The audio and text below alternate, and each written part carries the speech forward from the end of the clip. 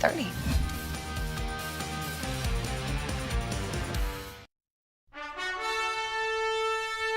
We are getting ready to go, baby. Heading to Japan. Tokyo, here we come. Good morning from Tokyo. Today's home away from home. This is our Today Show Olympic workspace. Our writers, our producers, our crews.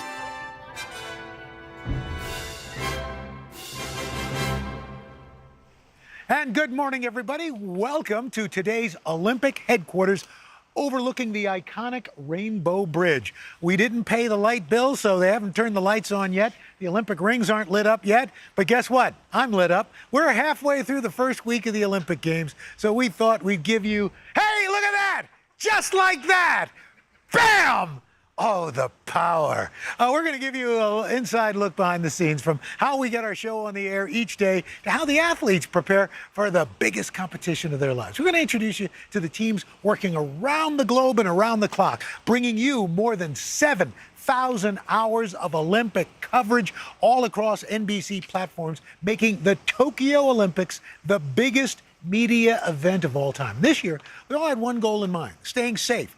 Take a look at how we got here and how we're working to bring you the Olympics during this unprecedented time. Woohoo! Tokyo, here we come.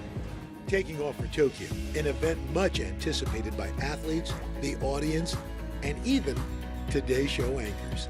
Okay, heading to Japan. I'm dressed like the athletes. I'm going to be wearing all red, white, and blue. It's not easy getting somewhere in the time of COVID. We've got all those safety precautions, and this is no exception. Well, we left Saturday at 1:30, and now it is 4:10 Tokyo time, and we are officially here. Let the games begin. Tokyo, nearly 7,000 miles from New York City, and there are a lot of steps to go through before even getting on the ground. Gonna go from Craig. Our executive producer, Tom Mazzarelli, and start to make our way to customs and COVID protocol. There we go. Testing at home, testing at the airport, checkpoints, lines, and more checkpoints. Making our way in line. We've got our OCHA stuff, and now it's checking out, I guess, more COVID stuff. Almost there. Almost so there. close, so close. Smooth sailing for Craig and our executive producer to get their COVID test results. Me, not so much. So your testing numbers come up on this board. Craig's came up, Tom's came up about 10 minutes ago. I'm still waiting. We all went together. So this is the first hitch, at least for me. Oh well, so far. What are you gonna do? And a negative test result is required to enter. And so I wait. All right, gentlemen. Well, I've got to get another test, so boom. We'll see you guys later. Hopefully. Good luck now. All right, we'll see you at the hotel. We're with you. But finally, after 4 hours at the airport, well, made it. At the hotel in Tokyo, and it is gorgeous. Where I still have to quarantine along with everybody else. For safety, we're broadcasting from our hotel, making it work and home all in one. Good morning from Tokyo. Today's home away from home. There are ways to make quarantine fun. For example, Savannah using the time to work out in her room because we can't go to the gym or even really outside. The only times we are allowed out is for a 15-minute-a-day walk. Walking, more walking. Though short, it is a chance to discover some treasures unique to Tokyo, like the endless vending machines. Japan has the most vending machines per capita, more than 4 million. Keir Simmons is out of quarantine and experiencing some more of what Japan has to offer. Al, my brother, when you get free from quarantine, you're literally going to be able to breathe again by visiting ancient forests like this one. One thing you should note, the bears roam free here too. But we can't forget why we're really here, the games. And even though we've had to test and prepare for this, it's nothing compared to what these athletes have been working so hard for. Go get it! Hoda spending the day cheering on the women's gymnastics team as they brought home the silver medal in the team competition. Oh my God, look who's here. Wait, look. Oh, just go. As the competition heats up in Tokyo, athletes swinging by our studio with their medals.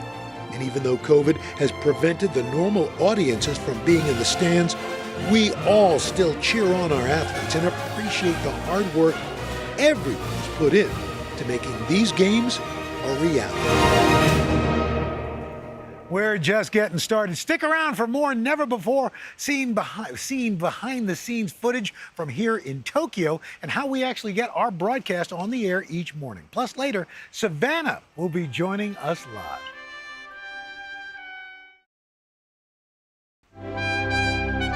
If the Today team had an Olympic sport, what would it be?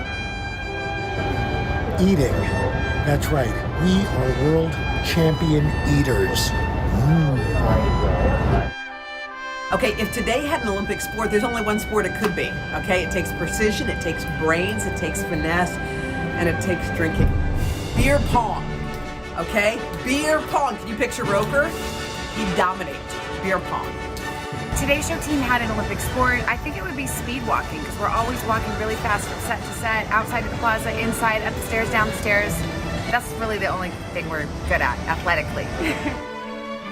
If the Today team had an Olympic sport, it would probably be talking, just yapping. Because let's not kid ourselves, that's essentially what we do, right? And no one does it better than Hoda Kotb and Savannah Guthrie. And my God, Roper's been yapping nonstop for 40 years. So yeah, we take the gold and just run in our mouths.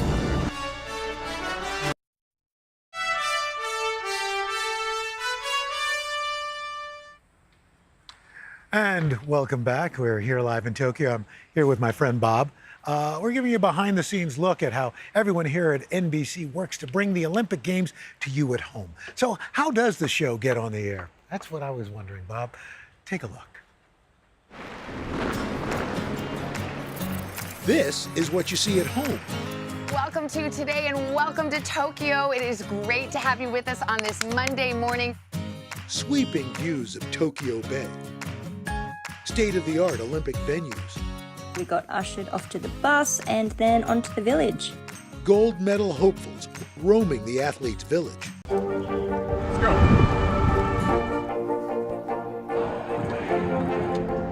And good evening from New Orleans. There is breaking news. There you go. Good morning, everybody. Welcome to Today. Future's looking bright. Are you ready? We're going to do our part to spread the word on the importance of vaccines, so crucial for reopening America. A big day around here, a very special naturalization ceremony. Many of them doctors, nurses, other essential workers. If you are a nurse, thank you. Spring has sprung, guys, and we want to fill this season with some fun and surprises. Yes. This is the face of excitement. Celebrating Earth Day. Let's change the world. Love it! I'm rolling up my sleeves for science, so I'll survive if I contract this virus. For family dinners, family vacations, family anything. For traveling somewhere beyond my living room. And for the Rebels, there is no greater feeling than being in the stadium and cheering on Ole Miss. And now it's your turn. Roll up your sleeves, America. Plan your vaccine, because every shot counts. Visit planyourvaccine.com and make your plan. Let's go.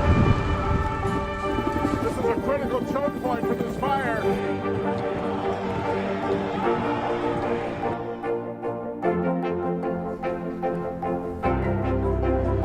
And good evening from New Orleans. Nice to really spend some time with you. Appreciate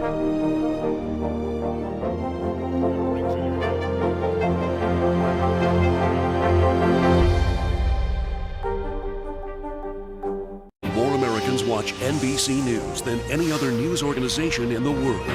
More Americans watch NBC News than any other news organization in the world. More Americans watch NBC News than any other news organization in the world. To go back to the village, I was exhausted. But what you don't see is our village. Look at this. Wow. Meet the Today Show team responsible for producing a one-of-a-kind morning show in a one-of-a-kind year. In COVID times here in Tokyo, we have to be really careful about how and when we shoot. We have special permission to shoot today at Skytree, but we had to come in before the general public came in. And can you tell we're just a little bit excited to be here? This is our Today Show workspace. We've got writers and producers all gathering everything that you see in the morning. It's sent to New York, cut together and put together in snippy little packages for your consumption. The biggest adjustment? The 13-hour time difference. Here in New York, we have shifted our schedule so we start later at night to match our team in Tokyo's hours. That way, when they send back video, we can grab it and put it into our stories for the morning. It is 1:45 right now. We still have a few more hours before air, luckily, so we have more time to put it together, but hope you guys are doing well. A few hours before we hit the airwaves. Can I get revised questions for someone? Good morning, everybody. Hello, Team Tokyo. Maz, how we doing? We have our morning rundown meeting. The rundown is sort of the Bible of the show. It's the chapter and verse for what we're doing from top to bottom. It's the order, it's who's doing what, when they're doing it, and where they're doing it. And hopefully we stick to it, but a lot of times it changes all the way through the end of the show. So, Maz, can you walk us through the first half hour? Guys, I got a rundown. You need a pronouncer? You need a pro now? After the rundown meeting, it's a complicated ballet between the Tokyo team and our New York control room. The biggest challenge is just the communication amongst everybody. You have producers over in Tokyo shooting stories. They're talking to producers back in New York who are editing them. They have to be on the same page. As far as the control room, it's here in New York. All the talent, the cameras, stage manager, they're in Tokyo. The stage manager acts more as a director for me since I can't be there. It's just a lot of coordination, a lot of communication to make sure everybody's on the same page. Once we get closer to that 7 a.m. start time, it's all hands on set. Hi. Over here, we've got our actual set. So you can see this is where it all happens, right here. There's our set. There's our stage manager, Yosef. It's all happening right here for today, behind the scenes. In 5, 4, 3. But even across 13 time zones and nearly 7,000 miles, our village comes together to wake you up with those same familiar smiles. Hi, everybody. Good morning. Welcome to Today. Thank you for joining us on this Wednesday morning. So we're joined now by our executive producer, Tom Mazzarelli, better known as Maz. Maz, good to see you. Hello, Al. How are you? I'm looking at you on camera. I didn't realize what a handsome man you are. It's just stop lying. Stop lying. All right, so let's talk about some of the big moments so far. 17-year-old swimmer Lydia Jacoby winning the gold. Yep. Shocks the Nation shows up on set for interviews. So how does this happen? How does she get from winning that medal to getting here on the Today Show? Well, it's funny. I'm going to back you up even a little bit more. A couple weeks ago, Chanel did a profile of the teen swimmers on Team USA. Right. And there were like 10 or 11 of them. I think she did them. They were in Hawaii training. And I remember she did the piece, and one of the things that stuck out was this Lydia girl saying, I've never been able to swim in an Olympic-sized pool before. Where she lives in Alaska, it was not that size. And I'm like, how is that even possible? She made the team. She must be amazing. Cut to, 3 or 4 days ago, this girl wins it. And everyone's like, I remember thinking, that's the girl without the pool up in Alaska. So we say, we got to get her on. And there's this whole thing called managing victory, right? It's this whole system that we sort of NBC and the Olympics teams have set where they sort of go right from the pool to the mix zone, which is where they do the interviews right afterwards. And then they start their interview process. And we are usually first. And it sort of works with the clock that way. So we then end up getting her here. You've got to clear all the COVID protocols, right? You got to make sure that she's not sort of swimming again the next day and all these other things. And, lo and behold, bang, she's here. There and she it was is. fantastic. In fact, our viewers have been asking questions. We got Debbie on Instagram asking, how are you managing being on the air late at night when this is actually past our bedtimes? I kind of like it. Yeah? You like it? Yeah, right? it's not bad. Yeah. It really is. It's, for the most part, I mean, I like getting up in the morning and sort of I'm just so used to it, as are you. I do like the idea of having the whole day to plan. Sure. Like, I'd say I'd rather have we're on locally here at 8 p.m. Yeah. I'd say a 5 o'clock or Would it be, 4 would it be o'clock perfect? would be perfect. You can plan all you want, but this is, we shine when there's breaking news. Yeah. Take me behind the scenes when Simone Biles, drops out. Yeah. Controlled chaos, controlled chaos that was that show. Exactly. Well, one of the things that we going into these games, we knew that there would be events taking place live on our air, which is rare. That doesn't usually happen. Right. And it would be going through the 9:30 hour. And so we're like, okay, this is good. That we're going to lean into this. Little did we know that this major news would happen. I think it happened at 7:18 in the morning. So we just scrapped the rundown, changed everything happening at 7:30, and slowly but surely we were learning information about Simone. It was an injury, and then it was not an injury, then it would involve some sort of focus or mental health issue, and then all these things were playing out, and then they competed. Right. The Russians win, we win the silver. Then she speaks to Hoda after. That all happened within a 90-minute window. Wow. And then we had to update for our West Coast affiliates and all that. We were on them midnight. Yeah. The other big breaking news is that we now have a mascot, the Today Show mascot. We've been waiting a very long time. I think there was J. Fred Muggs, and now there's been a 60-year window that we need to fill. And so we've got our mascot head here, but you can see there's the mascot. We haven't named her yet, but this is the person behind the mascot, inside the mascot, I should say.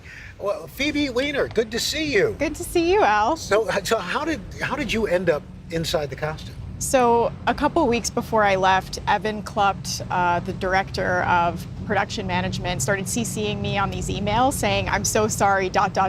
And there were some, markups of what the costume would look like, and I didn't really understand. And then slowly but surely, it became very clear that I would be wearing this when I got to Tokyo. And what amazes me is your mom called you after seeing the mascot and said, was that you in the mascot? Yes, I was a little bit embarrassed, and I didn't really want to tell people that it was me, but I think they kind of figured it out. Well, I think I speak for Maz. Thank you. Can I just interrupt for a second and just say, Phoebe is an incredibly cultured Japanese scholar. That's right. A Fulbright scholar. Fulbright scholar. Speaks Japanese, fluent. We brought her here for that. Bonus is she's a fantastic mascot. That's right. And just remember the name, Phoebe Weiner. She'll be running NBC News in about, 5 years. Exactly. Okay. I'm already packing my office, by the way. There you go. That's why we're all being nice to Phoebe. Yes. She's going to be our boss. Phoebe, thanks so much. Maz, thank you, Thanks, bud. Al. When we come back, a look at how the athletes prepare to compete. Plus, Savannah Guthrie joining us live. Don't go away. What do I eat for breakfast? Here, I'm waking up at the same time, and so I'm having my usual breakfast of champions. Little tiny chocolate donuts. For breakfast, since I was a walking zombie, I grabbed whatever was closest at the buffet. So I think it was an omelet. I think I had bacon and some form of potatoes. Well, breakfast was dinner, so I ate a full-on honkin' plate. I had eggs, salmon, toast. I ate with broker. What color were your eggs? Orange. What color are they? Yes. It's like they're red. The eggs are funky. They taste good, but they're orange. And how was what'd you do for Well, I breakfast didn't today? eat breakfast. I don't usually, so then I had a Luna bar because we went over to swimming. I know. I'm still getting adjusted, so I'm not a breakfast person usually, but today I was.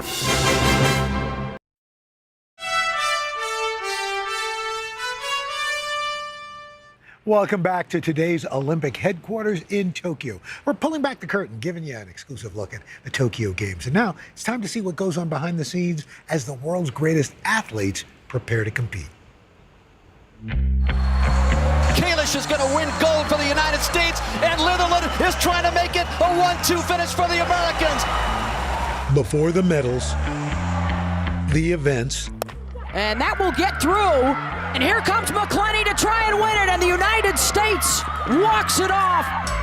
and the COVID testing. A few items that are essential to our living here in the village. Every day we spit into one of these. All 600 plus athletes had to get to Tokyo. It's time for Tokyo. Let's get after it. The journey full of airport shenanigans, including the U.S. women's volleyball team giving their own That's So Raven impressions.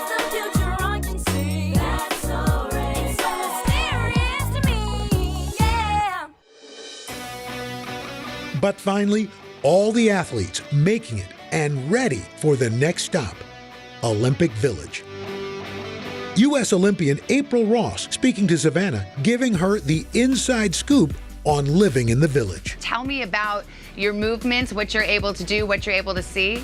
It feels pretty normal. We're allowed to go to the cafeteria whenever we want. We wear gloves. We use a lot of hand sanitizer all the time. We can take buses out to the High Performance Center, to the venue, and it's pretty free-flowing. You know, there's lots of guidelines, but to be honest, it feels decently normal here in the Village. U.S. rower Michelle Schexer echoing April's sentiments. I do feel very comfortable here. It's unfortunate, I think, that it is,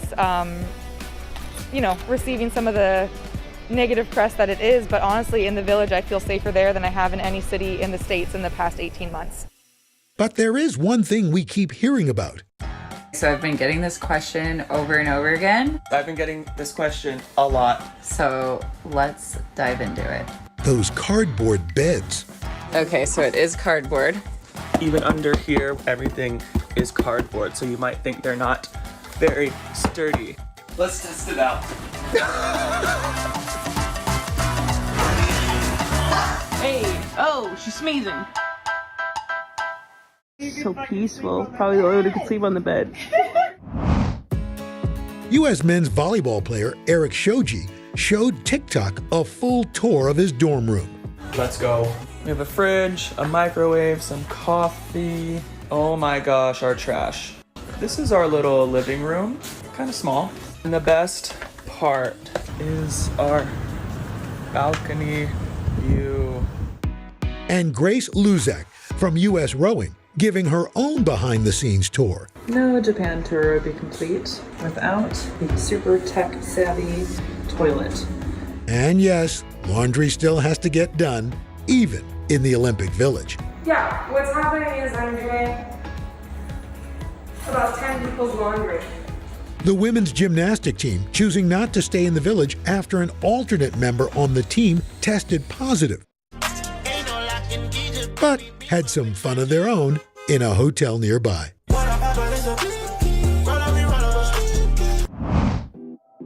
And we can't forget about the food. Japan is known for their cuisine, and these athletes are digging in. Welcome to dinner. In the Olympic Village, there are two dining halls. There's the main dining hall, and then there's the casual dining hall, which is all Japanese food. So Kavika and I are checking out tonight. Let's see what we got. First up, salmon salad. Yeah.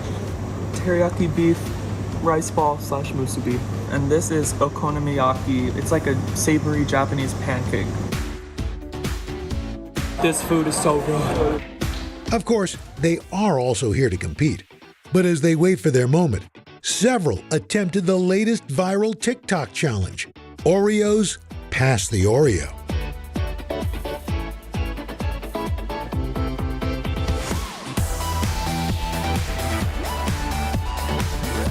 Team USA making the most. Let's go.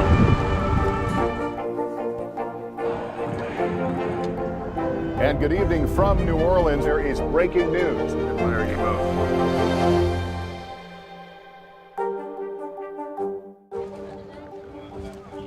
Let's go. This is a critical choke point for this fire.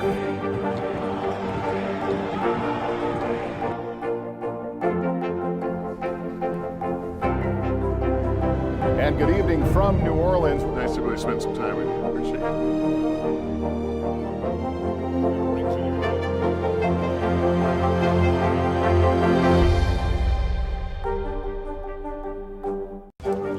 Let's go.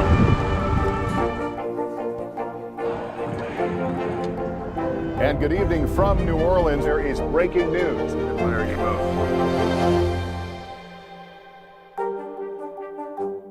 I'm rolling up my sleeves for science, so I'll survive if I contract this virus. For family dinners, family vacations, family anything. For traveling somewhere beyond my living room. And for the Rebels, there is no greater feeling than being in the stadium and cheering on Ole Miss. And now it's your turn. Roll up your sleeves, America. Plan your vaccine, because every shot counts. Visit planyourvaccine.com and make your plan. More Americans watch NBC News than any other news organization in the world. Let's go.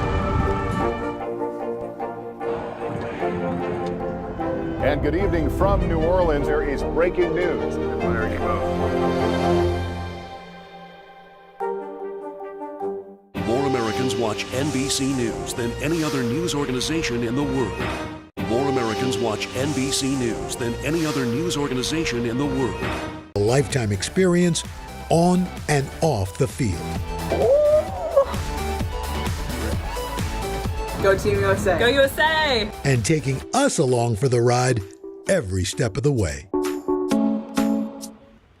Love seeing all those athletes behind the scenes. Fun. Oh, well, of course, you know this nice lady, Savannah Guthrie, helping us with our behind-the-scenes special. I love this show. Yeah, it's it's like today at night, kind of like Today after dark. Oh yeah, it's getting dangerous. Well, speaking of that, what do you think about doing the show when it's like dark, pitch dark out? I like it. I mean, we're morning people, Sure. but this is fun. I could get used to this. You sleep in, you take a little nap in the afternoon. It's good. I like it. Do you like it? I do, although, it's still, every now and then I kind of like, okay, wait, what time is it? Yeah, I mean, I like our hours, but but this is a nice change. This is all right. Maybe we'll keep this up when we get back. What's been your favorite moment so far? I loved doing the opening ceremony. I still loved when the drones By the were way, up you in the and air. Mike Tirico were amazing. We had so much fun, and I had never done it before, so that was really cool. When they put the drones up in the air, and it was like, I've never seen anything like that in my life. I'm not sure that anything's been done like that. 1,800 drones, and it looked Never like been done planet before. Earth. Yeah. It was beautiful. It was truly beautiful. One of the things I find kind of interesting is how this dance that goes on. But again, even here with the Olympics, we had that breaking news with the Simone Biles. Yeah. What was that? Because you and Hoda, Hoda was at the gymnastics center, but you were here kind of honchoing this thing. What was that like? It was crazy because we kind of just shifted into breaking news mode, but it was about the Olympics. It was literally the last thing anyone would have expected, and right away, luckily we have, we have the best team in the business. We do. They kind of blew up the whole rundown that was planned and started booking live guests. I think we woke up Mike Tirico in the middle of the night. He said he had just poured some bourbon. He was about to come down. Well, he seemed totally sober. I know. I don't think he had drank. Yeah, I don't think he had had any yet. He didn't have it. And he's such a good sport. He came down. We're in the hotel. Our set is right at the hotel, so he's probably up in his room. He came down. We started getting the gymnastics analysts on, and it was all unfolding on our air. And Hoda was there, right? So she was watching what was happening, and at first we didn't know, was it a physical injury? Then we learned it had to do something with her mental health, and so it was just we kind of shifted into that mode, and it's pretty extraordinary. And I'm so proud of the other athletes who really stepped up and rose to the occasion. They're incredible. What is it? When we come to the Olympics, it's a whole different thing because we get to spend time together that we don't normally. Because look, let's face it, we got families and all that, but here it's like unadulterated us time. It's fun. It's like camp. It's like today's show camp, and it's really special. And we, it's true because when we're back home, we have our families, we've got kids at school and all that stuff. Here, we get to have our meals together. We go on these little adventures together. And even with the pandemic, we've gone on the bus tour. We had Japanese lunch today, which will be on the show this morning. And it's fun, It's just different kind of time, and not just those of us that you see on camera, but all of our producers all of our crews and everybody else. Well, look, I know you've got, we're on the air live in 30 seconds. I know. 30 minutes. It's 30 seconds. Oh, my God, I gotta go. 30 minutes. Yeah, so you got homework to do. Yes. All right. Thanks for joining us for a behind-the-scenes look today at the Olympic Games. Stay tuned to Today All Day throughout the day. More interviews with all your favorite Olympians. Bye-bye. Bye. More Americans watch NBC News than any other news organization in the world. Good morning, everybody. Welcome to Today. Future's looking bright. Are you ready? We're going to do our part to spread the word on the importance of vaccines, so crucial for reopening America. A big day around here. A very special naturalization ceremony. Many of them doctors, nurses, other essential workers. If you are a nurse, thank you. Spring has sprung, guys, and we want to fill this season with some fun and surprises. Yes. This is the face of excitement. Celebrating Earth Day. Let's change the world. Love it! Let's go.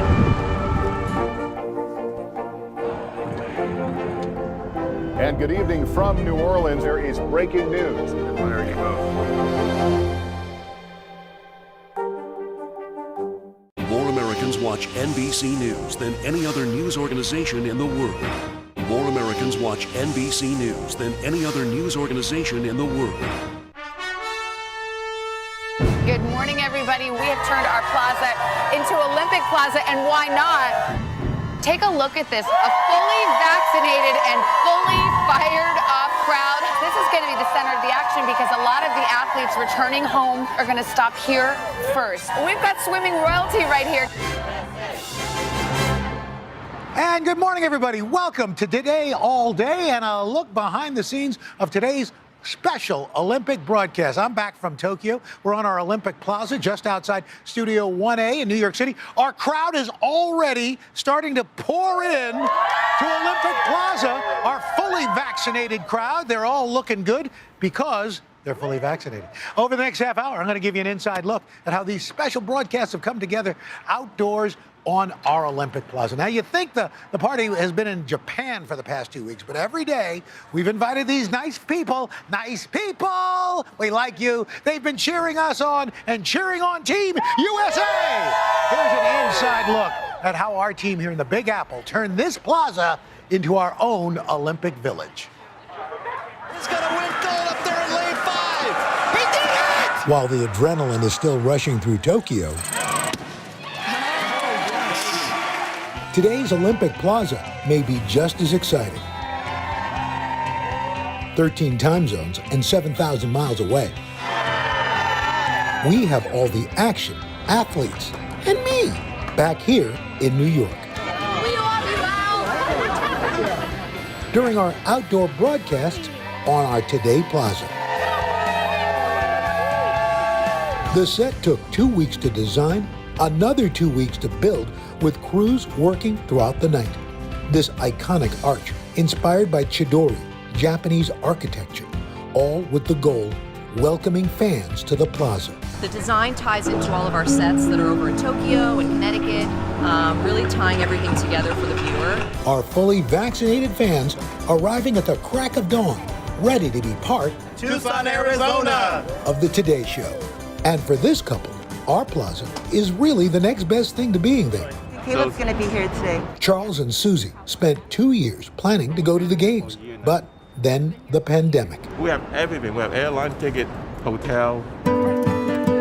I want to say thank you on behalf of the show and NBC for writing to us, for setting your alarm early, for bringing your vaccination cards, your photo ID, your great posters, your beads, like we are your Statue of Liberty foam hats. Our plaza producer, Kevin Chattel, is the first to meet everybody. We're excited to be here. I have always wanted to do this since I was a little girl. And so now I'm 40 and we're here. The fans arrive on 48th Street right here in Rockefeller Center at 6 a.m. They come decked out. People line up as early as 5:30. They come on, go through security, get a good spot, and right away we start getting them on TV. Dallas, are you ready? Yes. Right at the camera, you know your lines. We record all of that before the show starts that we include in our 8 o'clock open a bit later in the show. Greenville, South Carolina. Tampa, Florida. Oklahoma City. This right here is the happiest place in New York City. People are out here to celebrate, to have a good time, honor their milestones. We got the gold. We got the gold, yeah. Every single day is a dose of joy, of excitement. There's never a dull moment. Our anchors get ready, then it's showtime. 10, 9, 8, 7, 6. I'm Zach Schiffman, and I'm one of the stage managers on the Today Show. During our broadcast, stage manager Zach keeping the talent on track and the guests in place, all with multiple people talking in his ear. I'm in constant communication with the director and the assistant director. Under a minute, come on over. So I get in around 5 in the morning, and the first thing we do is we call into the daily rundown meeting where we learn about what's on the show today, what changes have happened overnight, and then we start our pre-planning process. 15 seconds. The best part about my job is that every day is different here. USA! USA! And just like that, from pool to plaza, Caleb Dressel wowing the crowd with his 5 gold medals. It is pretty crazy though. Like I've grown up seeing this on the TV, and so to be on the other side and like all these fans out here are incredible. And that's a wrap for Today Behind the Scenes on Olympic Plaza. And we're now now joined by my pal, Chanel Hello, Jones. how Good are to see you. So you and Jenna Bush Hager last week were holding down the fort here while we were all in Tokyo. What was it like here on the plaza? Yeah, that's a good question. I have to tell you, honestly, it exceeded expectations. We didn't really know what to expect. It was honestly the first time we've really been out with a crowd again. Right. And what we found, people are longing to be back together again and to connect. And I was fascinated by the amount of people from all over the country, from Utah to Des Moines to Florida. I mean, everybody was here having a good time. We had the games on behind us. Right. I mean, it was electric. On the big board. So far for you, what's been your favorite moment of the Olympics? Oh my gosh, having Caleb Dressel, was that just a couple of days ago? Olympic swimmer here on the set. And honestly, just the fun we've had with the crowd. Right. Jenna and I have played wacky games. There are a lot of things that you guys don't see at home behind the scenes during the commercial breaks, taking selfies and talking to folks. It's just been really fun. And of course, we've got the U.S. Gymnasts coming in today, the women's gymnastics team. Even I'm a little jittery. I'm excited. Is that who you're looking forward to here on the plaza? Everybody wants to see Simone and Suni Lee and all of these girls. I mean, they were able to meet the moment. So we want to salute them. Absolutely. Now, in our last behind-the-scenes special, we all answered the question, if we had a team sport, Olympic sport, what would it be? Okay, so is this I said eating, what'd you say? Talking. Savannah said walking. Hoda said beer pong. What would your Olympic sport be? I want to learn how to surf. Really? Yes. I've never tried it. I've never even touched a board, but I want to learn how. Can we make that happen? I'm going to make this happen. No, I really want to learn. No, let's do it. But I have no concept. I've never skateboarded. I have no concept. So we're going to make this happen. We really are. In our last special, we answered viewers' questions. Okay. They came up, and we've got a viewer question. Let's roll the prompter to that viewer question. That would be very helpful. Okay, I guess we don't have the viewer question. Oh, darn. So doggone it. Darn. You did your Through Mom's Eyes. Yes. You've got that great series that we do on the third hour, and you did an Olympic version of it. You know what? Noah Lyles, one of the Olympians who we'll actually be talking with a little later today. We talked to archery mom, one of the youngest swimmers. She's 15 years old. Her name is Katie. Her mom. It was so fascinating to watch these moms when the cameras weren't rolling, swapping phone numbers so that they can meet up again and bond, because they're in a special club when you're the mother or a parent of an Olympian. Wow. Yeah. Well, we are just you can getting check that out on the site as well. And I appreciate you coming in 3 hours early. So what am I going to do for the next 3 hours now? Well, I can give you one more thing. Could you help us bring Hinode in? Come here. Hinode means sunrise, our new mascot, my fellow petite buddy. What's up, Hinode? That's right. You are the same size as Hinode. We are the same size. I love it. In fact, we're going to have Hoda Kotb coming in just a little bit. But Hinode had to get here, which is amazing. And so let's take a look at Hinode's journey home. We were inspired by Japan's love of mascots, so we decided, why not? Let's get one of our own. I see some picture of the TV studio, and there are very beautiful sets. All right, now to the big moment. Without further ado, our Today Show mascot is...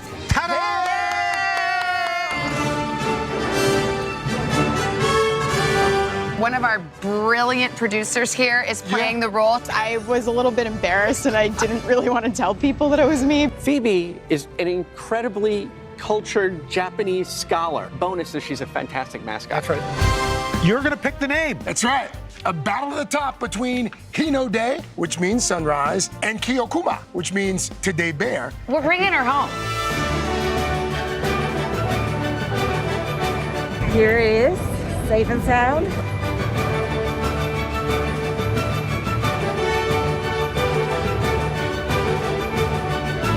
Ladies and gentlemen, put your hands together for Hinode! Nice to meet you. Hinode. Nice to meet you. Isn't she the cutest? Let's go.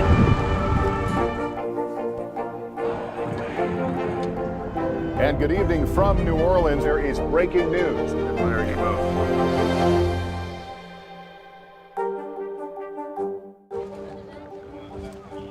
Let's go. This is a critical choke point for this fire.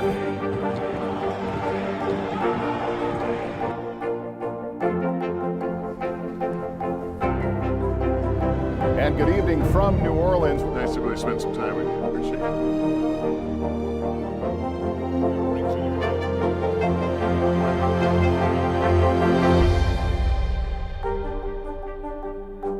More Americans watch NBC News than any other news organization in the world. Let's go.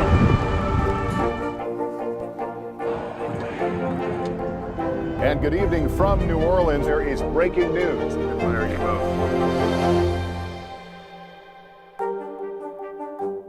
It has been a long year. Yeah, where it's been anything but normal. Well, now there's hope. The COVID vaccines. I know. It's been a little confusing. Like really confusing. So it's more important than ever to make a plan. Visit planyourvaccine.com to find out where and when to get your vaccine. What are you waiting for? Roll up your sleeves and plan your vaccine. Plan your vaccine. Plan your vaccine.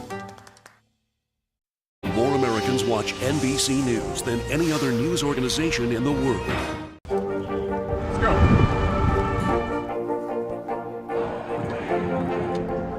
And good evening from New Orleans. There is breaking news. There you go. More Americans watch NBC News than any other news organization in the world. Welcome back. We are here on Olympic Plaza. Our crew is getting this. This is going to be a segment on later. Whoa, they ran like, boy, they just got out of here. Anyway, we're going to be doing a food segment with Candace Kamai here in a little bit. We're giving you a behind-the-scenes look at how the shows are broadcast here on our Olympic Plaza. So if you watched the Today Show, you know in Tokyo, Hoda became America's superfan. In fact, she was the unofficial team mom for Team USA's gymnasts. And nobody could cheer more than our own Hoda Kotb. Check it out.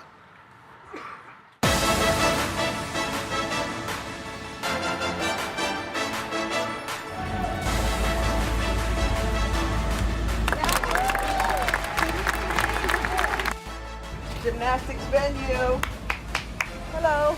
I'm sanitizing. I'm taking my temp. We're about to see gymnastics. Did I pass? Yes. Yes. Yay! Okay, that's the gymnastics venue right there. We're going to go inside and see if Team USA is going to get a medal. Feeling good. Feeling good. Like I should. We're here. Come, let me show you. This is where we walked. Come on. These are our lucky seats.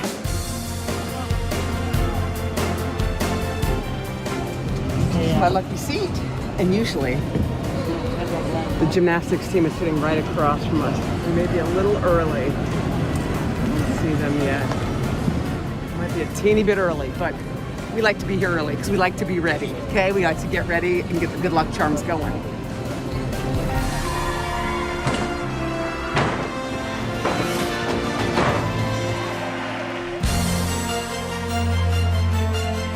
We're trying to make it back for the show because Jade just won a gold medal. We're gonna try to get some here and make it get on the air. Do you think we can make it? Put it in my daughter's dress. She put it in my luggage for good luck, so I took it to the meet, and I just started twirling it around, and it gave me good luck for all of you.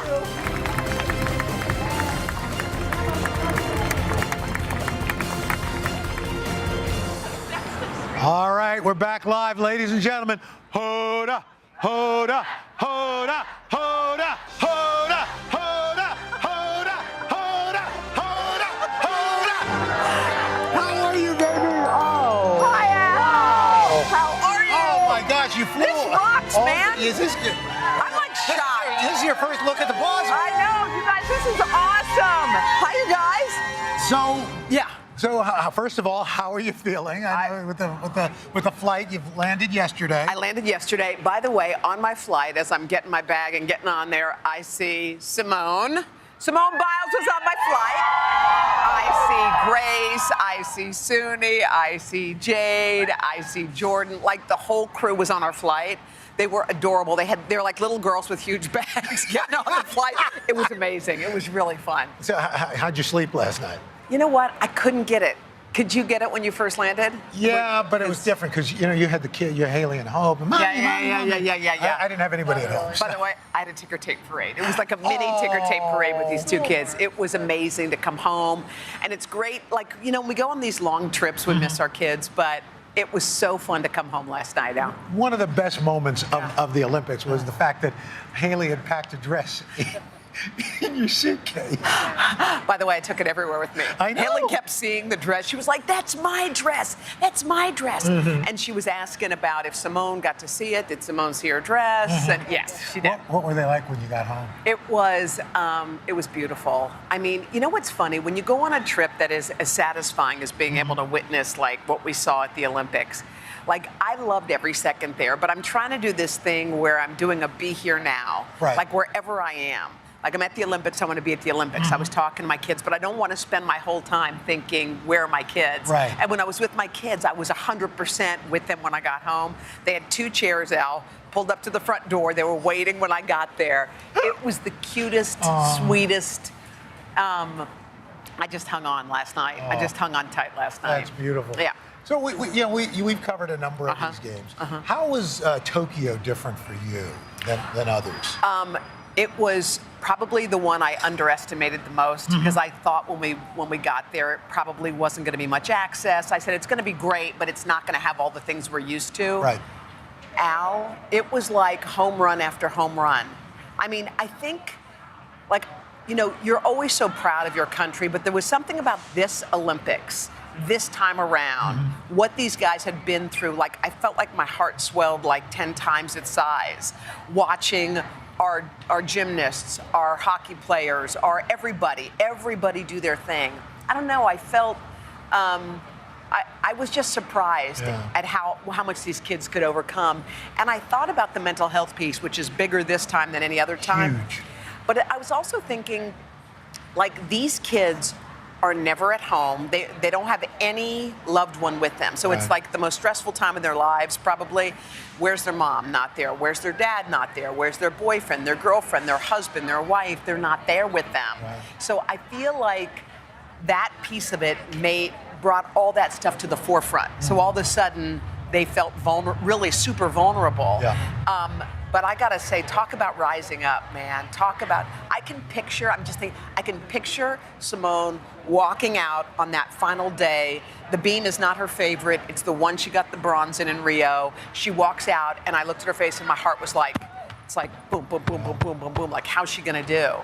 And you watched her just like get the eye of the tiger and nail it. Like, nail it. It was nuts. And look, you became the unofficial team mom for the U.S. women's gymnastics team. I mean, they were looking at you. It has to feel kind of good. Well, I was looking at them. I really was. I was looking at them because I actually, Al, think in my life, I feel like I have a role that I have always played.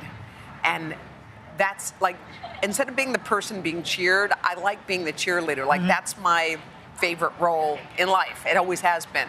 But I think, like, when I was in high school, I was the one who was yelling I would always be that loudest one. Like, the one, they're like, what is she doing? But I feel like in this moment, they always look to their moms and dads. They always looked for somebody. And imagine you're in an empty stadium having the moment of your life and you can hear a pin drop. Nobody's there. Now, look, I almost got in trouble while I was there about 10 times. Yeah, you were, because we weren't supposed to be touching the athletes. And, you get a hug from Simone. And then Suni Lee says, can you give me a hug? Yes. I mean, you're being asked to give a hug. How do you say no to that? Well, I knew it got bad because the IOC people weren't fond of it. Wait, Al, I was at the gymnastics on the last day and I see our security guard. I go, oh, hey, are you here to watch this? He says, no, I'm here to watch you. I go, what? No, Al. I was one day away from being bounced. You were one day. 3 strikes and you're out. I was so close. So we put out a call to social media, and we want folks to ask questions. So this is from a viewer on Instagram. How many suitcases of your own did you? One. Only one. Only one? I only bring one. No, only one? I underpack. All I did was wear the USA gear. I didn't even wear anything that I brought, but I always just do one. I'm a light packer. East Coast, when you were there in Tokyo, did you try to stay on East Coast or were you on Tokyo time? I was on. By the way, I was on both times because I ended up waking up at 4, because you know the sun rose at 4 in Tokyo, which was the land weirdest. of the rising sun. Right. So I woke up at 4, FaceTime the kids, did a little workout, went for breakfast at 6.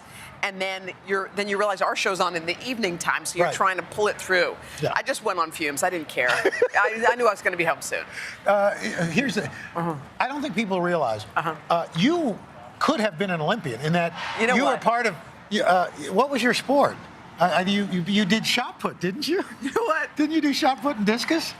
My coach was like, in high school, they're like, who's the biggest one? You. Come here. We want you to try it. So I still remember, because throwing the discus and the shot put was fun, but it can get really bad, really bad. I remember I was at a meet, Al. It was like a big meet, and the way it works when you're throwing discus is they call the worst person first with the lowest score. Then it goes down, and my only wish on these things is like, don't call me first, please God, don't call me first, don't call me first. So the announcer goes, Marcia Green or something, and I go, oh, thank God, Marcia Green. Got from Marcia Green. And the Marcia's not here. Okay, let's go to the next person on the list. Haboko, Kabobi, Botby. I was like, yeah. So I get in the ring. This is how you do it. Like I'm throwing this way, you go like this. You spin, throw like that. That's the move. That's the move. Is that the move? That's the move, ladies and gentlemen. Al. 3 times, because there's a gate that goes around. It was like one was there, and one like wafted out. It was like the pits, man. But be thankful she doesn't have a discus over there. You're welcome.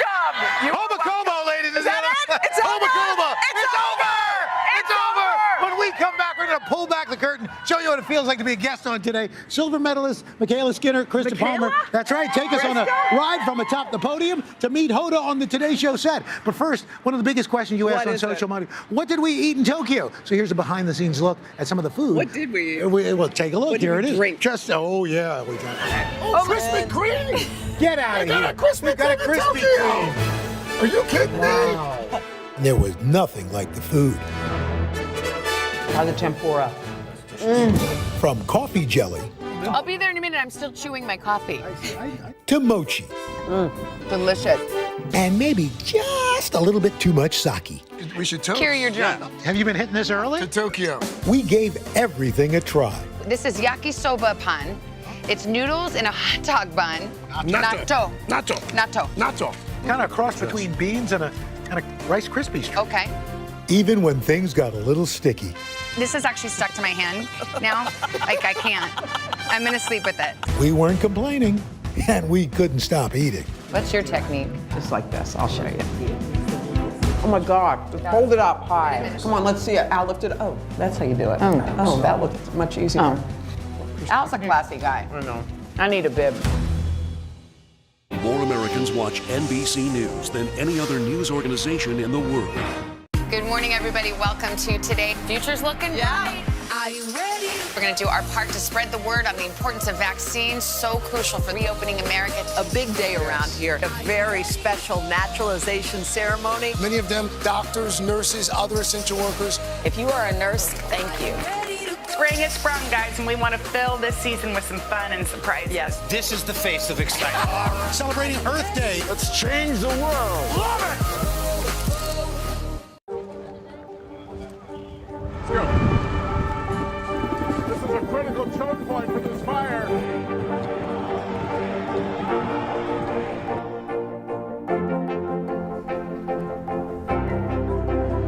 And good evening from New Orleans. Nice to really spend some time with you. Appreciate it.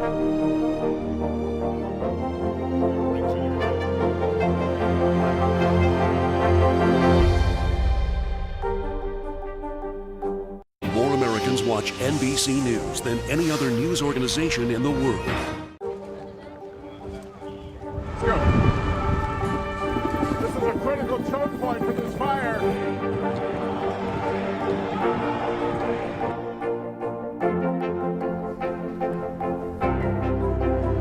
And good evening from New Orleans. Nice to really spend some time with you. Appreciate it.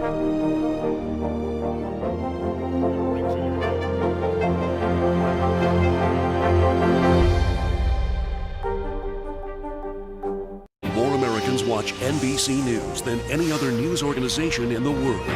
Let's go.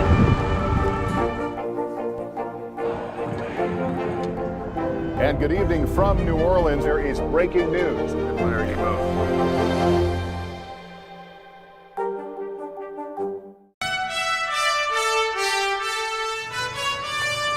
Welcome back, everybody. We're here on Olympic Plaza, New York City, along with our mascot, Hinode. Little known fact about Hinode, she actually also edits videotape, even with those little hands. It's very interesting.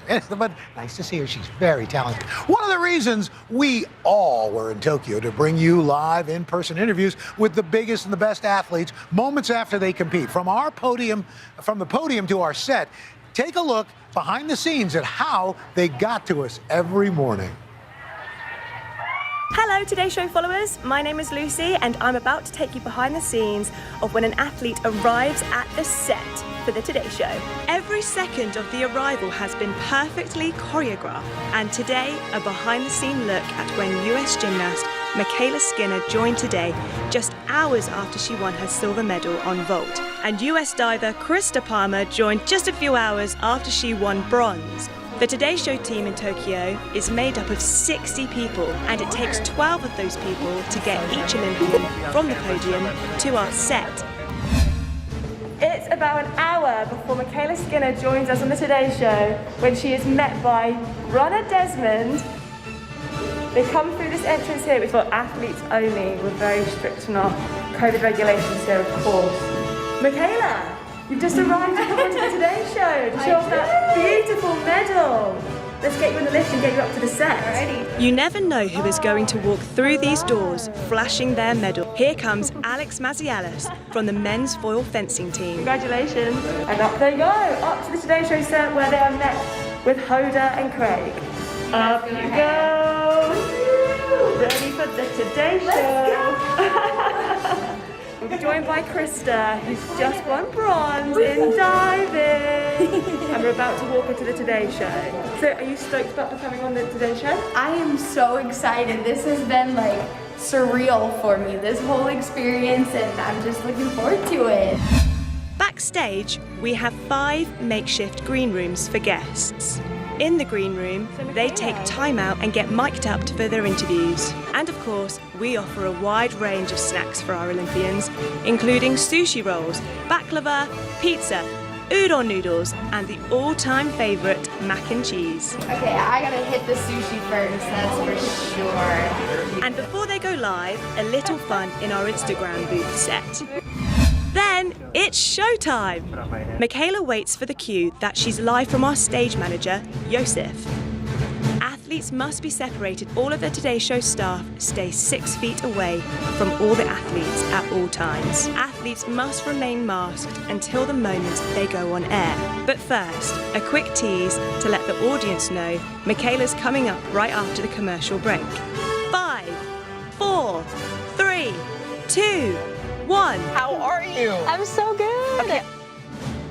Wow, that's amazing to see. I didn't even know all that was going on. Well, Hinode, did you have a good time today?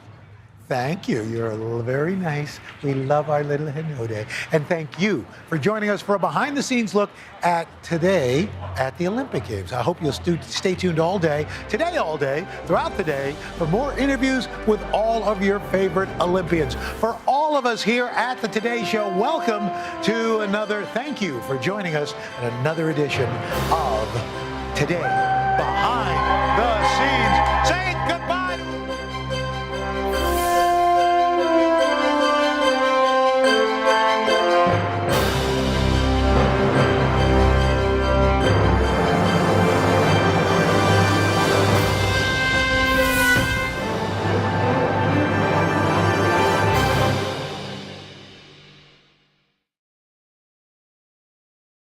It has been a long year. Yeah, where it's been anything but normal. Well, now there's hope. The COVID vaccines. I know. It's been a little confusing. Like really confusing. So it's more important than ever to make a plan. Visit planyourvaccine.com to find out where and when to get your vaccine. What are you waiting for? Roll up your sleeves and plan your vaccine. Plan your vaccine. Plan your vaccine. More Americans watch NBC News than any other news organization in the world. Let's go.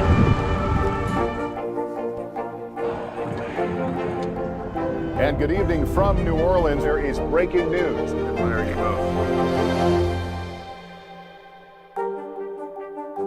More Americans watch NBC News than any other news organization in the world. More Americans watch NBC News than any other news organization in the world. Welcome to our Today All Day special, The Upside. I'm Craig Melvin. The Upside is all about uplifting people and stories that show the true grit of the human spirit. And after spending an amazing 2 weeks at the Tokyo Olympics, we couldn't help but think about the power of sports. So today we're going to shine a light on how sports changes lives, helping folks overcome obstacles both on and off the field. Now, traditionally, the sport of rowing isn't known for its diversity. While talent is everywhere, access is not. But that didn't stop the students of St. Benedict's Prep in Newark, New Jersey. With the help of a dedicated coach, they changed all that. And as you'll see, the school has a bit of a habit of turning tradition on its head.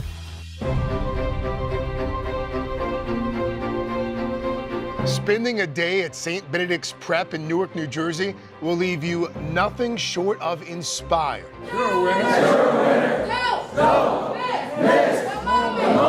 Heart and hustle are everywhere. Thanks on 3. 1, 2, 3. Thanks. On campus and 4.5 miles off. Yes, Jamil, that's what I want. On the Passaic River. You know you're making a change if it feels uncomfortable.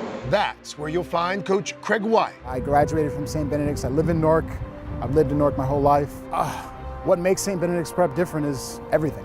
And he's not kidding. The students take charge here. So when one asked him to start a crew team, he had no choice but to take it up with the headmaster, Father Leahy. And I told him, I said, no, a crew's too expensive, Greg. We can't do crew. One day I was walking around the property, walked through a door and tripped over an erg. So I called Craig. I said, Craig, what the heck is the erg doing here? Oh, somebody just gave it to me. Gave up some story, right? Ergs kept multiplying. And then one day I look across my room in the monastery, just thinking, 8-man shell. Craig, he just ignored me.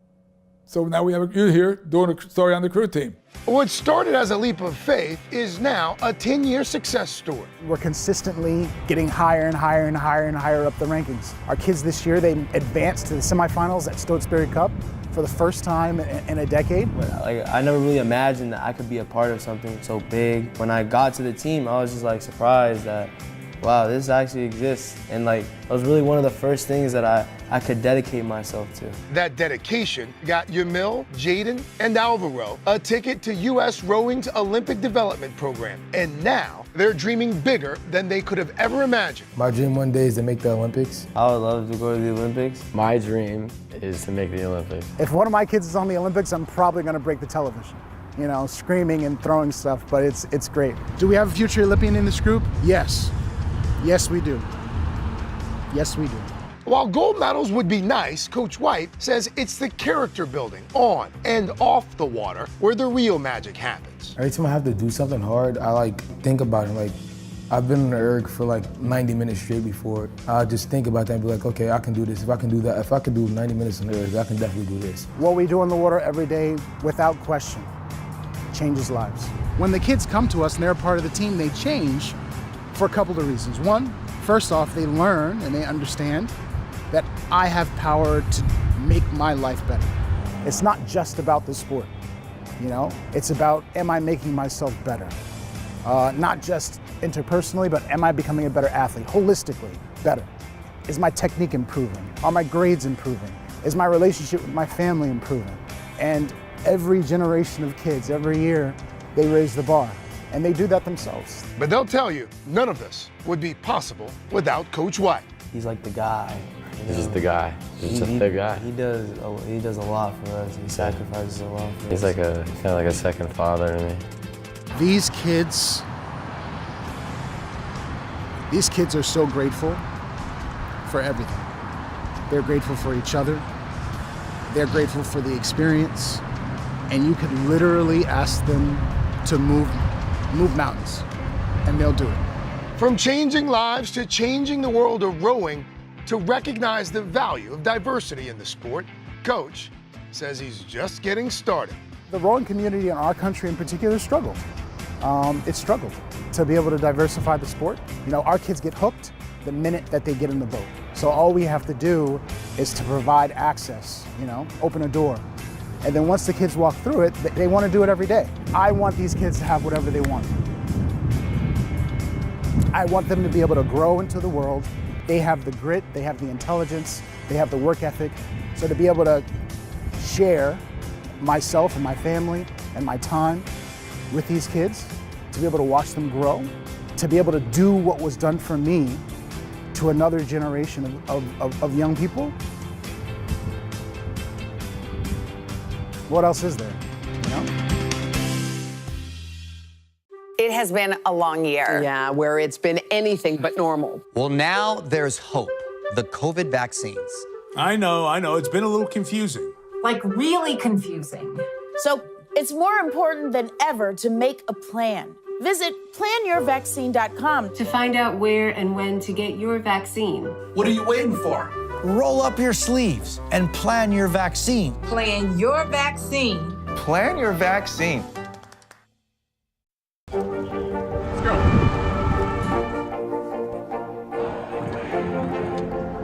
And good evening from New Orleans. There is breaking news. There you go. More Americans watch NBC News than any other news organization in the world.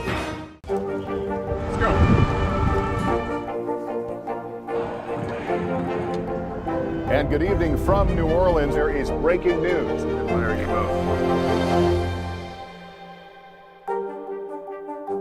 More Americans watch NBC News than any other news organization in the world.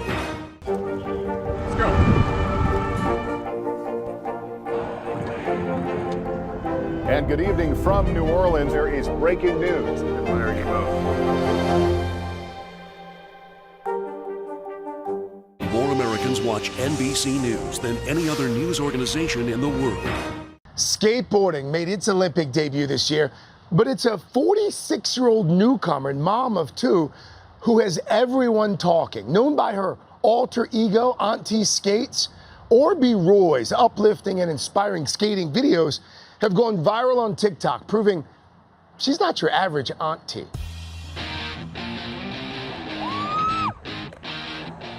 When I get on a skateboard, it is the most liberating feeling I've ever experienced. And whatever problems that I'm having in my life, they just go away. Yay! And when I get in a sari and I start flying in the bowl, it's just really fun.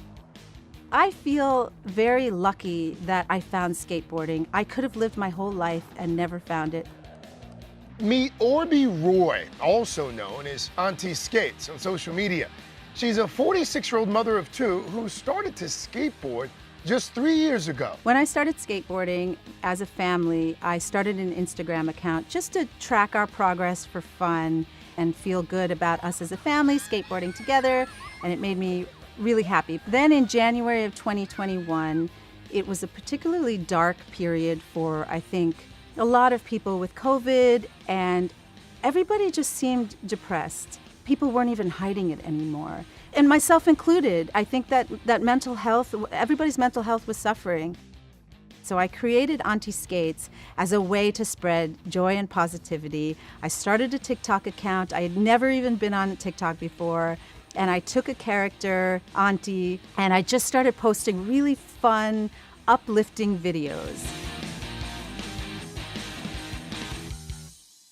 I had created the character Auntie some time ago in improv, and I may or may not have been disciplining my children with that accent. Hello everybody, it's Auntie. I'm out in the cold weather in Canada to do a rock to fakie.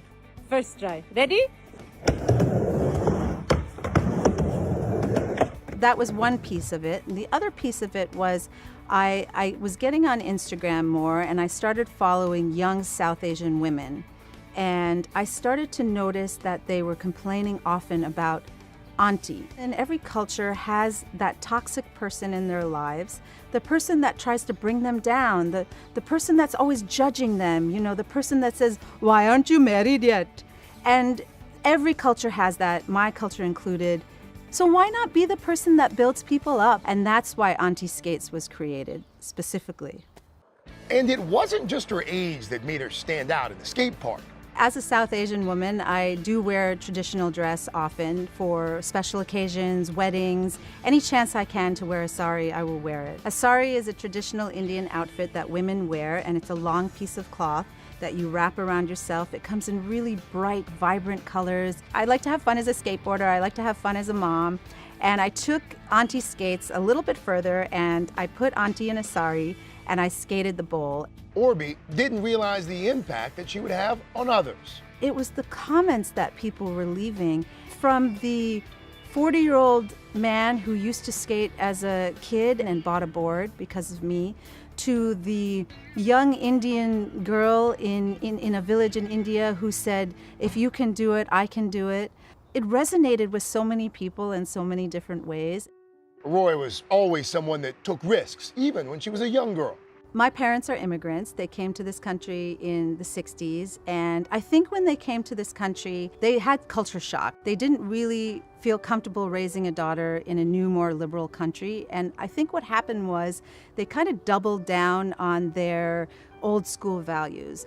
They were doing what they thought was best for me, and they were setting some standards based on their own fears. And the great thing about my parents is that they learned from their mistakes. Yes, I got a computer science degree. Yes, I worked on Wall Street. But that day that I called my father and told him I was walking away from this job, and he supported me, and my mom supported me, I knew that I would always have my parents' support no matter what crazy thing I did. And with Auntie Skates, the fact that I was doing skateboarding in the first place, they were behind me immediately.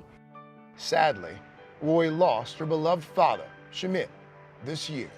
I've always leapt before I looked, and the reason why I've been able to do that is because of my father's support. He always had my back, and he would gently guide me. Family support has always guided Roy, and it was her husband, and ultimately becoming a mother, that made her want to pick up a skateboard and try. When I first started talking to Sanjeev, skateboarding came up right away. He told me he sprained his ankle skateboarding and he couldn't come and meet me and that I should come and meet him. And I immediately asked him, are you a pro skater? I had no concept of adult skateboarding. And he said, I'm not a pro skater, I'm an adult skateboarder, I just like to skateboard. She just fell in love with it. Next thing you know, I get a text message of her dropping in on a quarter pipe and and like falling on her butt and laughing. And yeah, I think that was it. That hooked you. When we're sessioning, which is a bunch of us skating together, we just feed off of each other's energy and we push each other to try new tricks. We celebrate together, and we also push each other a little bit. Why not? Roy believes skateboarding has actually made her a better parent. Let's go! Yeah! I can do it! What's up? There's a lot of life lessons to be learned in skateboarding. I've watched my kids' confidence grow so much as they skateboard. And they also learn a little bit about perseverance. You're not going to get something right away. It's not going to be handed to you. Sometimes I'm mad, sometimes I'm frustrated. Mama, you say I'm the drama queen. I am the drama queen. They see all the emotions that I go through and they see me get through it. And that's what they're mimicking that behavior now. Sometimes people are at the skate park and they're a little bit nervous. And I always go to those people and say, how are you doing? Do you need some help? And now they do the same thing too. And just the fact that they have compassion and empathy and that they've learned that, it makes me so proud. It makes me so proud. That's parenting 101, I guess. People ask her, are your kids embarrassed of you starting this thing? And we're not. We're really proud of her. Like, there's no reason to be embarrassed. Like, if you have like a super cool parent or a super cool mom, be proud of it. As a 46-year-old woman who gets into a bowl and skates in a sari, I want people to know that you can do anything you want. Be kind to yourself and follow those dreams. Do that thing you thought was too late to do. Do the thing that makes you happy. Auntie believes in you. More Americans watch NBC News than any other news organization in the world. I'm rolling up my sleeves for science, so I'll survive if I contract this virus. for family dinners, family vacations, family anything, for traveling somewhere beyond my living room. And for the Rebels, there is no greater feeling than being in the stadium and cheering on Ole Miss. And now it's your turn. Roll up your sleeves, America. Plan your vaccine, because every shot counts. Visit planyourvaccine.com and make your plan. More Americans watch NBC News than any other news organization in the world. Let's go.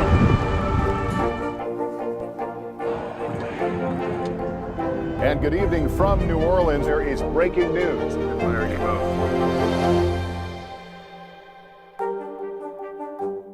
It has been a long year. Yeah, where it's been anything but normal. Well, now there's hope. The COVID vaccines. I know. It's been a little confusing. Like really confusing. So it's more important than ever to make a plan. Visit planyourvaccine.com to find out where and when to get your vaccine. What are you waiting for? Roll up your sleeves and plan your vaccine. Plan your vaccine. Plan your vaccine. More Americans watch NBC News than any other news organization in the world. I'm rolling up my sleeves for science, so I'll survive if I contract this virus. For family dinners, family vacations, family anything. For traveling somewhere beyond my living room. And for the Rebels, there is no greater feeling than being in the stadium and cheering on Ole Miss. And now it's your turn. Roll up your sleeves, America. Plan your vaccine, because every shot counts. Visit planyourvaccine.com and make your plan. Turning obstacles into opportunities might seem daunting for some, but not for weightlifter Chris Rudin, who has dedicated his life to teaching others how to live without limitations.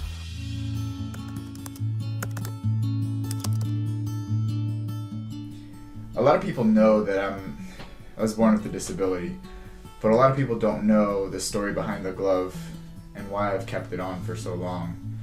I started wearing this glove in middle school. I was used to the looks, but it wasn't until I went to middle school that kids started making fun of me. So this is the first time I am taking my glove off in front of people. I've hidden from everyone else and myself, and I can't anymore. I really can't. I remember making that video, uploaded it to YouTube, I closed my laptop, and I just didn't look at it. I was like, I don't care what happens, I'm just gonna avoid it. And I woke up to being on the front page of YouTube, on the front page of Reddit, and all over the internet. Washington Post picked it up, and just everyone ran with it. This is me. It's a part of me. It's something I have to learn to fully accept. And I guess you do too. My name is Chris Rudin, and I was born with 2 fingers on my left hand and a shorter left arm. I never even thought that there was other people like me. I accepted that I was different, and for a long time I accepted that I was broken. I accepted that I was less than. I always told myself that I never needed to stop hiding, to the point where I wouldn't leave my house if I couldn't find my glove. I've had to even text my dad, I'm like, hey, I need a glove, and he would go to the store to get me one because I wouldn't leave the house. I refuse. But I set a goal, if I ever got a prosthetic arm, which is almost impossible to get, that I would take my glove off and I would show the world. Since my last post, I have been invited to be on a TV show hosted by The Rock. I never thought I would take my glove off and show people my disability. I'm here for every kid that's afraid of being different, every kid that's afraid of the way they look or the way they are. I'm here to show that it's possible, and I hope every kid in America knows limitations are self-imposed. Great job.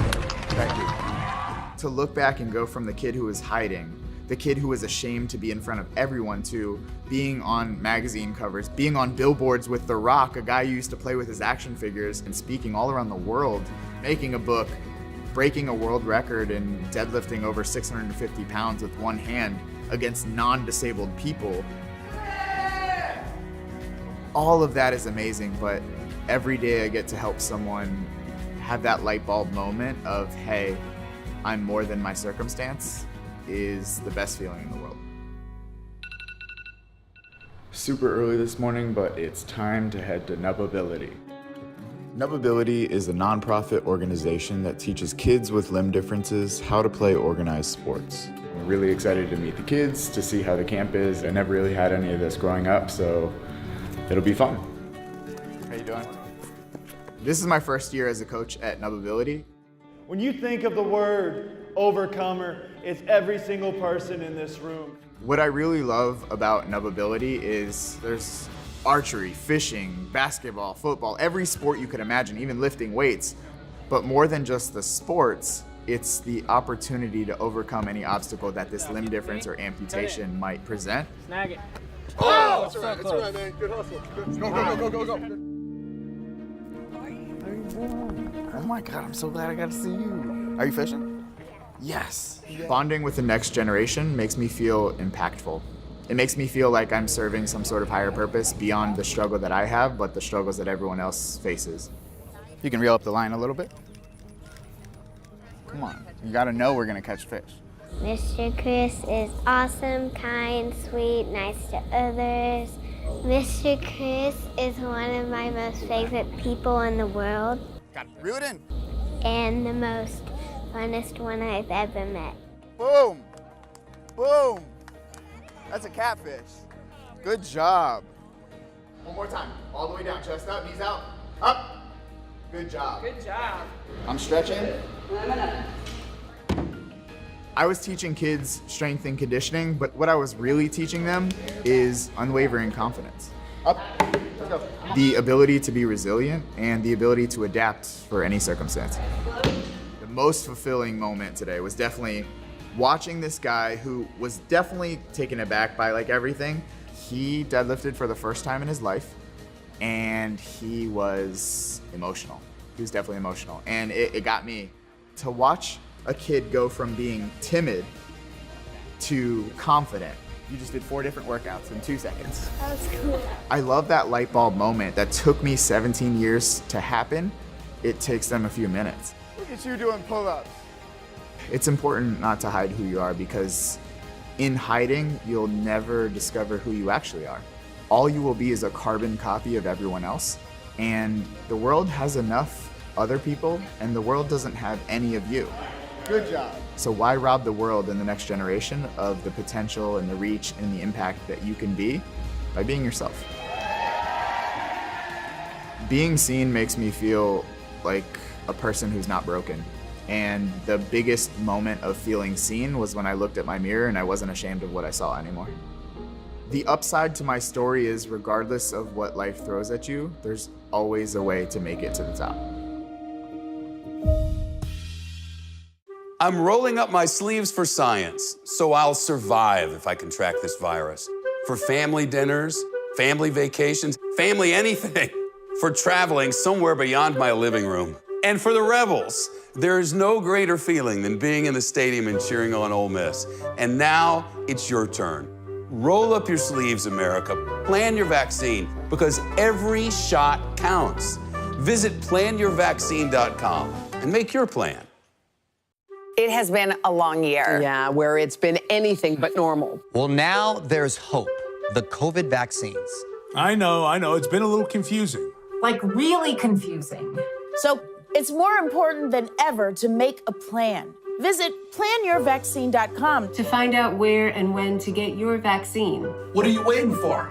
Roll up your sleeves and plan your vaccine. Plan your vaccine. Plan your vaccine.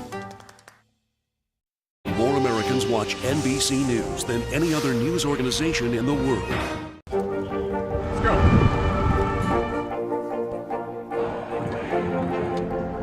And good evening from New Orleans. There is breaking news. There you go.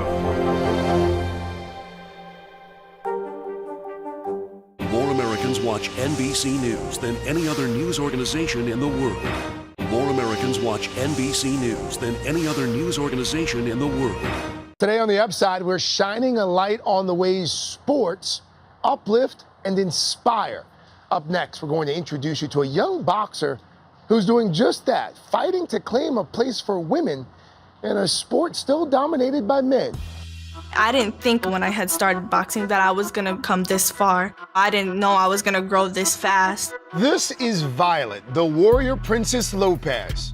I would probably say I'm more of a warrior than a princess. A 13-year-old boxer from Milwaukee, Wisconsin, who's shaking up the world of youth boxing. People say boxing is not meant for girls. I want them to see me as someone who shows you that you can do the sport you love, even though it's a sport that people say is not meant for you. Violet was born with the heart of a fighter. She's our youngest female boxer ever to compete out of the United Community Center. And I taught her from scratch, from a kid that didn't know nothing. One day I was at home and my dad came home from work and he was like, your cousins are gonna do boxing, do you wanna try it to see if you like it? They looked around, they trained a little bit, and then as the weeks went on, she just got more and more into it. At just 8 years old, Violet won her first fight. She was forced to wait 2 years for her next fight because there wasn't another female competitor in her age group. Early on in her career, she was always down on herself because she never knew when she was going to get a fight. Being a female in boxing and then being an 8-year-old female, there's not many 8-year-old females that want to get punched in the face. For 2 years, she just trained. They would have show fights here and all the boys are fighting, but she wasn't. She was just watching from the stands. She started to kind of think if it was for her because she didn't feel like there was enough room for females in boxing just because there was no opportunities for them. I think that she realizes now that it's just part of the sport for female boxers. That's the last round, okay? 20 seconds. Not being able to get a fight and her crying because she wanted to fight. That's just as bad as losing. But Violet didn't let that stop her. By 12 years old, she was the top-ranked amateur boxer in the country in her division, winning gold at the Junior Olympics and 5 national championships. I want everyone to know that I worked really hard to get to where I am right now, and it's not always easy. One of Violet's biggest challenges is outside the ring, fighting the stereotypes that are familiar to many female athletes. Their biggest challenge is the fact that they are a female and not a male. People just assuming that they have it easier, people thinking that the training may be different for them, not as hard, they don't have to do as much. To see her cry in her bedroom. To say that my daughter wouldn't have national championships if she were a boy because it'd be so much harder and that's real boxing is just crap. Nonetheless, Violet persisted. Leading up to Lake Charles, I thought we had a really good camp. She knew she had to step it up and she had to fight harder, prepare harder. Violet persevered. She outboxed them. She did what she had to do. I'm really happy. I'm glad that I got another win in my book. Violet was poised to have her best season ever in 2020. 2020 was going to be the year that I just skyrocketed. But no, the coronavirus came along. It impacted me so much. I had to take off a year of showing people what I can do and who I want to be and what I want to change for boxing. Violet's gym closed in March of 2020, and she had 3 of her upcoming tournaments canceled because of the pandemic. Her next national tournament was set for March 2021. I'm looking forward to fighting because I haven't fought in it's going to be a whole year once that time comes. Not having fought in a while, it is going to be a little more difficult because I'm going to have to get back into the groove of things. I just always tell her to continue to be her and work as hard as she can, and that'll just be enough. To always know what you want, continue to be who you are, and just do the best that you can. We can't always expect you to win and be perfect. Violet finished 3rd in the Youth National Championships. After that one loss, Violet's national ranking dropped from 1st to 3rd. I think I needed that loss. That was my first loss in a long time. I gotta work harder because I want to get back to the #1 spot because that's where I should be. I'm graduating 8th grade, so I'm going to become a high schooler in a few months. My birthday is coming up too, so I'll be 14. I'm beyond proud. I'm beyond proud. There's not a word. For what we've accomplished and for what we've done together, I just don't feel like people can take that away from me. In July, Violet's home gym reopened, and she earned a bronze medal at the 2021 Junior Olympics in Lubbock, Texas. Next up, she's aiming for that #1 ranking. My goal is to get my #1 spot back. because that's what I want, period. Probably cause I am a star and I got what it takes. Cause I'm finna go far, finna win first place. That's it for us on the Upside. Power of sports. Hope you walk away inspired by the incredible people and stories that we showcased today, proving that you don't have to be an elite athlete to experience the life-changing power of sport.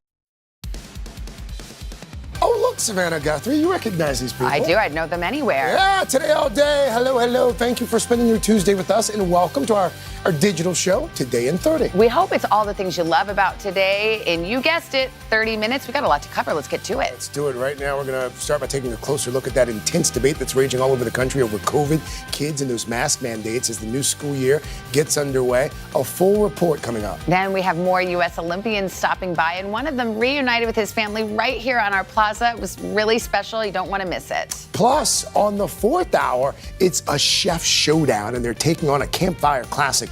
Will Jenna or Chanel take home the trophy? You've got to wait and see. I think there'll be some more coming up. I'm just guessing. Campfire Classics. Let's get started for a Tuesday edition of Today in 30.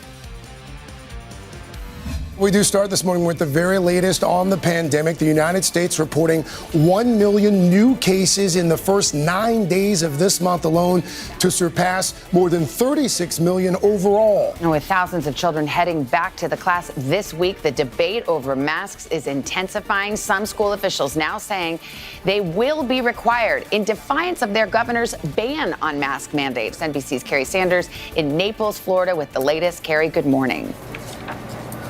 Well, good morning. I'm at Osceola Elementary School here in Naples. Well, yes, today is the first day of school. 7 states, including Florida, have banned mask mandates. So school administrators here won't know until the end of the day how many of the 47,000 students that are going to school here, how many parents decided to keep their kids back because there is no mask requirement.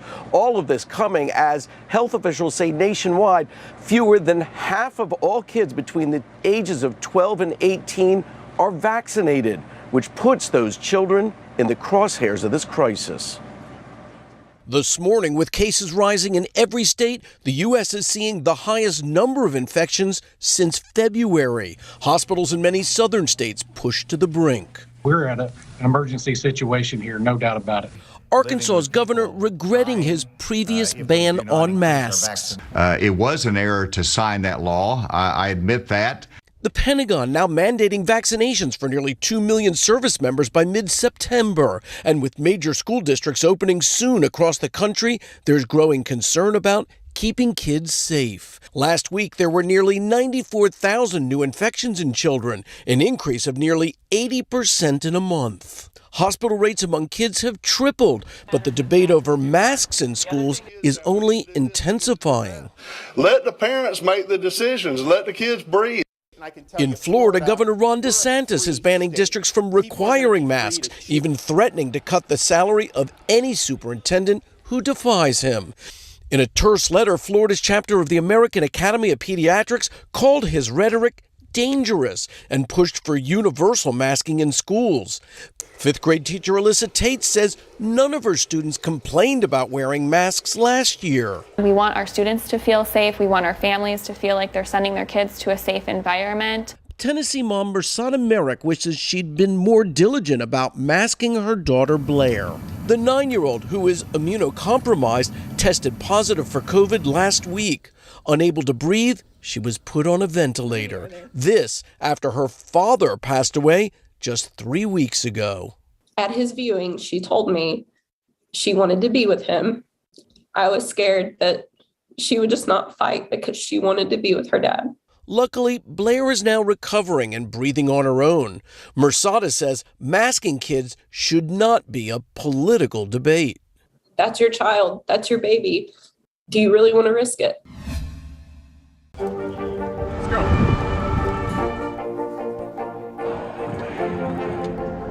And good evening from New Orleans. There is breaking news. There you go. Good morning, everybody. Welcome to Today. Future's looking bright. Are you ready? We're going to do our part to spread the word on the importance of vaccines, so crucial for reopening America. A big day around here, a very special naturalization ceremony. Many of them doctors, nurses, other essential workers. If you are a nurse, thank you. Spring has sprung, guys, and we want to fill this season with some fun and surprises. Yes. This is the face of excitement. Celebrating Earth Day. Let's change the world. Love it! It has been a long year. Yeah, where it's been anything but normal. Well, now there's hope. The COVID vaccines. I know. It's been a little confusing. Like really confusing. So it's more important than ever to make a plan. Visit planyourvaccine.com to find out where and when to get your vaccine. What are you waiting for? Roll up your sleeves and plan your vaccine. Plan your vaccine. Plan your vaccine. More Americans watch NBC News than any other news organization in the world. More Americans watch NBC News than any other news organization in the world. More Americans watch NBC News than any other news organization in the world. This is a phenomenal moment as Molly Seidel taps her chest and says, "We did it! We did it! I did it!" Molly Seidel, you're an Olympic medalist with bronze. Who could forget that incredible moment, the final days of the Tokyo Olympics, and Molly Seidel making a name for herself? Oh, yes. Team USA's Molly Seidel shocking the world by winning that bronze medal. And in case you hadn't heard, she won that medal in just her third marathon ever. Can we just soak that in for a second? These Olympic athletes trained for years in their events, but Molly had only competed in a total of 2 marathons before heading to Tokyo. She's back home in Arizona this morning. She joins us now. Molly, I do want to ask about the marathon from Tokyo to Flagstaff, Arizona, your trip home, which, as I understand it, you just got home like 4 hours ago, and you haven't even slept. How are you doing? I'm doing great. I feel like I've just been riding a high since that race, and even though not much sleep, I'm enjoying it. Hey, Molly, I read something that I found very interesting, that your mother, the day before the race, she texted you a prayer to St. Jude, who ironically is apparently saint of the impossible, and you were mouthing that prayer in the final miles of the race. What is the prayer? Basically, it was my mom went to the sister school of Notre Dame where I went to university, and she found it in the grotto at ND when she was in school, and she prays it all of the time, really in times of like difficulty or in times of need. And with about 4 miles to go of that race, when I was sitting right around that 4th to 3rd place, and I didn't know whether or not I was going to medal, and it was getting really, really tough, I just started mouthing it to myself and was just hoping and praying that I'd be able to just keep pushing through to the finish line and come away with a medal. Well, somebody was listening up there, and also you have worked hard for this moment, Molly. I mean, all of us are just shocked and awed that this was just your 3rd marathon ever. You were, though, and are an elite athlete, a distance runner. What about the marathon really clicked for you? Yeah, when I switched up to the marathon distance from running shorter 5Ks and 10Ks, just the type of training that I do for the marathon, I truly love it. Even though it's hard, it's long, it's grueling, I run upwards of 130 miles a week. I just love every part about this race. Where my brain goes in the race. I think I'm just like really well built for it, and I don't know, it just kind of sets my soul on fire when I do the event. It sets my soul on fire. Love that. So Molly, back in 2016, I mean, to Savannah's point, you were an NCAA champion several times. And in 16, you decided to step away from running to get some help for an eating disorder, to get some help with OCD as well. How did that lead to where you are, you think? I think that's the only reason I am here today as a medalist. In 2016, I was really struggling with my mental health, and it had exacted this huge toll on my body. I couldn't compete at a high level anymore. And so I had to make a really difficult decision to go into treatment for that. And over the last 5 years, I've worked really, really hard to get my mental health to a place where I can compete at the highest level then. And I just feel like it makes me a healthier person all around, and it lets me compete at my best. Well, it certainly took a lot of courage in that moment in 2016 to stop and say, wait, I got to take care of myself. It's paid off in a big way. Molly, we got to ask you about whether you think you'll run again in the marathon in 3 years in Paris. Oh, I definitely hope so. The American distance running is in such an amazing place right now that just being able to go out and compete for that team for Paris 2024 is going to be very competitive. But I'll keep running marathons between now and then, and that's going to be my biggest goal now to come back and try and do some great things on the world stage again. Little birdie told me that you're actually planning to run a race this weekend. Is that true? That's true. It's going to be a little bit more fun of an effort. I'm going out to Falmouth back in Boston, where I spend part of the year, and I'm going to be running the 7-mile race there for charity. Just 7. That's like a walk in the park, right, Molly? Yeah, that'll be nothing. Congratulations to you. What a wonderful story on so many levels. And now, can you go get some sleep, okay? Hey, today in 30, it's Eddie Alvarez. We are here on set of the Today Show. I am so excited that I'm finally going to get to see my wife and son for the first time since Tokyo. There's a lot of hard work, dedication that went into this, and they deserve the world, so check it out. He entered the Tokyo Olympics during the opening ceremony as one of Team USA's flag bearers, and he left Tokyo with his name on a very exclusive list, one of just 3 Americans to medal in both the summer and winter games. That's right. Eddie earned a silver medal in baseball, and that's going to go along with the silver that he won in Sochi, competing in short track speed skating. And we are so delighted this morning to be joined by Eddie's wife, Gabby, and their 11-month-old son, Jet, who's waiting off Kish. I'm going to go grab the passy here that we just... Oh, did you just throw the passy? Oh, I thought the Oh, no, but here, something else. This works. Hey. All right, you haven't seen Eddie since before the Olympics. How long has it been? About 20 days, more or less. Okay, so let's bring him on out. Eddie, come on out.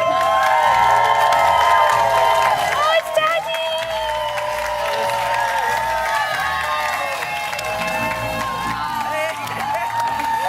Hey! Oh, hey!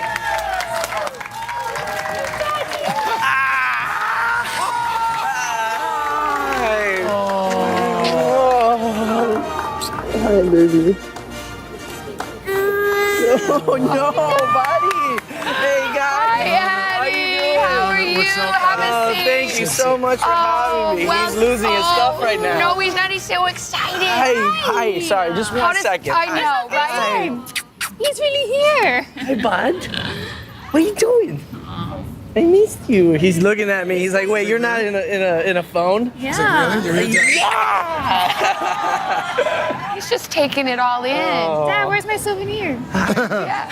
Where's my medal? I don't even know. I'm so overwhelmed right now. I don't even know what to do. I know. This is the moment. I mean, everything you've worked for, Eddie, and now Gabby and Jet are here. You're gonna How are make you me feeling? cry. No, you're making me cry. You're about to make me lose it right here. But this is an incredible moment. I appreciate everyone here to make this happen. A lot of sacrifice has gone in this journey, and to have these 2 next to me is pretty incredible. Gabby's been next to you a long time. She said you guys have known each other since you were school kids. Yeah. Too long. Grew up in the corner from each other. No, but she's been amazing. My #1 supporter ever since she allowed me to date her. So it's beyond over the moon, bud. Is it weird that I'm fangirling? No, you should be fangirling, Gabby. I mean, he's not only is he in the Olympics, he's now a medal winner from the winter and summer games, and you've been watching him since he was a kid. Does anything about this surprise you? No, not at all. He's gonna wake up in 2 weeks and tell me he's gonna join the NHL. It's like the only frontier you hadn't conquered at this point. What was it like for you watching back at home, watching him compete this time around? It was surreal, you know. Unfortunately, we couldn't be there in person, but we had a great event sponsored by Team USA. So we had the whole family together in Orlando at Universal Studios. They really took care of us, and honestly, I'm just so happy he's here. He wants the hardware. He wants the hardware. Wants the hardware. Yeah, he's gonna throw it across the stage though if I give it to him. Totally. What do you think, sweetie? Are you gonna be a speed skater or a baseball player? He's gonna do whatever he wants. You had such an epic run in Tokyo. I mean, it was hot. You guys It did was hot. it. Yeah. You know, it wasn't at all assured that you guys would come out with the medal. You did so great. How does it feel now to be back and have that around your neck? Well, first of all, I mean, what an incredible group of guys Team USA put together. Shout out to them, because I wouldn't have this around my neck if it wasn't for them and their support and their talent. They did an unbelievable job, and just to be a part of it, I feel so special. Yeah, this title of being the 6th person ever is, I don't think I don't think it's hit me. Well, you say 6th person ever, only the 3rd American ever, by the way. More people have been on the moon. Yes. That's Your wife knows. Good for you, Gabby. He brought back the medal, but SJ, I think he brought back something else. Yes, because I was going to say, you know, another honor was being selected by your fellow athletes to be a flag bearer at these Olympics. And I heard you brought back a souvenir. You brought it? For Gabby. I brought a souvenir. Here it is. She's a big denim enthusiast. No, that's here. And it comes with air conditioning, doesn't What? it? Yeah, it's hot. It's, I mean, it's you know, she's been my #1 supporter. Really has kind of stuck with me through this whole journey, and this is the least that I can do for her since she's such an enthusiast of denim. So. well, he felt dibs on the medals. So. Exactly. Well, I can't wait to see you. There'll be another. We'll be looking on Instagram, so you got to try it on. Let us see. I know you'll wear it well. Jet's looking at me because he knows I'm holding his basket. Yeah. I'm going to rinse this off, but I'm going to give this right back. Exactly. We don't do the 2-second rule around here. No, it's too dirty. No. Yeah, buddy. Thank you so much. I'm so glad you guys shared this with us, and I know now you can have your private moments, but congratulations on everything. So much for making it happen. Thanks, guys.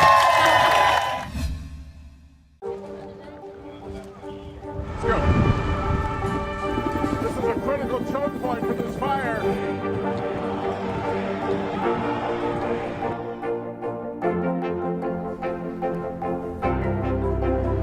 And good evening from New Orleans. Nice to really spend some time with you. Appreciate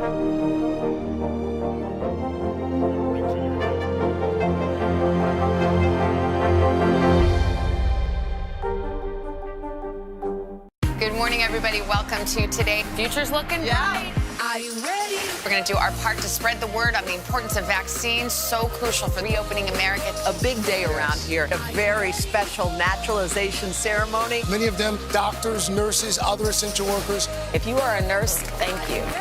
Spring has sprung, guys, and we want to fill this season with some fun and surprises. Yes. This is the face of excitement. Celebrating Earth Day. Let's change the world. Love it! It has been a long year. Yeah, where it's been anything but normal. Well, now there's hope. The COVID vaccines.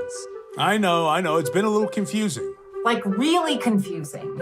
So it's more important than ever to make a plan. Visit planyourvaccine.com to find out where and when to get your vaccine. What are you waiting for? Roll up your sleeves and plan your vaccine. Plan your vaccine. Plan your vaccine.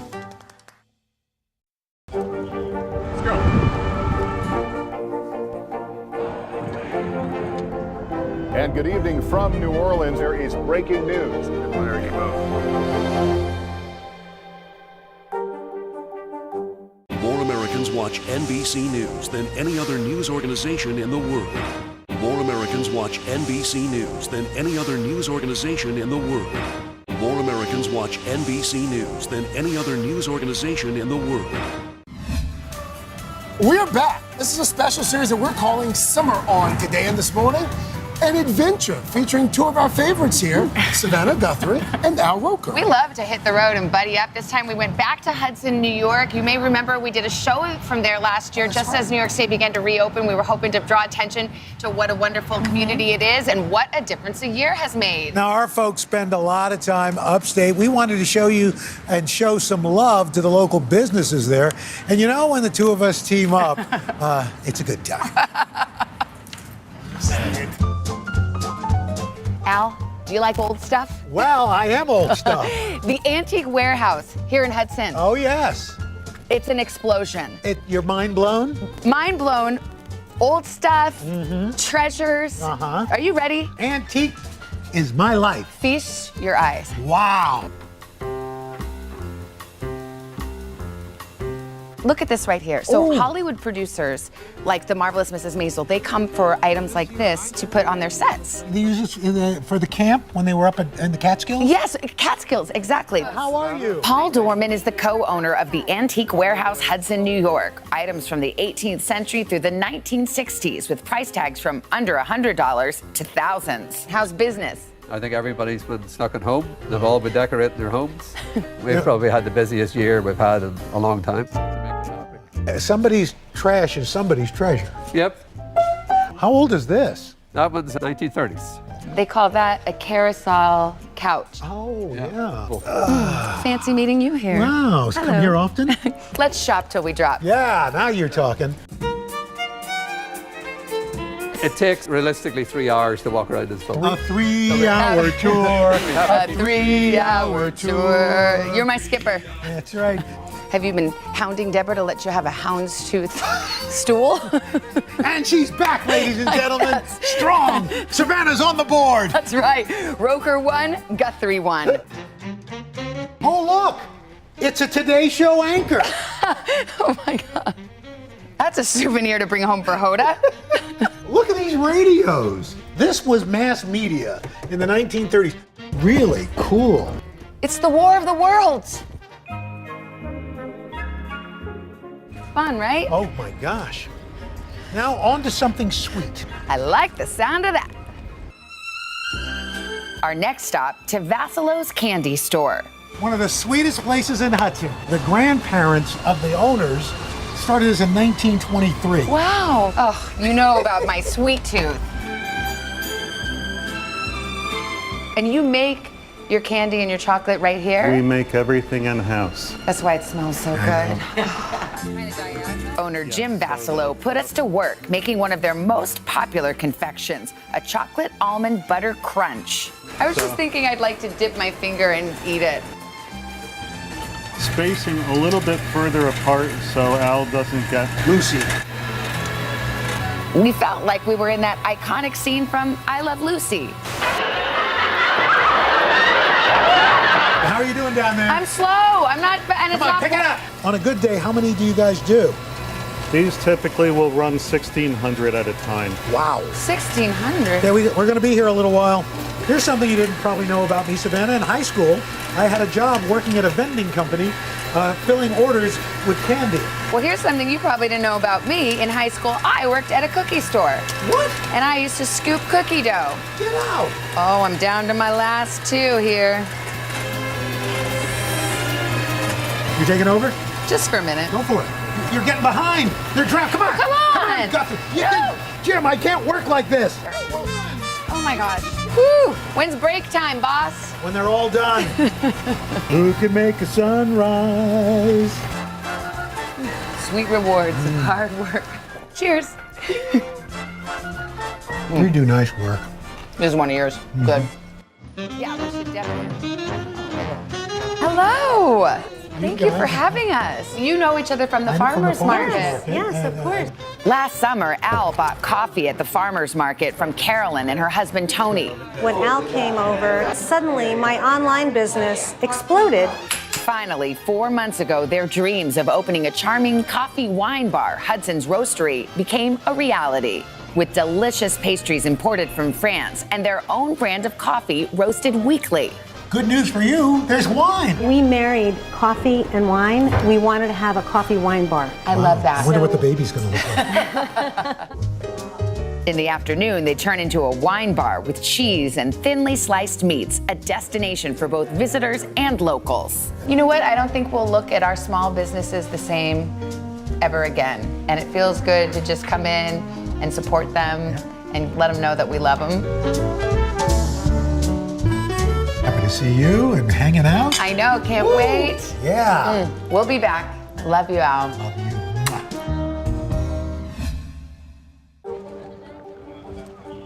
Let's go. This is a critical choke point for this fire.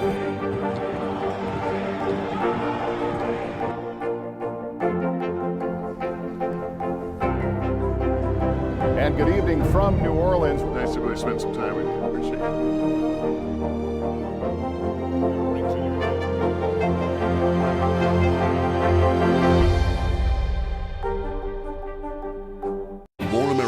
watch NBC News than any other news organization in the world. I'm rolling up my sleeves for science, so I'll survive if I contract this virus. For family dinners, family vacations, family anything. For traveling somewhere beyond my living room. And for the Rebels, there is no greater feeling than being in the stadium and cheering on Ole Miss. And now it's your turn. Roll up your sleeves, America. Plan your vaccine, because every shot counts. Visit planyourvaccine.com and make your plan. More Americans watch NBC News than any other news organization in the world. Let's go.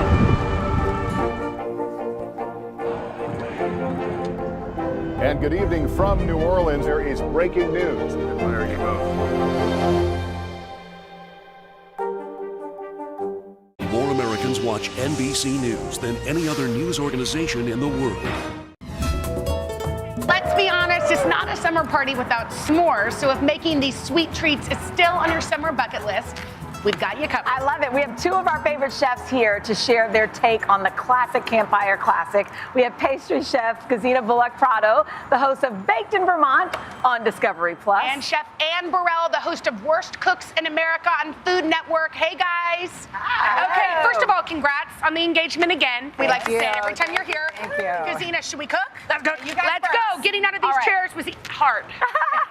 All right, what are you going to do? Tell us what we're going to make. It's a little sweaty Betty right now, and that's why we're doing this. So we're doing an ice cream cake a la s'more. Yum. So you get back from the grocery store, you have your ice cream, you take a knife or a little offset. You want it to do that. do you want it melted? A little melty. Okay. So it's right when you get home from the grocery store, and then you shove Oh these my gosh. Look how easy that is. Look, we can do You this.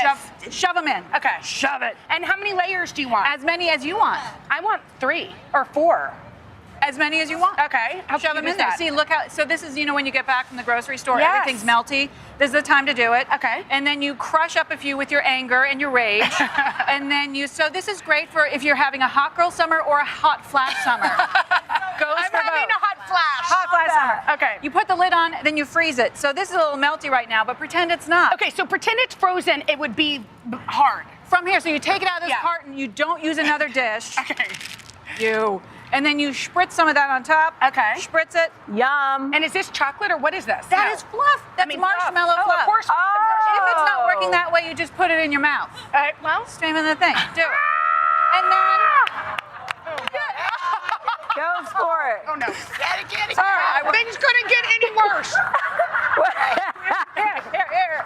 And then you just build a s'more on top so everybody knows what's going on, and put as much as you want on top. Cute. And most important, a little chocolate shell. You Yes. melt bittersweet chocolate and a little oil, and then it hardens on top. Oh my gosh, a little oil. How beautiful A is little that? oil, any kind of neutral oil, coconut oil, vegetable oil. So the two together make that lovely magic chocolate where it hardens on I top. love that. It gets crispity. Will you pass me a bite? You get it. So All right, it's all Chanel, melting. you want to come cook? It's a little melty. Wait, this is really Melty I think kids can do. Really fancy. And it's yummy. Right? It can't not be yummy. Yummy, yummy. Okay, so our next take, what are we gonna do? So we have a s'mores chocolate cream pie. Oh, I'm here for that. So we have some graham cracker crumbs, Okay. some melted butter, a little pinch of salt, and some cinnamon. So far, easy peasy. Right? Something we can all do, right? All of that. Yes. You just get it all mixed up. And then you take it and just press it into a pie plate. Okay. I find it's really easy. Oh, there you go. Right? Look Can at I that. tell you something? When I was younger, I could eat that by myself. Like just the crust. I'm not even kidding. I mean, who doesn't love a graham cracker? Oh my gosh. So then we just bake this for about 7 minutes. Okay. While that is baking, we have our creamy part of the whole situation. So I have heavy cream and some sugar. All the good stuff. Right? And some eggs and cornstarch. And so we just add in some chocolate chips and some melted butter. And again, you can't go wrong with everything you're saying, right? And a little bit of vanilla. Okay. So then you just, look at this. This all just whips up together. And is this warm? So you bake it just to kind of get it to firm up a little bit. Okay. And then we take our cream pie stuff. Now this is also, though, just a heads up, this is a think ahead recipe. It's better if you do this yesterday. Why is that? Because we take this creamy part of this whole situation. okay. We pour it right into my the God. crust, Are you right? kidding me? Nice. Oh my God. And then we take some plastic wrap and right on there. And then you need to chill it for about 5 to 6 hours. Okay. Best if overnight. Can I tell you something? I feel like this is better than a s'more. We're walking in. This is Right? so yummy. Is this good? Yeah. You want to This bite? is so good. But plastic wrap right on the skin of on the surface of there so it doesn't develop a skin. Okay. When it's chilly, just put some marshmallows on it Oh my under the gosh. broiler for a minute. You don't want to walk away because if you burn those marshmallows, that's No bad. fun. Wait, listen, this is good all year round. Like, you can do this for the summer, but also anytime, This right? can be a wintertime s'more. Oh my gosh. This is delicious. Guys, home run for both of you. Yes, so good. So that was great. But you definitely want to come back for Today in 30 tomorrow. Because tomorrow, gold medal winning superstar Katie Ledecky stopping by. Oh, I'm excited to see her. Have a great day, and we'll see you tomorrow right here on Today in 30.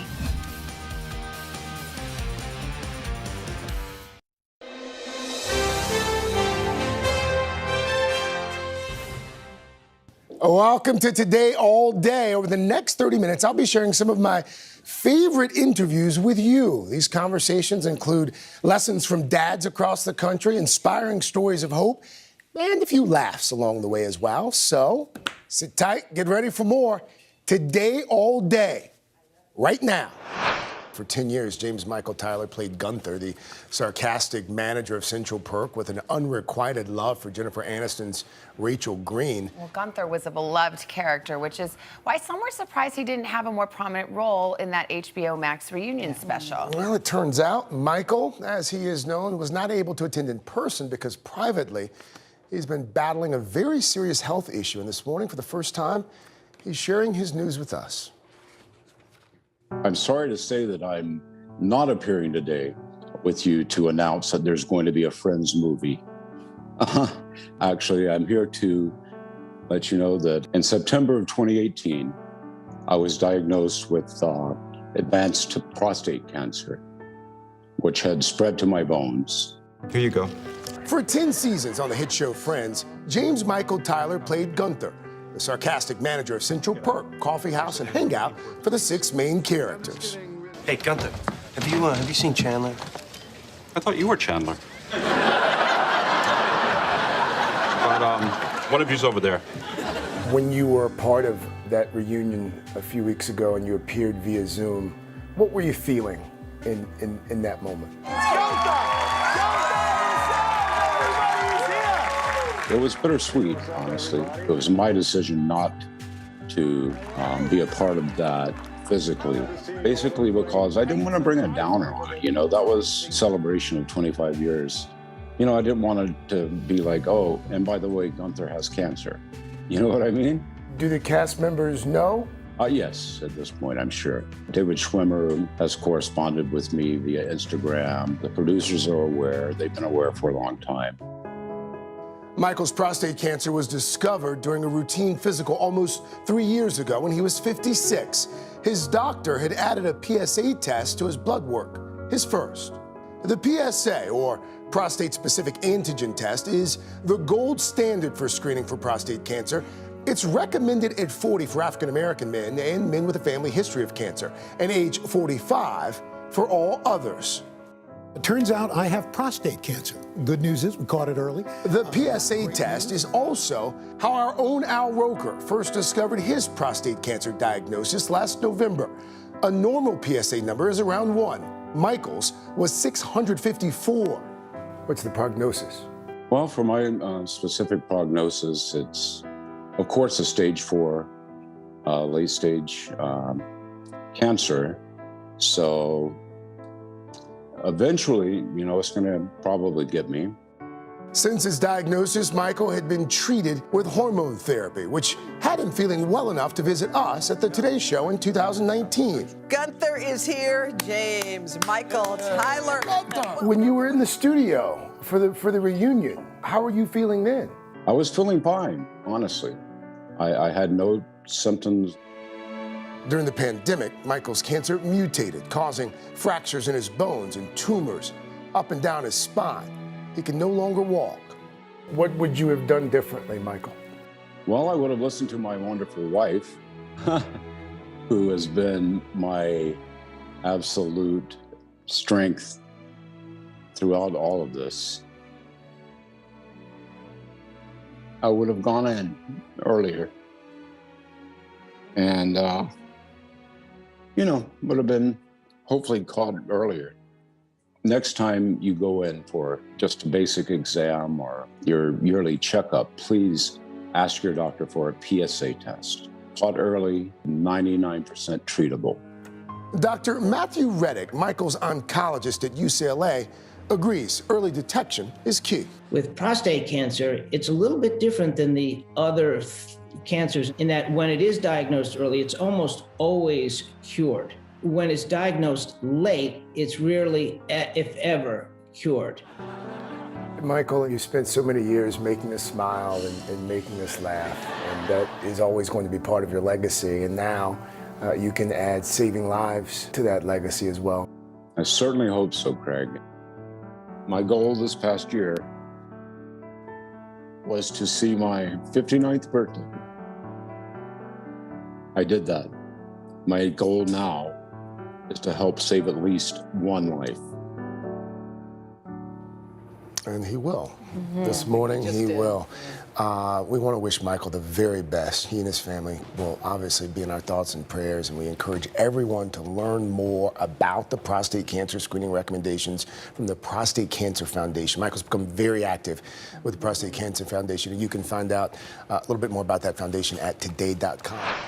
And we are back with a heartwarming story from Craig about the power of second chances. A judge lifting up a defendant instead of punishing him. Yes, it all started when two men met 16 years ago as judge and the convicted drug dealer, and their connection grew into something much, much more. Edward Martell became Edward Martell Esquire recently. I, Edward Martell, do solemnly swear. Sworn into the Michigan bar by Judge Bruce Morrow. It is hereby ordered that Edward Francis Martell be and is hereby admitted to practice as an attorney and counselor at law. But it wasn't Martell's first appearance in front of Judge Morrow. That was 16 years ago. What was on that lengthy rap sheet of yours? There was anything from possession of cocaine to delivery of crack cocaine, and just a plethora of other violations.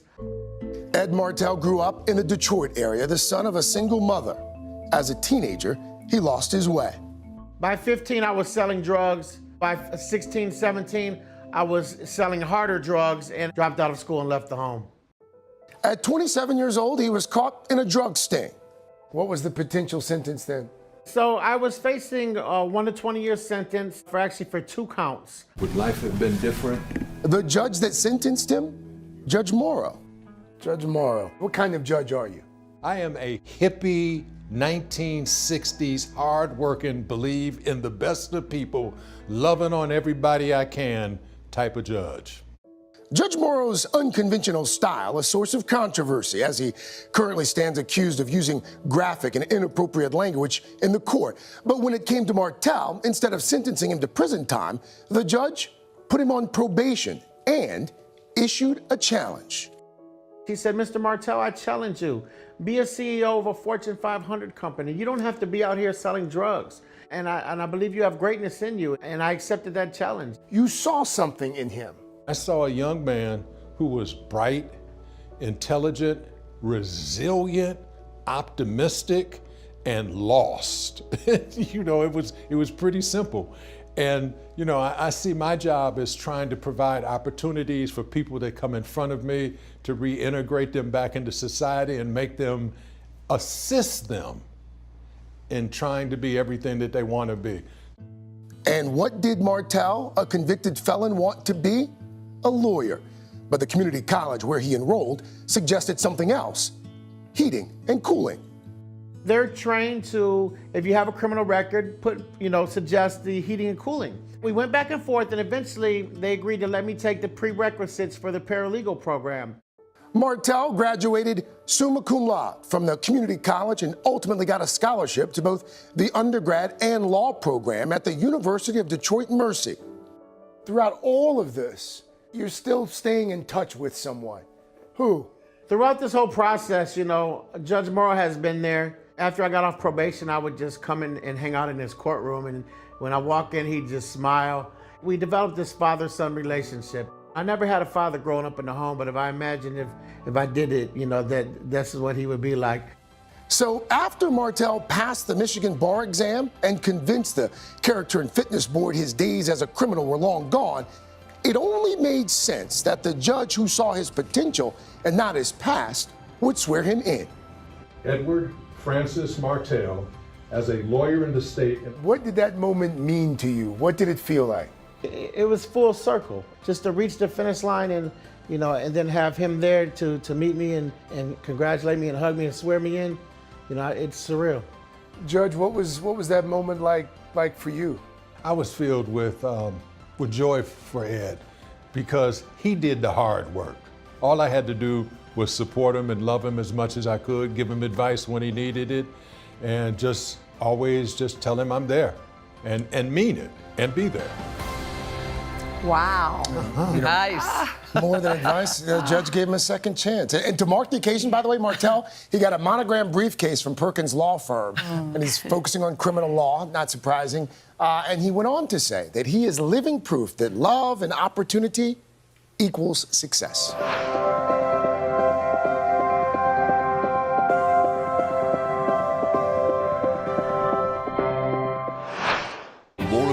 Watch NBC News than any other news organization in the world. It has been a long year. Yeah, where it's been anything but normal. Well, now there's hope. The COVID vaccines. I know. It's been a little confusing. Like really confusing. So it's more important than ever to make a plan. Visit planyourvaccine.com to find out where and when to get your vaccine. What are you waiting for? Roll up your sleeves and plan your vaccine. Plan your vaccine. Plan your vaccine. More Americans watch NBC News than any other news organization in the world. Let's go.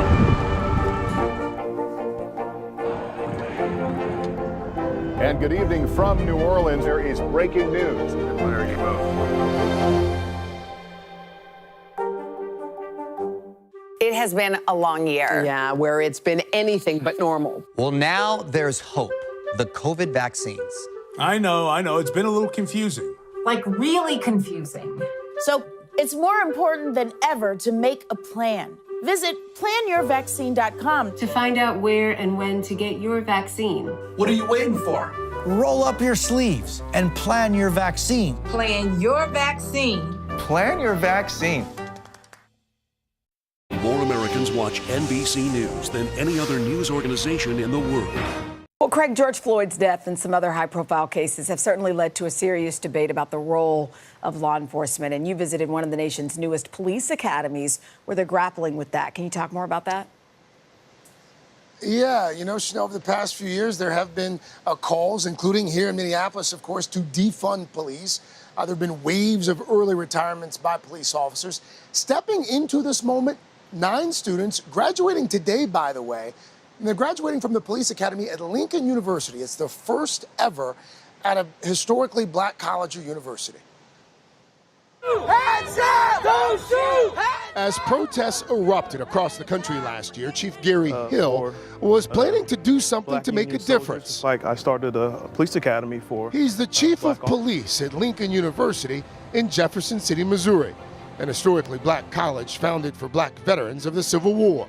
The first officer, and this year, Lincoln became the first HBCU to open its own police academy. How did this come to be? So I started calling the contacts that I've made over the last 20 years. People were like, that is a great idea.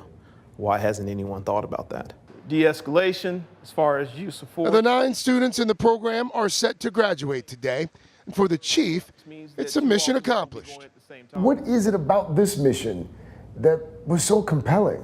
When I went to the academy, there were 26 of us.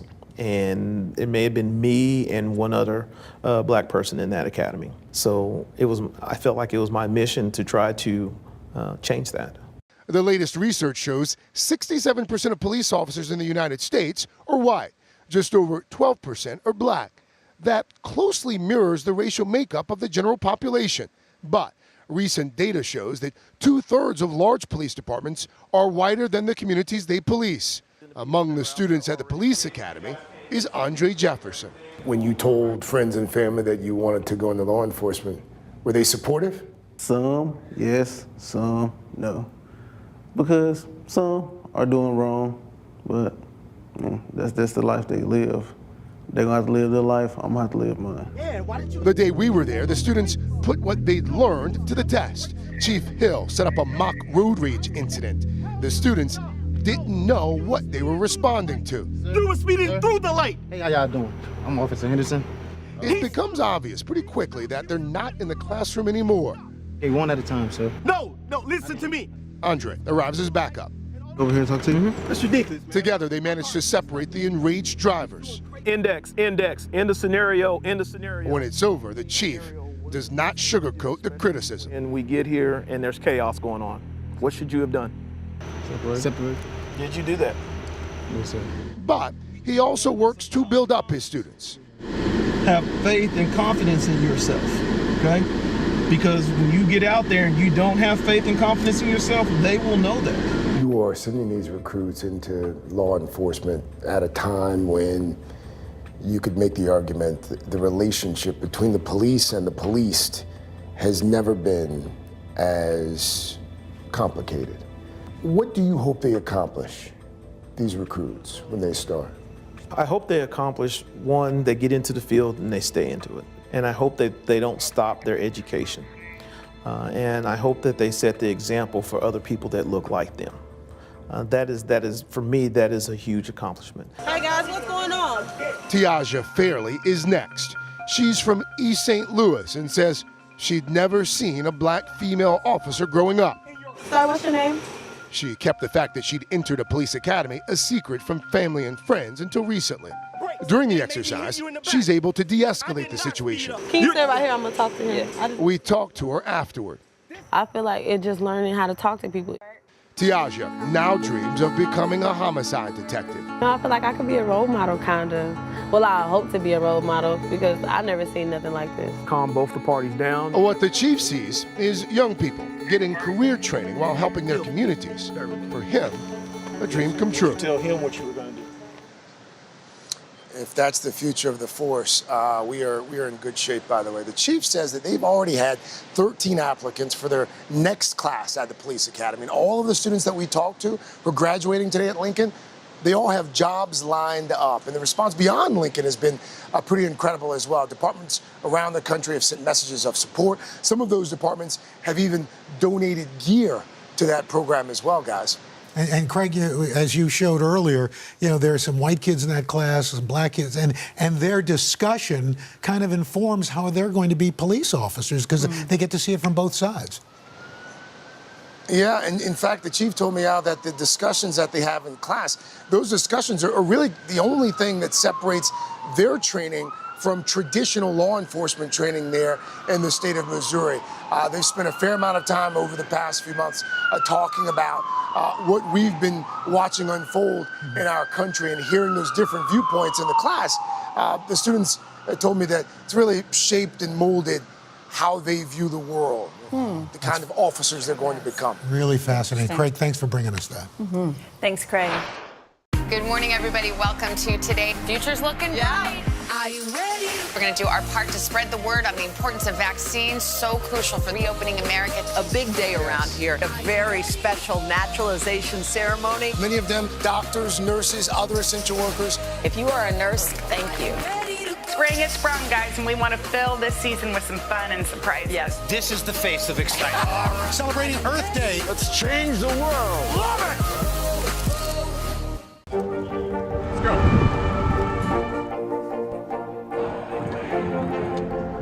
And good evening from New Orleans. There is breaking news. There you go. Good morning, everybody. Welcome to Today. Future's looking bright. Are you ready? We're going to do our part to spread the word on the importance of vaccines, so crucial for reopening America. A big day around here, a very special naturalization ceremony. Many of them doctors, nurses, other essential workers. If you are a nurse, thank you. Spring has sprung, guys, and we want to fill this season with some fun and surprises. Yes. This is the face of excitement. Celebrating Earth Day. Let's change the world. Love it! I'm rolling up my sleeves for science, so I'll survive if I contract this virus. For family dinners, family vacations, family anything. For traveling somewhere beyond my living room. And for the Rebels, there is no greater feeling than being in the stadium and cheering on Ole Miss. And now it's your turn. Roll up your sleeves, America. Plan your vaccine, because every shot counts. Visit planyourvaccine.com and make your plan. More Americans watch NBC News than any other news organization in the world. More Americans watch NBC News than any other news organization in the world. More Americans watch NBC News than any other news organization in the world. Good morning, guys. You know, when you talk about Ma Rainey's Black Bottom, hard not to focus on the performance of Chadwick Boseman, because this was his last role before his untimely death at the age of 43. It's a performance that hit me pretty hard, since I lost my brother last week to the same disease, colon cancer, also at the same age, 43. This conversation took place while I was traveling home last week for his services. I asked how Boseman's presence, on the set affected the cast. I got talent. Me and this we's tight. If my daddy had known I was gonna turn out like this, he would have named me Gabriel. It's a bittersweet moment when Chadwick Boseman first appears on screen as an ambitious young musician in Ma Rainey's Black Bottom.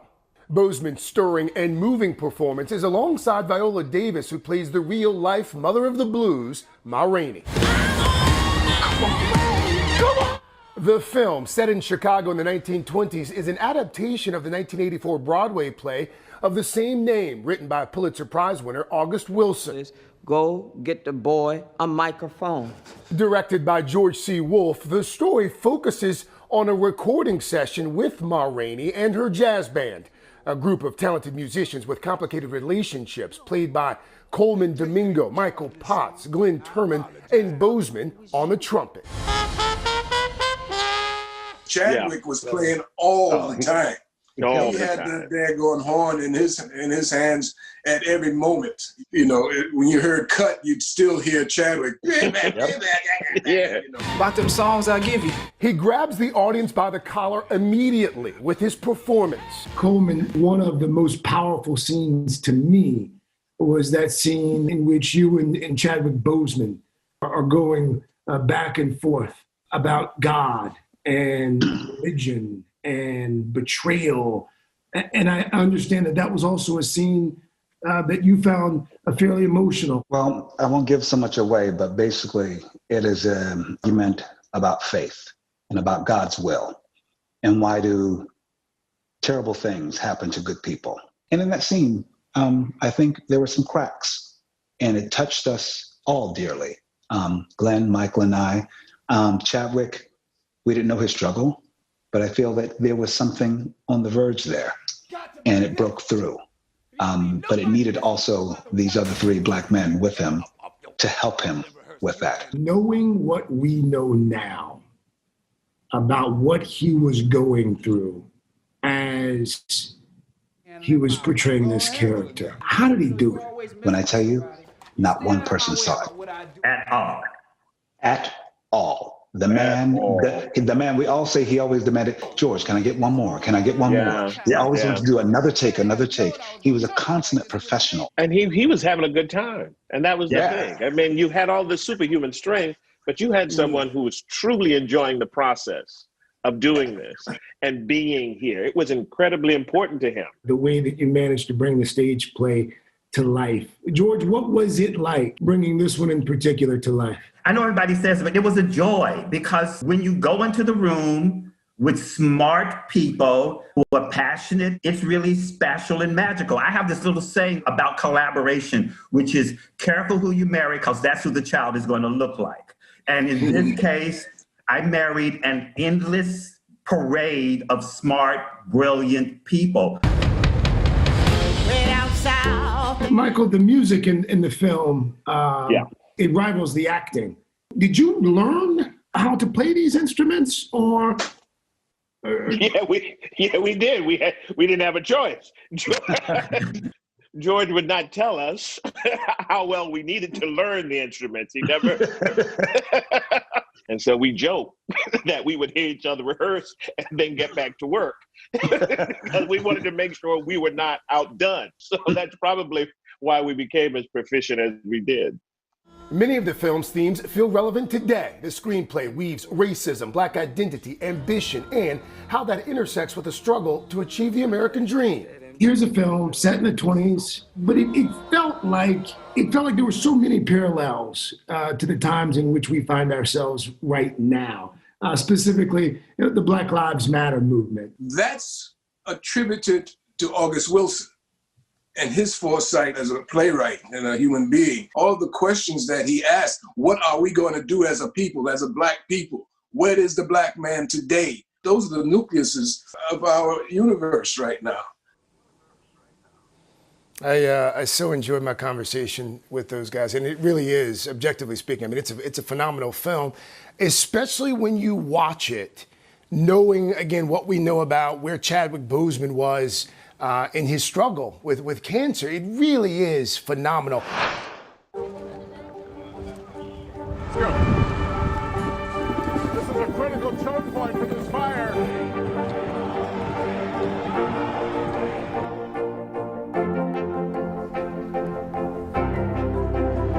And good evening from New Orleans. Nice to really spend some time with you. Appreciate it.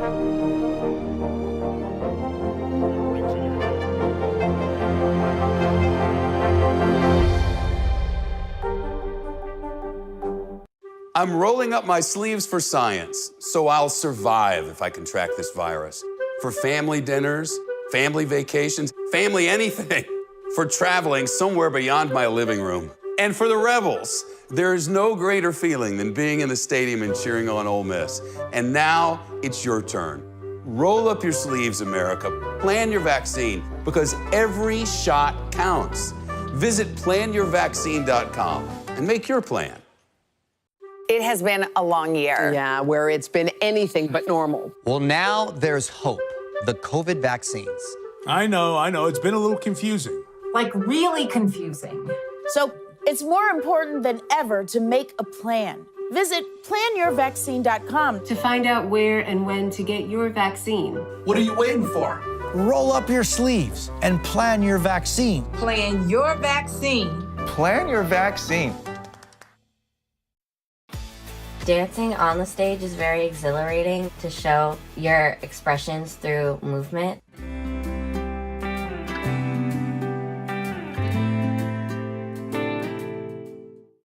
"16-year-old Jimmy Long has been dancing competitively since he was 6 years old.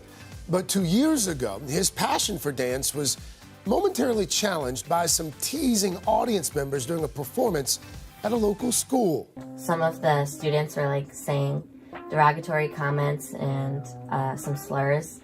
The comments thrown at Jimmy and the other male dancers were homophobic slurs. Jimmy's dad, Greg Long, drove Jimmy and his friends home after the incident, and a new motto for their dance troupe was born. The phrase itself, dance on, how was that born? I got to listen to how 8 or 9, 12-year-olds processed bigotry, homophobia. Instead of getting angry, I decided to make just a t-shirt for them. I came up with, hey, we're just gonna dance on. We're just gonna move past this. 2 years from those first t-shirts, Dance On, now a full-fledged nonprofit organization that has sold thousands of shirts and other Dance On apparel. All of the proceeds have gone directly to scholarships for financially at-need dancers. You turned those homophobic slurs that were being hurled at your son into quite a bit of good. It really was just saying, hey, you don't stop because somebody feels that you shouldn't be doing that. And even if it doesn't become your career, it does become your experience, and it fuels everything in life. You ready to go? Yeah, I'm ready. In 2018, Greg's son Jimmy was invited to Chicago's United Center Arena to share the anti-bullying message of Dance On, before former First Lady Michelle Obama took the stage for the launch of her Becoming book tour. I'm becoming an advocate for anti-bullying, and I love to dance. When you were standing backstage, what was going through your mind? I lost it. I admittedly had tears coming down my face. The strength that it takes for somebody like that to stand in front of 20,000 people and say, I've been bullied and I'm not going to let it stop me from what I like to do. It's a proud moment. It's a proud moment. Sorry, getting a little emotional. How could it not be a proud moment? I definitely couldn't have done this without my dad. He helped me realize a lot of important lessons, like stay true to yourself. And he just is super supportive. Part of that support has been organizing master classes and events with professional male dancers who often share their own stories of being bullied. They've also helped the group by choreographing conceptual dance videos that amplify their message of acceptance and tolerance. It's been a very humbling experience for me, especially since I don't know the world that he lives in. So it's been nice to kind of be a part of that, as opposed to just being the dad who claps very loudly in the back of the auditorium.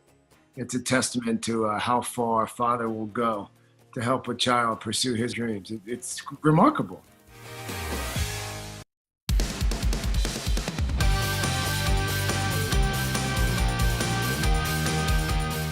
Hi, Today All Day. We've got a great show for you on this Tuesday morning, including an all-day exclusive chat you can only see here. Let's kick it off with Pop Star. We check in with Chanel, who's covering all the buzzy headlines for Carson. Take a look. Carson's out, but Chanel's here with Pop Star, handling those duties today. Yes, we start with Christina Applegate today. Fans recognize her from decades of memorable performances on the big and small screen. But today, Hollywood is waking up to startling news. The comedic icon announcing a frightening diagnosis. Overnight, emotional news from Christina Applegate, the Emmy Award-winning actress, revealing she has multiple sclerosis, writing, "A few months ago, I was diagnosed with MS. It's been a strange journey, but I have been so supported by people that I know who also have this condition. MS affects the brain and spinal cord, causing problems with vision, movement, or balance." Applegate adding that it's been a tough road, but she'll keep going. A comedic powerhouse for more than 3 decades, Applegate skyrocketed to fame in the 80s and 90s, portraying oldest daughter Kelly Bundy in Married with Children. Oh my God, an M&M. And I got a W&W. The breakout role leading to a successful television career spanning decades, including an Emmy-winning stint on Fringe, and a legendary role opposite Will Ferrell in Anchorman as ambitious newswoman Veronica Corningstone. Well, you have bad hair. Applegate is also currently starring in and executive producing the acclaimed Netflix drama Dead to Me, earning her 3 Emmy nominations over its first 2 seasons. This isn't the star's first health scare, though. After being diagnosed with breast cancer in 2008, she worked to spread awareness about the disease, sharing her experience with an MRI screening. I can't stress enough, it saved my life. I mean, there's no ifs, ands, or buts about it. This morning, support pouring in for the star, Applegate keeping a positive outlook on her future, sharing a comforting message of support with fans. As one of my friends that has MS said, we wake up and take the indicated action. And that's what I do. It's great to see her sharing that positive message. And of course, we are all wishing Christina well. Next up, Garth Brooks. While performing in Kansas City over the weekend, the country music legend spotted a sign in the crowd that read, "Garth, it's our first concert." So what did he do? Take a look. Your first concert?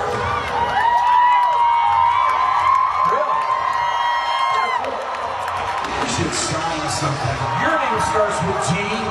My name starts with G.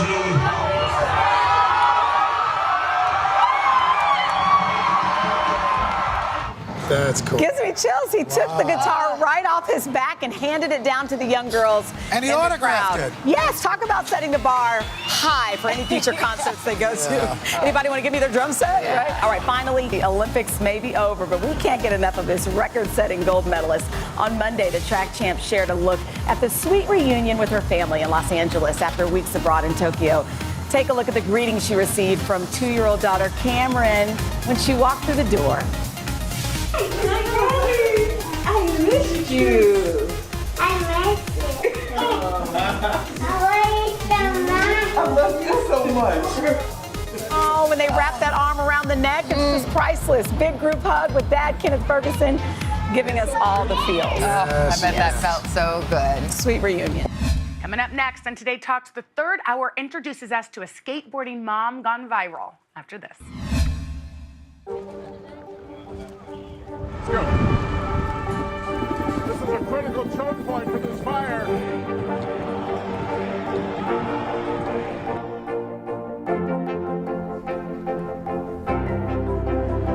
And good evening from New Orleans. Nice to really spend some time with you. Appreciate it.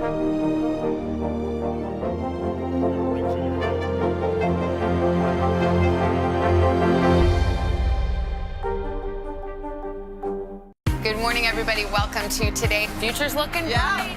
Are you ready? We're going to do our part to spread the word on the importance of vaccines, so crucial for reopening America. A big day around here, a very special naturalization ceremony. Many of them doctors, nurses, other essential workers. If you are a nurse, thank you.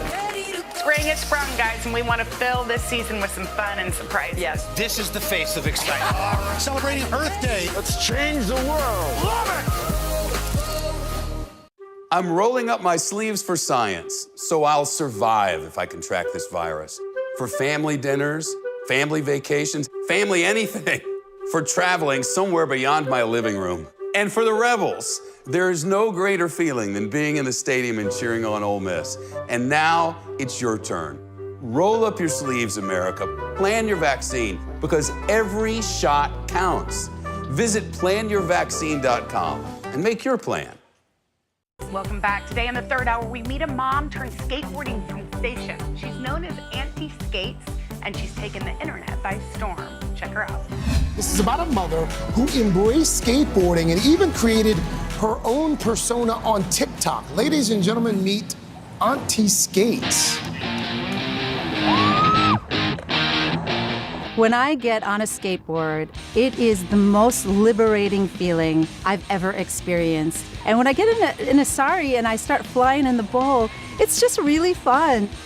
Meet Orby Roy, also known as Auntie Skates on social media.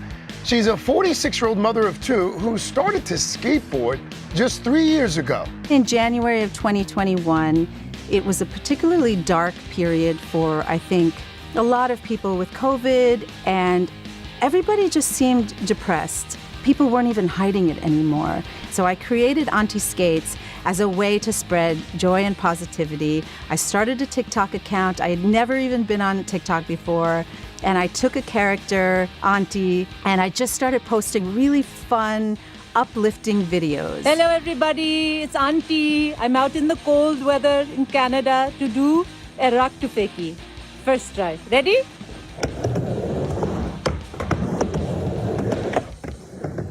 I had created the character Auntie some time ago in improv, and I may or may not have been disciplining my children with that accent. That was one piece of it. And the other piece of it was I was getting on Instagram more, and I started following young South Asian women. And I started to notice that they were complaining often about Auntie. And every culture has that toxic person in their lives, the person that tries to bring them down, the person that's always judging them, you know, the person that says, "Why aren't you married yet?" And every culture has that, my culture included. So why not be the person that builds people up? And it wasn't just her age that made her stand out in the skate park.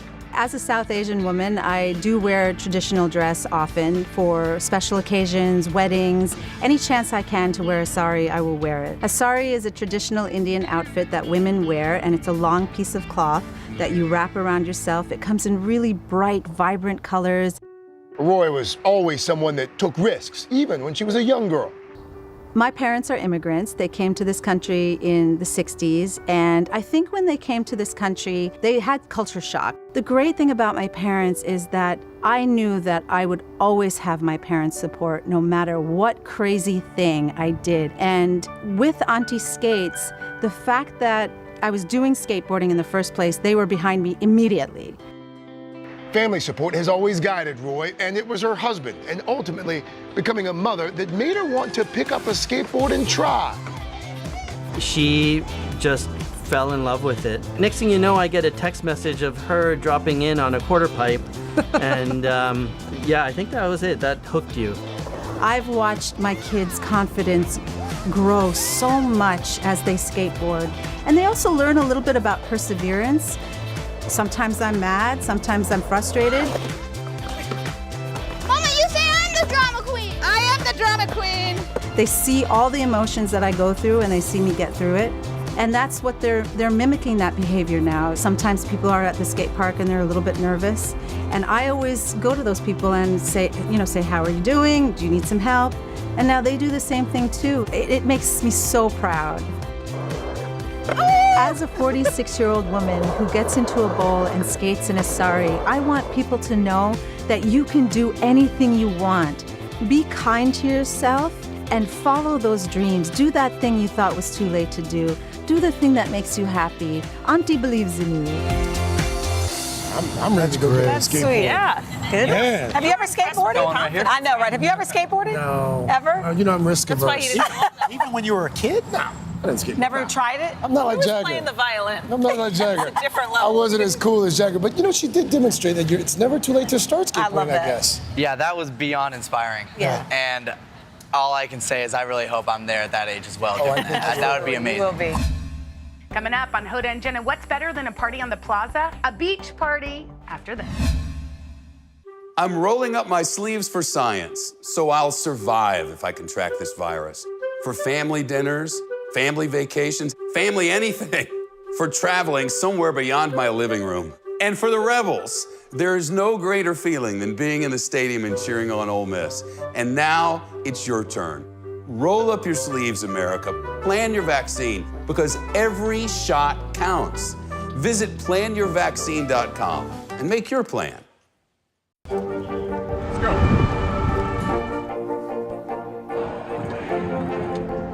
And good evening from New Orleans. There is breaking news. There you go. It has been a long year. Yeah, where it's been anything but normal. Well, now there's hope. The COVID vaccines. I know. It's been a little confusing. Like really confusing. So it's more important than ever to make a plan. Visit planyourvaccine.com to find out where and when to get your vaccine. What are you waiting for? Roll up your sleeves and plan your vaccine. Plan your vaccine. Plan your vaccine. More Americans watch NBC News than any other news organization in the world. I'm rolling up my sleeves for science, so I'll survive if I contract this virus. For family dinners, family vacations, family anything. For traveling somewhere beyond my living room. And for the Rebels, there is no greater feeling than being in the stadium and cheering on Ole Miss. And now it's your turn. Roll up your sleeves, America. Plan your vaccine, because every shot counts. Visit planyourvaccine.com and make your plan. More Americans watch NBC News than any other news organization in the world. More Americans watch NBC News than any other news organization in the world. Welcome back. Today on Hoda and Jenna, we're throwing another beach party on the plaza, and you're invited to sit back, relax, soak up some of the summer fun. Check it out. Hoda is enjoying some vacation, and Chanel Jones is taking the chair today. The big chair. Don't you like this chair? I was like, am I supposed to let you know that my feet just kind of dangle? Is that okay? Yes, that's okay. And we got some hula dancers just for you. These dancers are from Hawaiian artist shows here in New York City. They have been around since 1968 and perform traditional hula all around the world, and they will be entertaining us throughout the show. There's such an energy out here on this Tuesday. So much fun. Right? I've been talking to so many of you guys. We have Utah, we've got Florida, we've got Des Moines. I mean, literally some. See? I know we've got some Texans too. I hope a lot of Texans, South Carolina. We're all here this morning. Okay, well, Chanel, first of all, what do you think about our little setup? We've got sand, we've got a cabana, we've got palm trees. This is the real deal. I just need a Mai Tai or something. Well, I'm working on that because, Chanel, you've been doing the show. You've been up since 4. Yes. You were on all hours. Yeah. And I always feel bad, but I also know, because you posted a little something we're going to talk about. Okay. But I almost wrote to you, I know what your favorite hour is. It is. I love Jenna. I told everybody on the radio this morning, you're like my cousin. Oh, there goes Did I your lose earring. it? You know how this morning you said you didn't have a back for your earring? That keeps happening? Me too. I know. I told you, we're like we have so cousins. much in common. There you Okay, go. so tell me about this little surprise you So this is so sweet. So I walked in this morning, and you know when you have to do 4 hours of a show, you kind of try to get yourself amped up. Yes. So I walked into my dressing room, and our production assistants just put a little note card on my notes for the day, and it said, oh, there it is, busy day, all 4 hours, yep, you got this. Isn't that so sweet? That is so sweet. I said it felt like my mom put like a note in my lunch box or something But like that. also, it's just, it probably took them 1 second to write that, and it I made your appreciate day. you, Veronica. Yeah, we love you, Veronica. There you go. She doesn't even realize how that like seriously made my day. Okay, also. So let's dig in. You were told it's a beach party. Yeah. But you're wearing a blazer. Can you explain?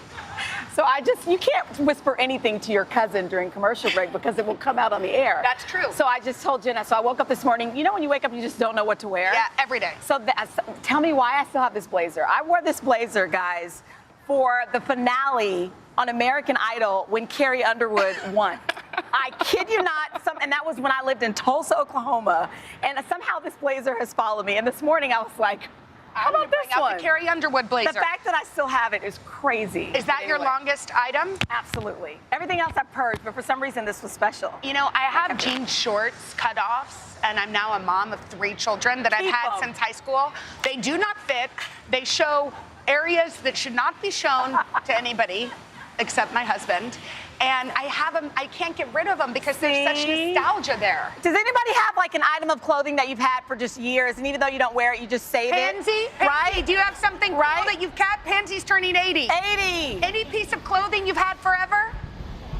She said, I do. She has a few. I Of course she does. There All you right, go. we love Garth Brooks. Do y'all love Garth Brooks and Trisha Yearwood the way we do? Okay, we love them. Well, 12-year-old Garth Brooks superfan got the surprise of a lifetime at the Country Stars concert in Kansas City this past weekend. Cool. My neck of the woods. So here's the deal. Garth spotted the fan. Her name is Giada. She was in the crowd with a sign that said it was her first concert ever. That's the setup. Now look what happened.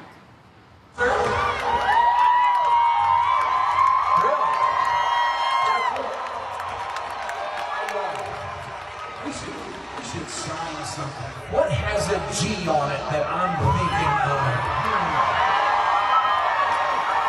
Your name starts with G. My name starts with G.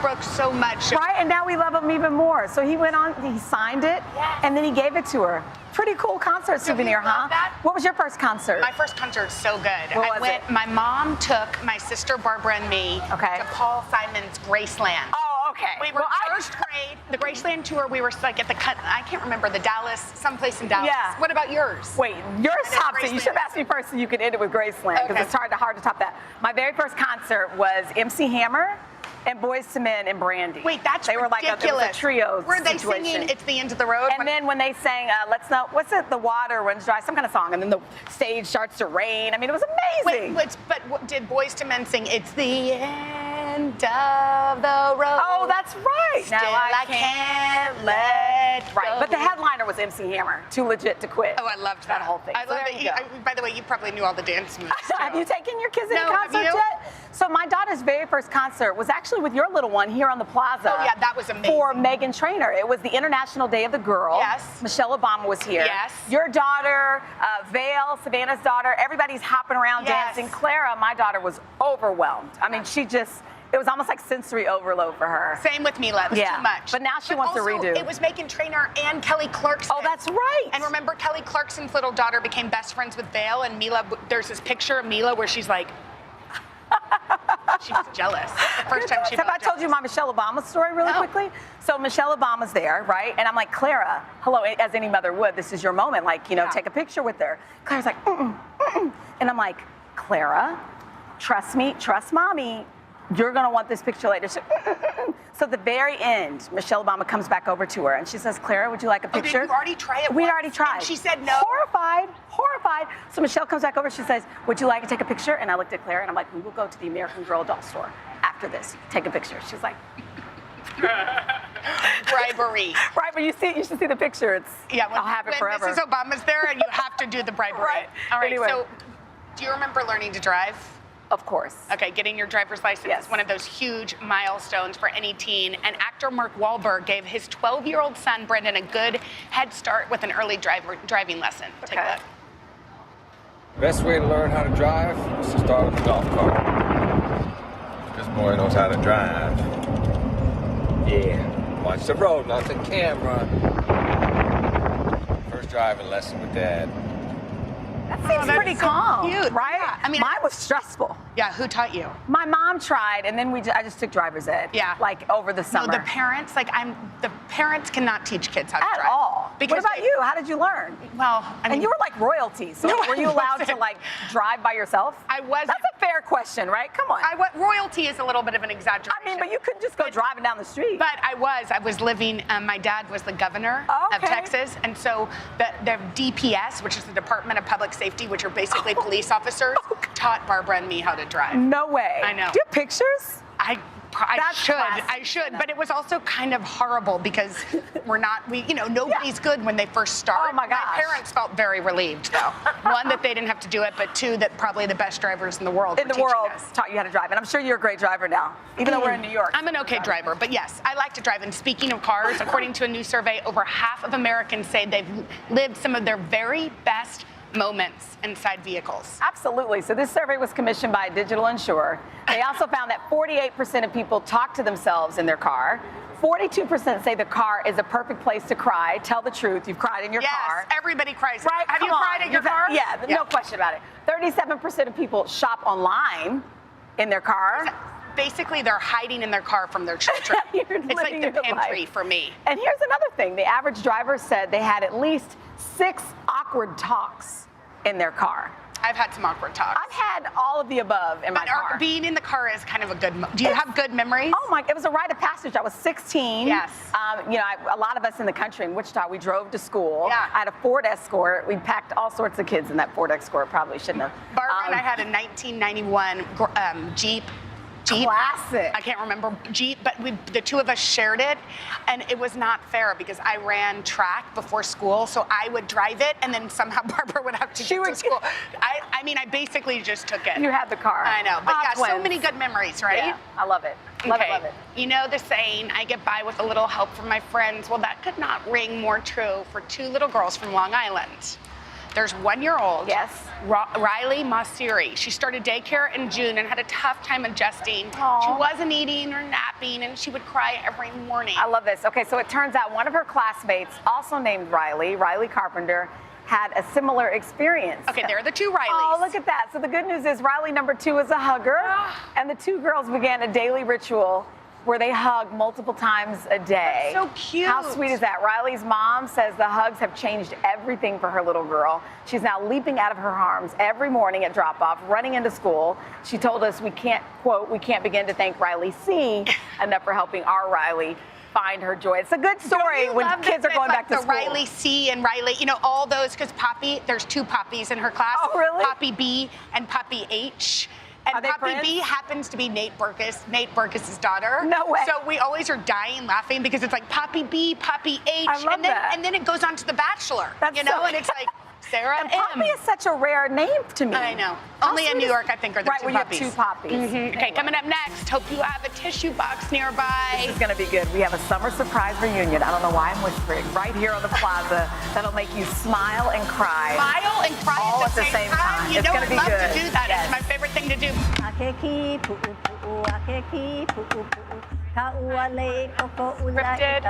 And here's an etiquette question from the Washington Post. Okay. You want to hear it? Yes. The reader says, my partner has leisurely mornings and gets off to work in the afternoon. Over dinner, I ask him how his day was, and he tells me he was busy. He only worked 4 to 5 hours. Oh, my goodness. I'm up at 5 a.m., manage several people at a retail shop, clock overtime every week and more.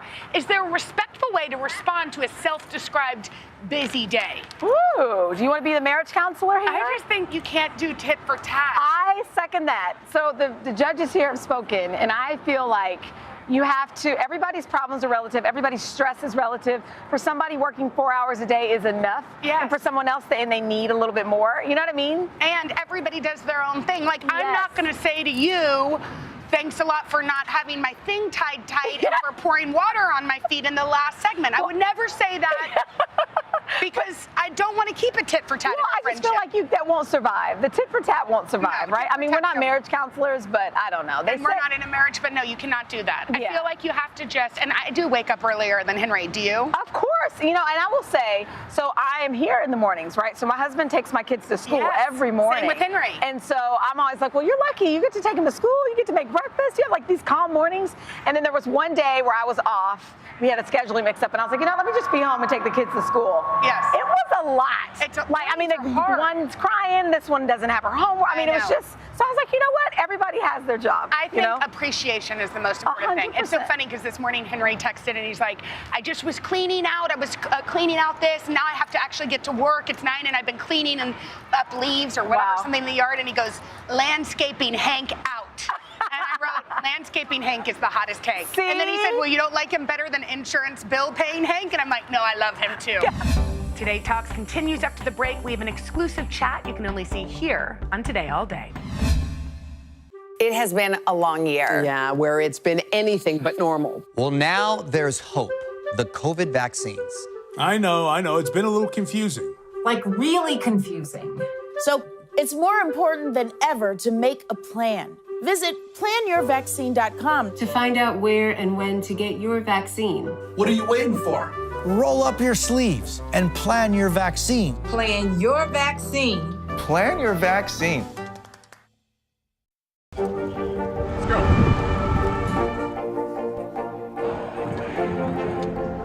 And good evening from New Orleans. There is breaking news. There you go. Good morning, everybody. Welcome to Today. Future's looking bright. Are you ready? We're going to do our part to spread the word on the importance of vaccines, so crucial for reopening America. A big day around here, a very special naturalization ceremony. Many of them doctors, nurses, other essential workers. If you are a nurse, thank you. Spring has sprung, guys, and we want to fill this season with some fun and surprises. Yes. This is the face of excitement. Celebrating Earth Day. Let's change the world. Love it!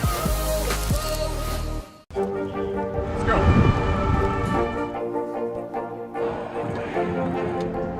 And good evening from New Orleans. There is breaking news. There you go.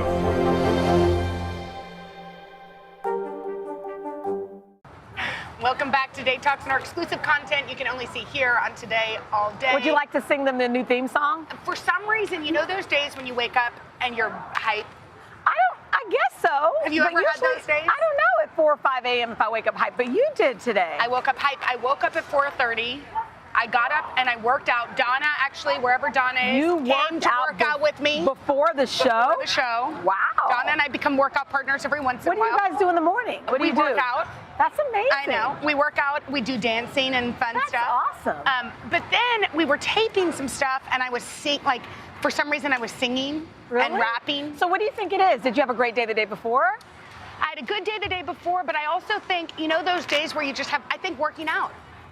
I think you're right. I think we need to start working out more. It's one of those things where we know it in theory, but and they say you never regret it on the back end when you work out, right? You never regret going to the gym. Sometimes you regret eating a s'mores cake. Well, I was just about to say, because on this show, because I've been here all 4 hours, I've had, what did we start with this morning?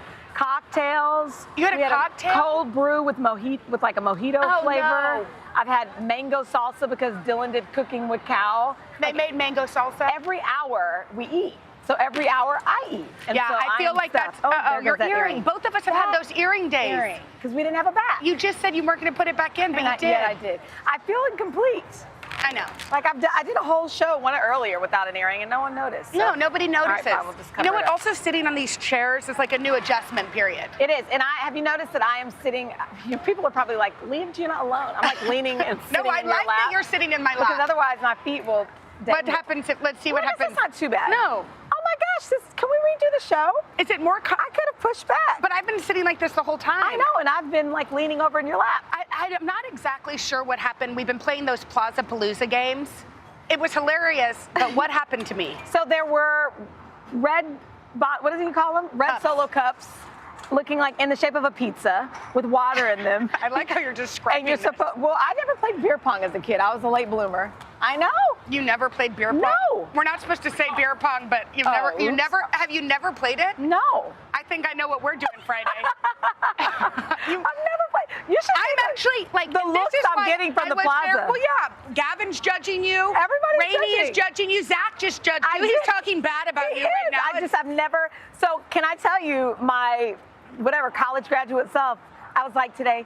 Well, finally, this is as close as maybe I'll get. That's the only time. Never you played know what, it. Scene, And I was in a sorority, went to many parties, never What played. was the wildest thing you ever did?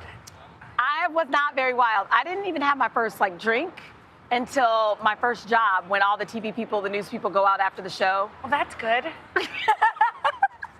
I had my first drink before then. Oh, we talked about this. But the thing is, I tell myself, you don't want to peak too soon, Chanel. It's true. No, my mom would have loved you. You would have been invited over. My mom does love you, but no wonder. I would have been invited over. No, you would I have was been invited over. It wasn't until my first job in Topeka, Kansas. What was your first drink? It was a, oh my gosh, why am I forgetting? Grenadine, no, something sour. Oh, Pisco sour? Say one more thing, sour. Pisco sour. One more sour. What's something else that's sour? Oh my gosh. Somebody, Zach. Anybody, my what's first the drink? Maybe No, it was Pisco sours. I've had that in Peru. Yes. What sour? That was it. I've never had a Badori sour. I don't know. That's what it was. Did you like it? It was delightful. It changed my life. Yeah, I was gonna say. Well, again, you know what? That's all we got for this episode of Today Talks. We learned some more things about Chanel. Keep watching for I am a good Today role model for your children. You're a That's great what role we model learned. for me. I appreciate it.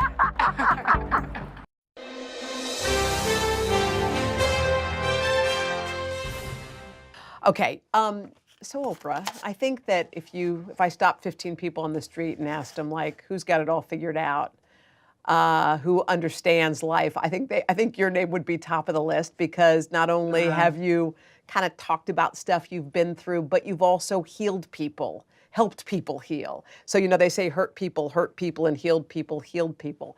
I couldn't help but thinking, as you're doing this kind of deep dive into mental health and into trauma, did you find as you were digging through all this that there was actually some grief inside you that had yet to be resolved, had yet to be healed? I didn't find that, but you're just asking the question makes me emotional, because what I did find through the process of working on the Me You Can't See for Apple TV Plus, and also working on the What Happened to You book with Dr. Perry, there's a beautiful book, a poem called Yet Do I Marvel by County Cullen. And yet do I marvel at my life. I don't know how I did it. I mean, one of the conversations I had with Dr. Bruce Perry when we first decided to do this book, I asked him, tell me, then why aren't I crazy? And he pointed out that you had relationships in your life other than your family members that made you feel valued, that allowed you to be seen and whole. And that is why to this day, I have deep appreciation and adoration, not just for my teachers, but all teachers who are doing that. Because I know that lots of kids go home to a life that isn't so good, but they can come and sit in a classroom and be seen and be valued. And one of the great lessons for me, Hoda, as I know you're experiencing in your daily work, is that in listening to other people's stories, is that everybody wants to be seen, and they want to be heard, and they want to know that their story matters. And so all of our relationships are about that. So one of the reasons I do consider myself wise at this point in my life is because I've not only paid attention to my life, been observant of what's happened to me, but I've been a student of other people's lives and paid attention to what has happened to them. And we are just all on this spectrum. And that's one of the things I wanted to share in the What Happened to You book. And one of the things I wanted to share in the series, The Me You Can't See, is that we're all on the spectrum. And in the United States, Hoda, in the United States, 1 out of 5 people admit that they are going through some mental health struggle. So we're all on the spectrum. Some days you're 10 plus, Most days I'm like traveling in the 11, 12 range and on a scale of 1 to 10. And some days you're 4 or -4, depending on what's going on in your life or what has happened to you or how you were able to process it. So that's what I wanted people to understand from both the book and the series. Well, the book and the series are both so enlightening. And I was listening to one of your master class the other day, which I adored. But you said something in there that struck me. You said, I never had therapy. My show was my therapy. And I wondered since that point, have you had therapy? Do you feel like you ever wanted or needed it? No. You know who was my therapist? Gail King. Because we talk in the book, What Happened to You, about how we process our feelings. And when something terrible has happened to somebody, and I remember this with Elizabeth Smart, I talk about it in the book, when I went to interview her parents and they were saying she hadn't told us what happened yet. I was like, why not? Why haven't you heard? Why haven't you asked her? It's because when terrible things happen, even in our own lives that are not tragic things, but just like something with a boss or a bad experience, you do it in doses with your girlfriends, with your husband, with your partners and your relationships. You tell a little bit, then you laugh about something else, then you go back and you tell a little bit more about it, then you talk about it a little more, then you process it. So I've always been able to dose with Gail. And I would say in the 25 years of the show, she watched every show, and every night I would have my conversation that I now know the scientific term for it is I would do my dosing with Gail about it. So I've always had the ability to be vulnerable, to share my truest feelings with Gail, with my best friend Bob Green, with Maria, with people, Stedman, who actually were always willing to tell me the truth. Right. So no, I've never had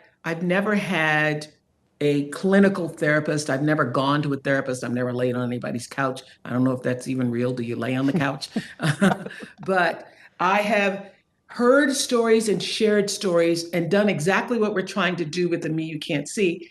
I've seen myself in other people's stories. The first time I was able to admit that I had been sexually abused, raped, assaulted as a 9-year-old happened on television. And it happened on television because a woman was sharing her story. And I thought, I swear, until that moment, I was the only person who'd ever had that happen to me. So in the middle of her, in a show, sharing her story, I went, that happened to me. And so that's how I got my therapy, because I've had every major dysfunction discussed on the air over the years, and would see myself in other people's stories. And just as we've been able to do, I think, with the series, The Me You Can't See, and use celebrities on purpose, Harry's story, my story, Glenn Close's story, Gaga's story, Damar's story, all there to show you that it doesn't matter where you come from, what your background is, how much money you have, that we're all in the spectrum with everybody else. That's why there are stories from people's names you know and people's names you don't know, but that are equally relatable. It has been a long year. Yeah, where it's been anything but normal. Well, now there's hope. The COVID vaccines. I know. It's been a little confusing. Like really confusing. So it's more important than ever to make a plan. Visit planyourvaccine.com to find out where and when to get your vaccine. What are you waiting for? Roll up your sleeves and plan your vaccine. Plan your vaccine. Plan your vaccine. More Americans watch NBC News than any other news organization in the world. Let's go. This is a critical choke point for this fire.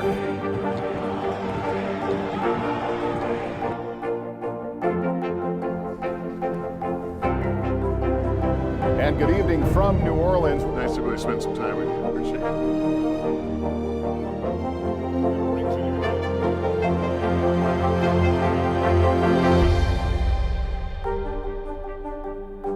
More Americans watch NBC News than any other news organization in the world. Let's go.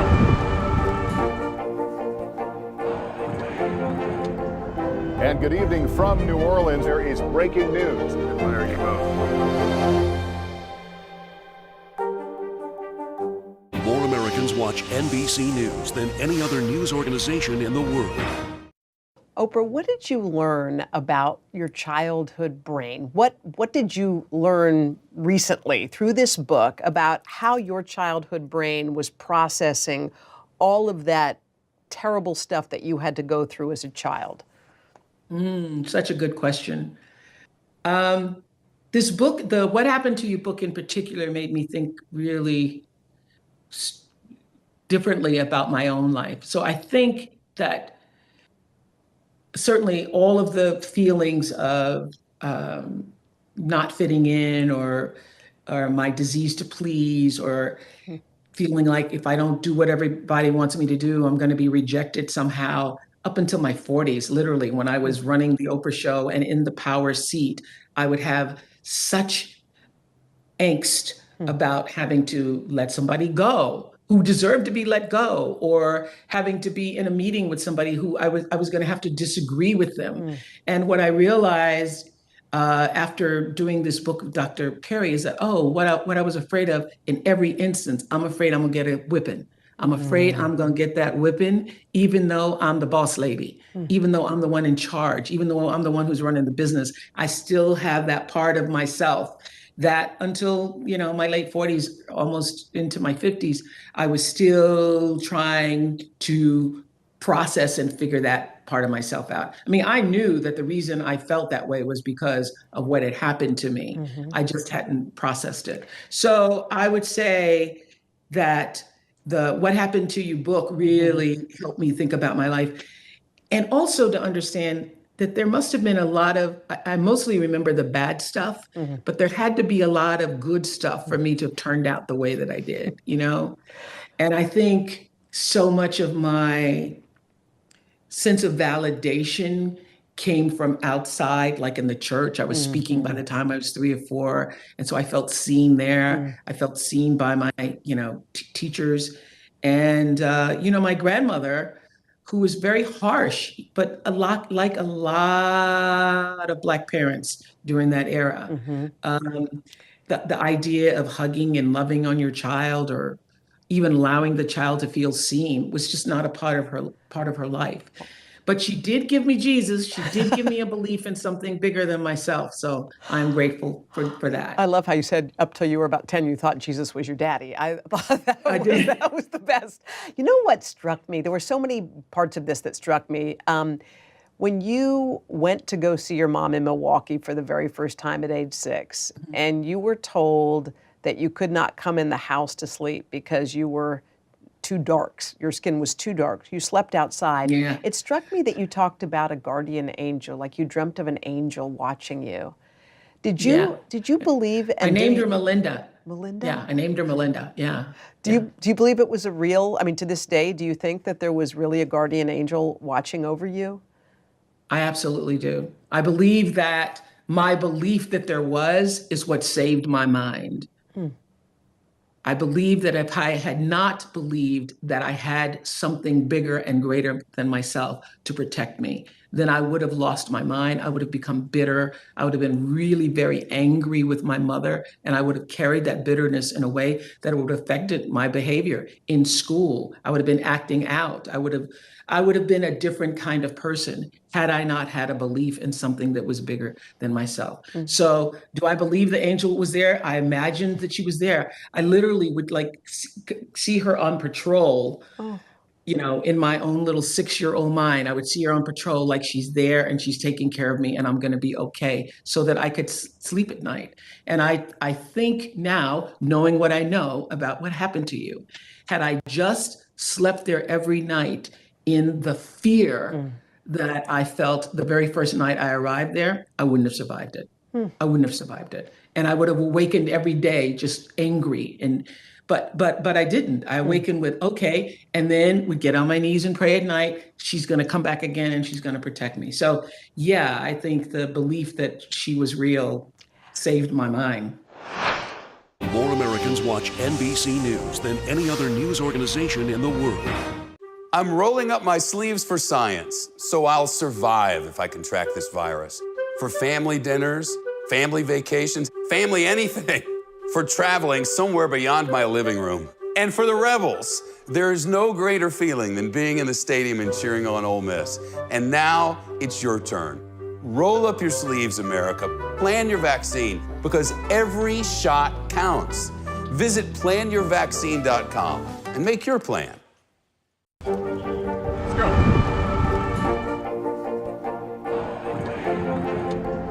And good evening from New Orleans. There is breaking news. There you go. I'm rolling up my sleeves for science, so I'll survive if I contract this virus. For family dinners, family vacations, family anything. For traveling somewhere beyond my living room. And for the Rebels, there is no greater feeling than being in the stadium and cheering on Ole Miss. And now it's your turn. Roll up your sleeves, America. Plan your vaccine, because every shot counts. Visit planyourvaccine.com and make your plan. Let's go.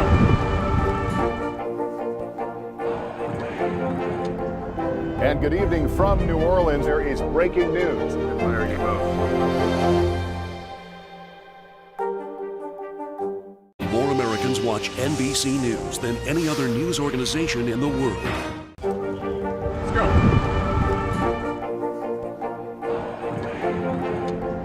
And good evening from New Orleans. There is breaking news. There you go. More Americans watch NBC News than any other news organization in the world. How did you square the fact that you loved God so deeply and dearly, yet somehow these bad things were just happening to you?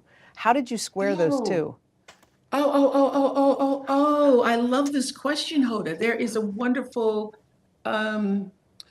hymn that says, I wouldn't take nothing for my journey now, for my journey now, for my journey now. Maya Angelou actually wrote a book called Wouldn't Take Nothing for My Journey Now.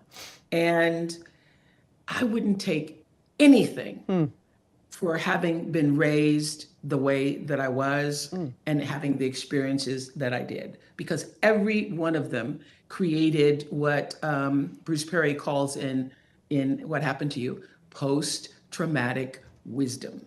It is because I was sexually abused, raped at 9 and 10, 11 and 12 and 13 and 14 that I have such empathy for people who've experienced that. It is because I was raised poor and no running water and going to the well and getting whippings that I have such compassion for people who have experienced it. And so it has given me a broader understanding and a deeper appreciation for every little and big thing that I now have. And now this is what I just had this thought. So thank you so much for bringing it up.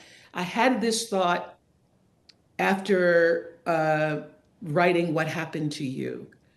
I suddenly realized that being sent to live with my mother, which at the time felt like my grandmother is now abandoning me and sending me away.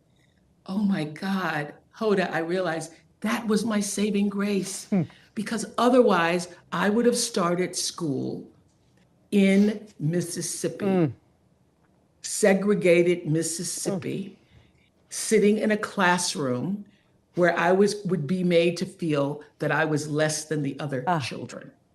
Instead, I got shipped to Milwaukee and put in that kindergarten class where I already knew how to read because my grandmother gave me Jesus. I knew all the Bible stories and knew all the. So when I walked into kindergarten, I write my kindergarten teacher a letter and say, Miss New, I do not belong here because I know a lot of big words.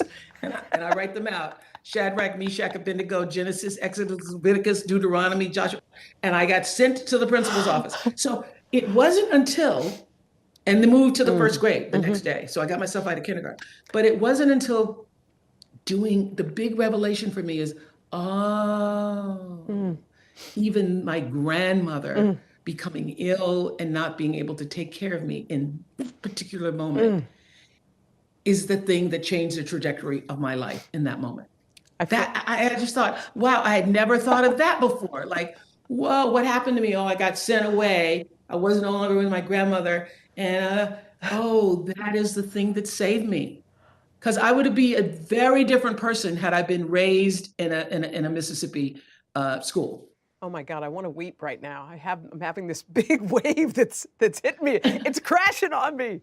Oh, that's beautiful. No, but that's what post-traumatic wisdom is. Yeah. It's like, oh, that thing happened. I thought it was a terrible thing. Yeah. I'm sleeping out on the porch. I felt separated, not a part of. That created a sense of, oh, I got to take care of myself. Wow. It's me and my angel team here.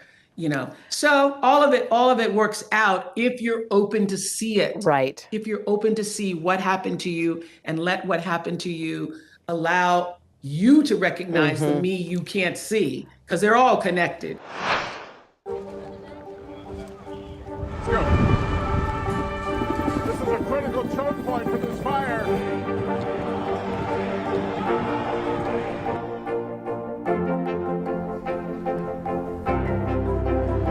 And good evening from New Orleans. Nice to really spend some time with you. Appreciate it.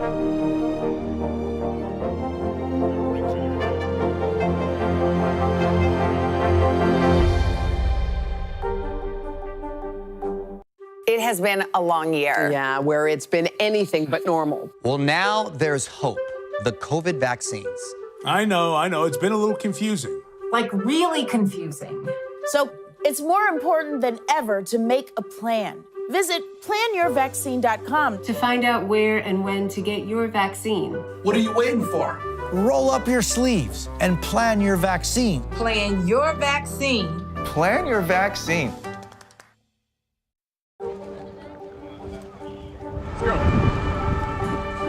This is a critical choke point for this fire.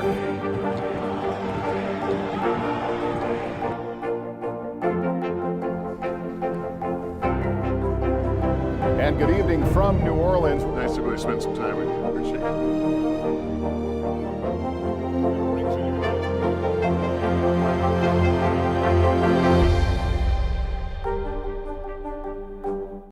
Let's talk for a second about Prince Harry. He spoke out, and for people to get rid of that stigma of mental health, people have to speak out, and Prince Harry has been speaking out. And with his speaking out, Oprah, he's gotten some criticism. I don't know whether it's for speaking out too much. He asked for privacy, and now people feel like they're seeing him everywhere. What are the critics not understanding about what's going on? I think privacy, I ask for privacy, and I'm talking all the time. So I think being able to have a life that you are not intruded upon by photographers or people flying overhead or invading your life is what every person wants and deserves, is to not to be intruded and invaded upon. And I think when they say they wanted privacy, that is what they were asking for. But one of the reasons from the very beginning, when I had one of my early conversations with Harry about what do you think are the two most important issues facing the world now? And he said, climate change and mental health. And I said to him, oh, well, I'm doing the series on Apple TV Plus, and started talking about it. And then he said, well, when I turned to leave, he said, well, if you ever need any help with that, let me know. And I went, did you say, did I need some help? And so his interest and partnership was really authentic and about his desire to champion these conversations. And so I think that you're asking for privacy in your own personal life does not mean that you don't want to also use your platform to help the world see itself differently. And I think that is also one of the reasons, Hoda, that Harry and I wanted to include, Harry and I and the whole Radical team, all of us working on this, wanted to include people who were known and people who were not known. Because, what I think celebrity is good for, what your being known is good for, is for people to be able to see themselves in you. I mean, that's what it is. It is being able to say, oh, if that is possible. And the same thing is true whether you are being celebrated for something that's accomplished or being acknowledged for being open and vulnerable about something that is meaningful to you. That happened to me too. So I'm hoping that's what people will come away from. And I'm hoping that people, understand that for them, privacy means not being invaded, not being intruded, but they are public figures who are going to use their platform to speak to the world. And I'm sure we will continue to hear from them. They didn't mean we're going to go. Privacy doesn't mean silence. That's what people are missing. Privacy doesn't mean silence. When they did their interview with you, Oprah, and you've, I'm sure, spoken to them since, obviously, did they, reflecting on it, did they have any regrets about sitting down and talking about their lives? They have not shared any regrets with me. We had a conversation prior to the interview where I do this with every single person I ever speak to about something important. And I started doing it on my show like around 1989, I think. Going into the green room and saying to the person, tell me what you want. What do you want to happen here? What do you want to come out of this interview? And we didn't meet before, but we texted, and both of them shared that they wanted the truth. And they wanted truth, and they wanted healing, and they wanted this to be an open conversation, and that there was nothing off limits. And this is my number one goal, was I understood what had happened to them, and I wanted the rest of the world to come away being able to answer the question, oh, now I understand what happened. So the question was, why did they leave? That was the number one question that I wanted to have answered. And I think by the time that interview was done, people understood. Oprah, did you think that Harry was caught off guard by anything that Meghan said during the interview? Was he surprised by anything? Let me just tell you, that couple is one of the most in sync couples I've ever seen. I mean, it is a joy to see them together behind the scenes. And so I think that they have not shared this with me, but I think that they would have not just shared their intention with me, but they would have had a conversation about what they both wanted to accomplish in that interview. So. Well, Oprah, this was great. I love you. I wish we had more time, but I always want more time with you. And wonderful talking to you. Thank you so much. You. Thank you for everything. Today is good as hell. We have been waiting for this day. We have renamed this day Oprah Day. Yes. You want to know why? She is here. She's been very busy on her tour. Let's check out what she's been up to. I can't take it. I have some good news to share. I'm going on tour. Oprah Winfrey is hitting the road. She's 4 stops into her 9-city tour across America as part of Oprah's 2020 Vision Tour, Your Life in Focus. Oprah covers diet, fitness, mental health, and more during each day-long event, which are run by WW, the company formerly known as Weight Watchers. Oprah is part owner of WW and sits on their board. As long as there is breath, there is more. I see you back there! Throughout her tour, Oprah's been joined on stage by A-listers, including Lady Gaga, The Rock, Tina Fey, and Amy Schumer. Her next stop, Brooklyn, alongside Michelle Obama. But first, she's with us, right here in Studio 6A.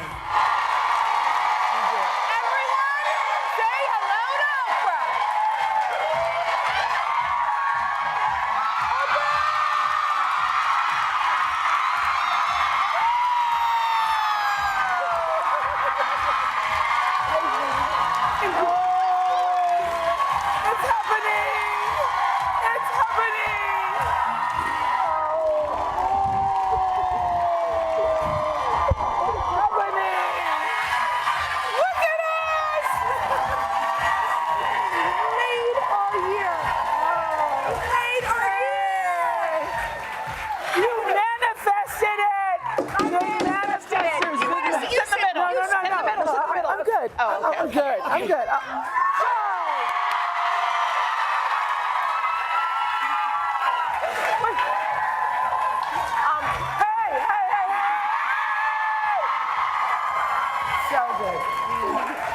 So good. You look just like yourself. Okay, I just need a moment. Do y'all feel like you need a moment? I feel like I need a moment. This is so fun, guys. Okay. I'm so happy to be here. And you manifested She did, this. didn't she, Oprah? I tried to manifest it, but really all I wanted was this moment. Thank you. I wanted this moment.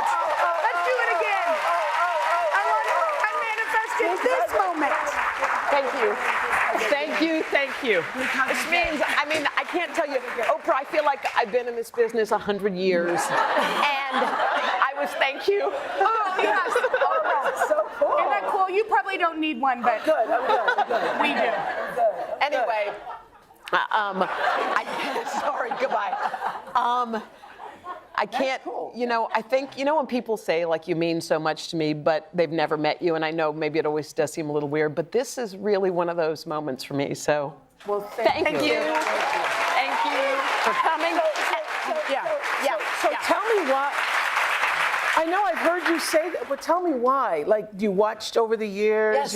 Yes. I watched you over the years. I've watched you lift people up. Yeah. There's only a couple people on the earth who you want to emulate in our business.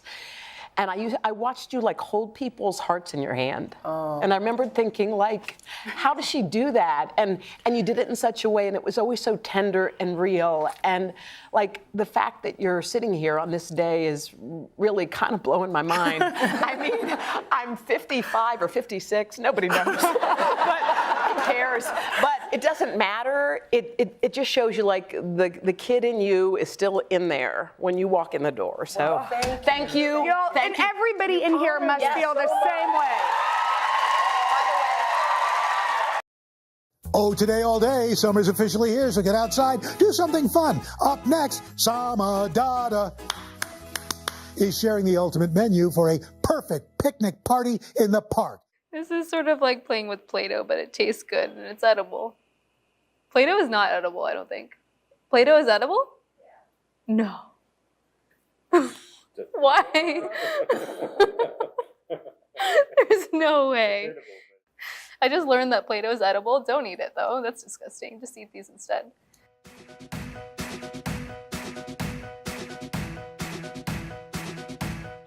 In the summer months especially, it's really nice to get outside and take advantage of your local parks. And listen, I am your dream picnic guest because I never come without the most important thing, food. So I'm gonna show you how to make 2 of my favorite recipes for your next #picnic party, my easy homemade turmeric hummus, and my favorite spiced chickpea burgers with a delicious red pepper sauce. Some may say it's sacrilegious to make hummus with canned chickpeas, but you know what? Convenience is a gorgeous thing, and you can still get a really delicious result with the canned chickpeas that have been sort of hibernating at the back of your pantry for quite some time. If you're freaked out at all by making hummus at home, just don't be, because you know what? All you need to make it is a blender. So let's start. Starting with my canned chickpeas, adding these straight to the blender. They're so cute. I'm gonna go ahead and add my tahini. You cannot have hummus without tahini.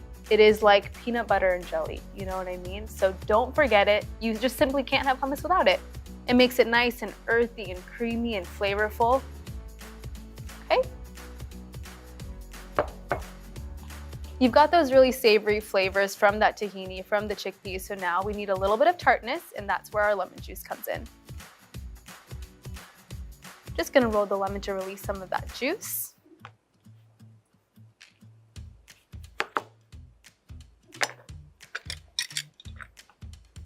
Lemon juice going straight in my blender.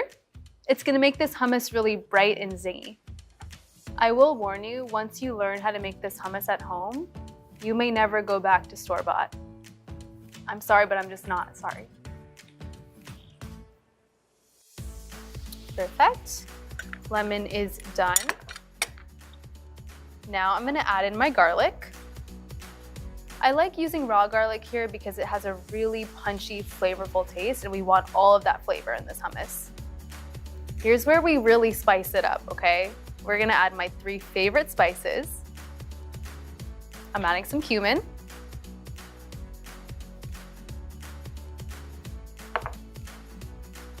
Adding some paprika for a little hint of smoke and spice.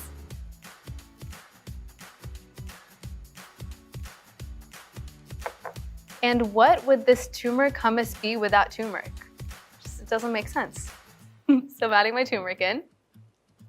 Another reason I wanted to make a turmeric hummus is because of that gorgeous yellow color. So that's really gonna give that hummus that bright pop. It's gonna look really good on your table, I promise.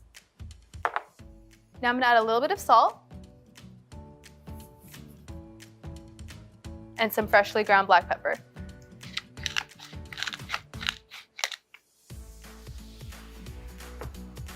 Now I'm just gonna blend.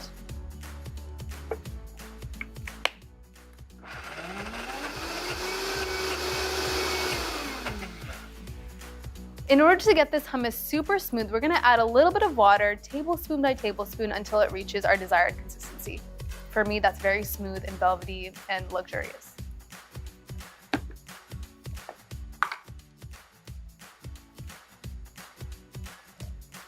Starting with just a bit.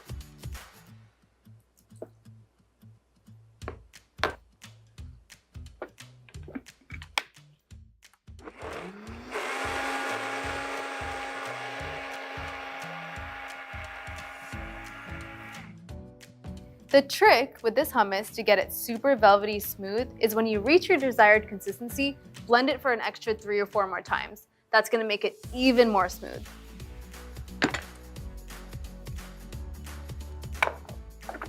Like, look at that. Oh my God, I cannot wait. Let me just adjust to taste. See if it needs anything.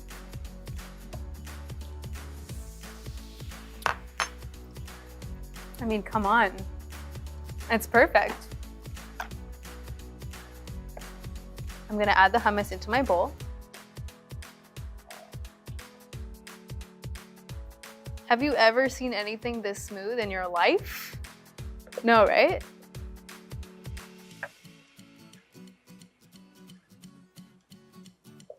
Okay.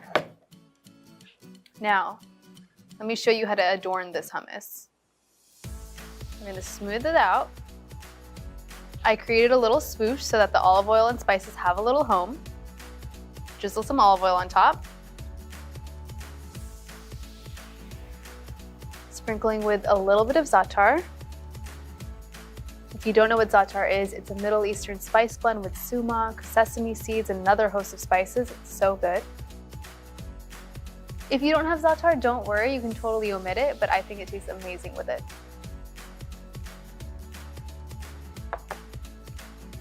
I'm gonna add a touch of paprika just for a little color. This works as a nice contrast to that bright yellow that the turmeric gives this hummus. I mean, look at how pretty that is, right? But we're not done yet. I have this gorgeous platter of fresh vegetables here, and I'm just gonna cut them and adorn them around my hummus.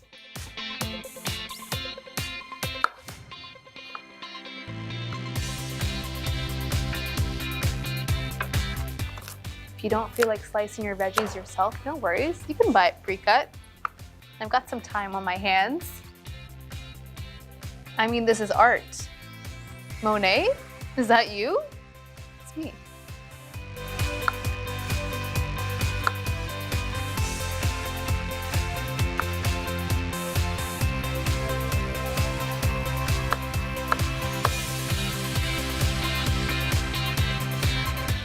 I think I made a masterpiece. I'm not trying to be conceited, but like, are we all looking at the same thing here?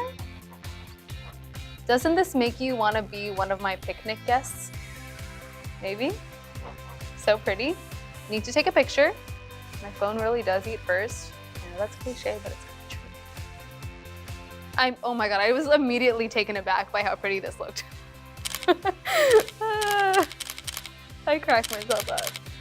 I'm taking like 20,000 pictures. I think 12 would have been fine, but okay. I think I got the shot. Can confidently say I got the shot. I'm gearing up. Okay.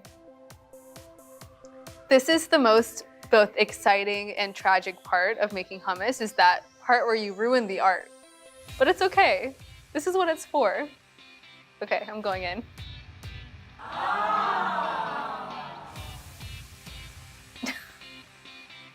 Did that make you all feel things? Because I just felt really emotional.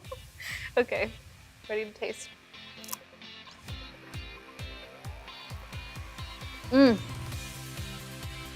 It's so good. Something so flavorful paired with a simple, crisp vegetable, just like, these vegetables just got a glow up. Thanks to this hummus, it's art. It's art. No picnic would be complete without a sandwich, so I'm gonna show you how to make my favorite chickpea burger with a red pepper sauce. I'm gonna go grab the ingredients. I'm rolling up my sleeves for science, so I'll survive if I contract this virus. For family dinners, family vacations, family anything. For traveling somewhere beyond my living room. And for the Rebels, there is no greater feeling than being in the stadium and cheering on Ole Miss. And now it's your turn. Roll up your sleeves, America. Plan your vaccine, because every shot counts. Visit planyourvaccine.com and make your plan. Let's go. This is a critical choke point for this fire.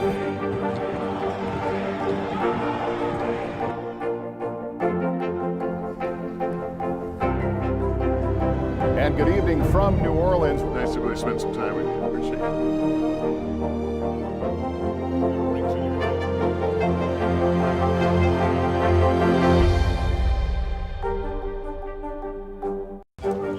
Let's go.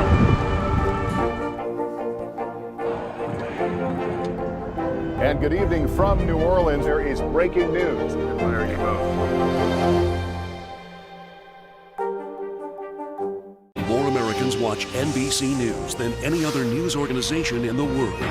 More Americans watch NBC News than any other news organization in the world. More Americans watch NBC News than any other news organization in the world.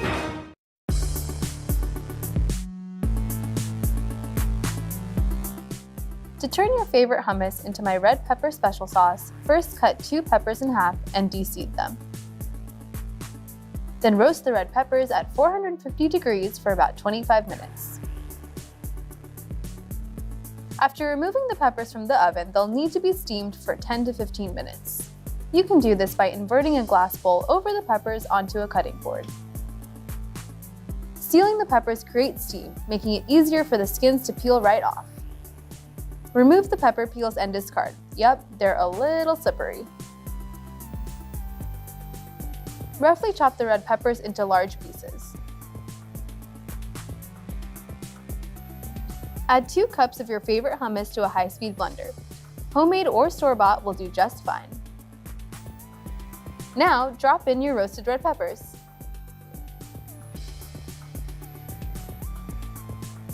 Blend the mixture until it's well combined and super smooth. Now, this special sauce is ready to be spread on anything your heart desires.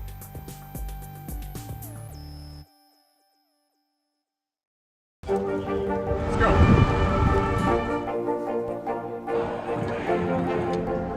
And good evening from New Orleans. There is breaking news. There you go.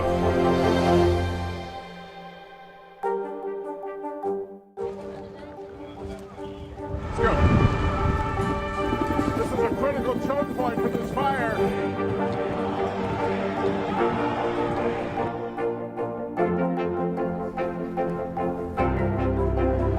And good evening from New Orleans. Nice to really spend some time with you. Appreciate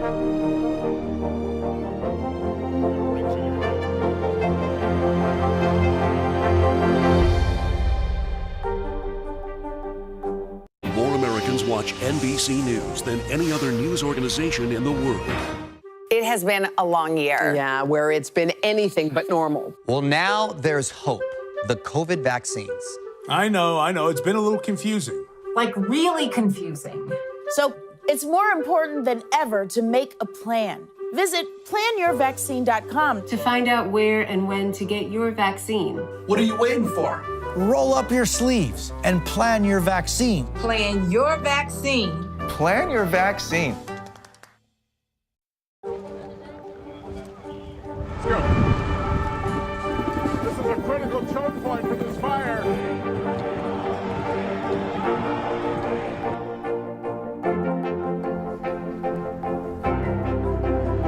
And good evening from New Orleans. Nice to really spend some time with you. Appreciate it.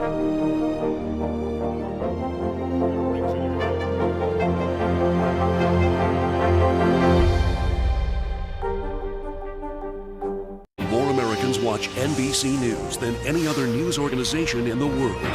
More Americans watch NBC News than any other news organization in the world.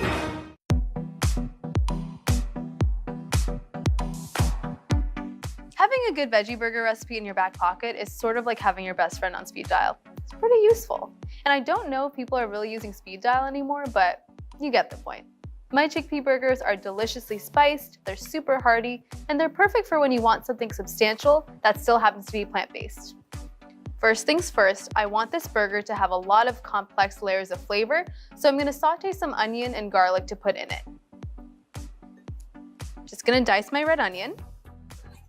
I'm only using half here.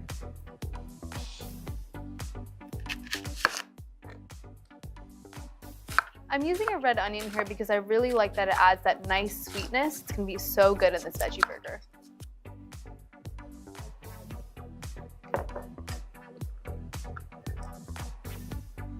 Also, aesthetically speaking, I know it's what's on the inside that counts, but aesthetically speaking, these red onions are really pretty. That purpley red, we love it. Red onions are diced. I'm now gonna mince my garlic. Great way to mince garlic. All you're gonna do is take your clove, use the flat edge of your knife, get some of your aggression out, and then start mincing. I'm gonna do this with all of the rest of my cloves.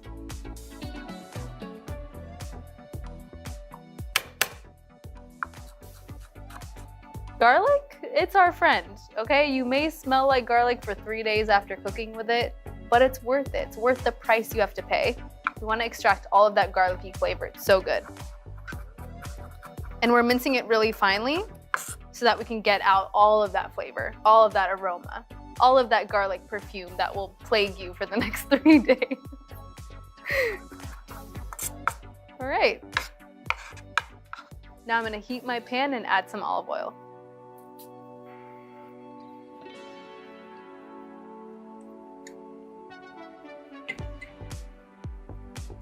My oil is shimmering, and now I'm gonna go ahead and add my onions.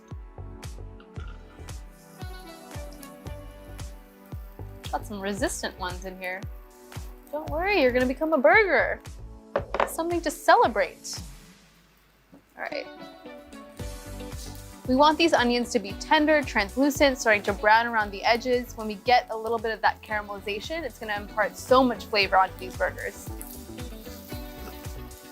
And you might be wondering, why didn't we add the garlic with the onions? But we can't do that because the garlic takes a lot less time to cook, so if we added with the onions, it would burn, and that's not cute. My onions look perfect. They're nice and golden brown around the edges. They're tender, translucent, which means it's time for the garlic.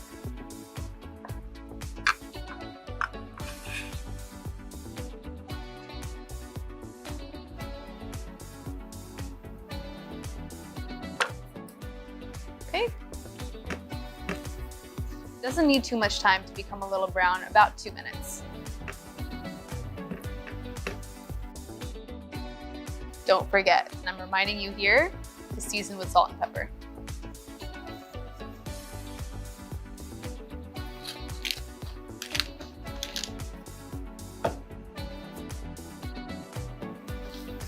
Flavor is our friend. We always want more of it.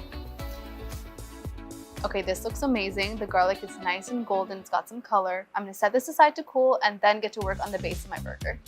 For the base of this burger, I'm starting with some cashews. I know that sounds crazy, but cashews are buttery and delicious. They really allow this veggie burger to be hearty and meaty without any actual meat.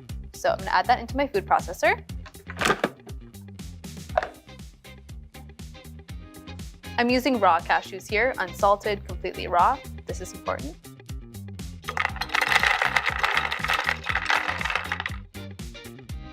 All I'm gonna do is process these cashews into a nice fine powder, kind of like a flour.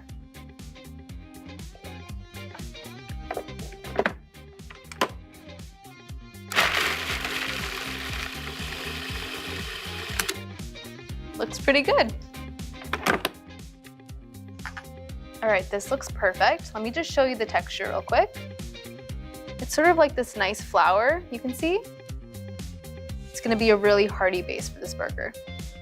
Okay, cashews are done. Now we're gonna move on to the rest of my ingredients. Now I'm gonna add some flaxseed meal. This is gonna be really great as a binder for these burgers. It's sort of like a vegan replacement for an egg.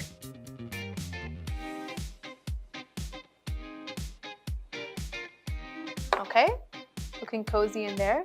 And because I can't live my life without any spice, it just simply is not possible, I'm gonna add my spices. Starting with a little paprika. And just know, these spices aren't gonna make it spicy, right? It's gonna be flavorful, it's gonna add a lot of body and taste. That's what we like. A little bit of turmeric. Yum. Some cumin. And finally, some coriander. This is a chickpea burger, so we gotta add our chickpeas. These are just drained.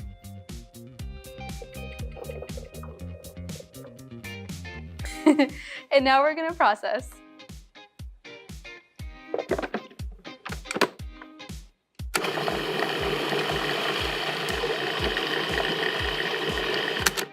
It's okay if this mixture isn't fully pulverized. It's kind of nice to have a little bit of that chickpea texture, so don't sweat it if you've got a little chickpea hanging out in there.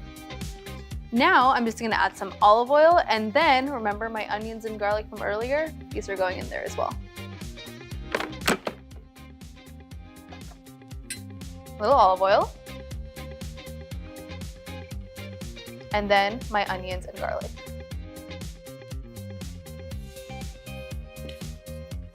Perfect. Okay, you probably guessed this, but we're gonna process one more time.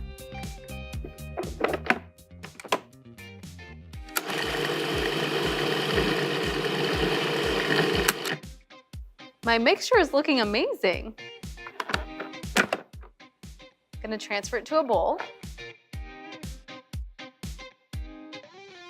Just transferred my patty mixture into my bowl, and you'll notice it's kind of thick and sticky, which is great because then we'll be able to form it into patties really nicely. Because I want this to have a little bit of zest, a little bit of something herby, I'm just gonna add some cilantro in here. You can totally use parsley if cilantro freaks you out, I won't judge you. I'm just gonna roughly tear them. I like those big pieces of herbs, but if you want it smaller, you can totally chop it. Okay. Mix that in. And now we're ready to form them into patties.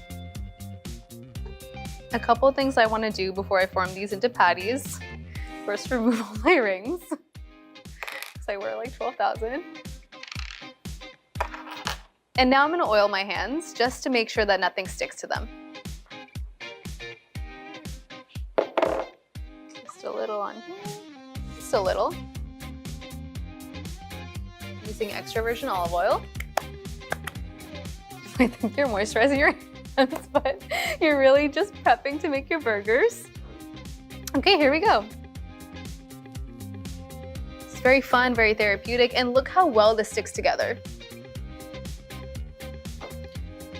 So I'm gonna form these into like a little ball at first, and then I'll flatten them out into patties. You can really make these as big or as small as you'd like. I'm going for like a major burger situation, but you can also make little small burgers as well if you want little bite-sized snacks, if you want to throw them on a salad. They're very versatile.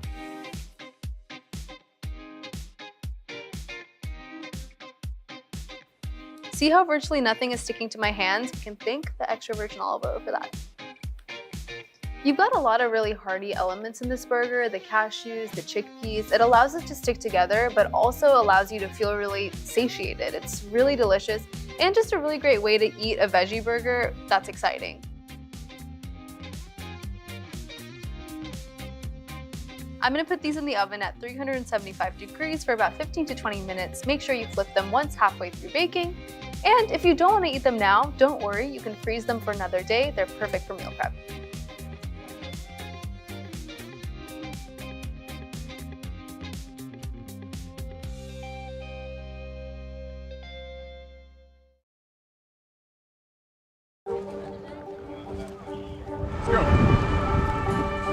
This is a critical choke point for this fire.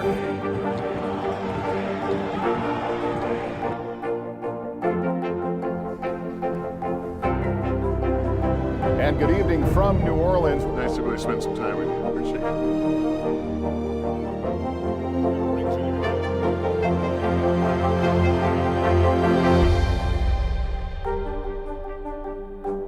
Good morning, everybody. Welcome to Today. Future's looking bright.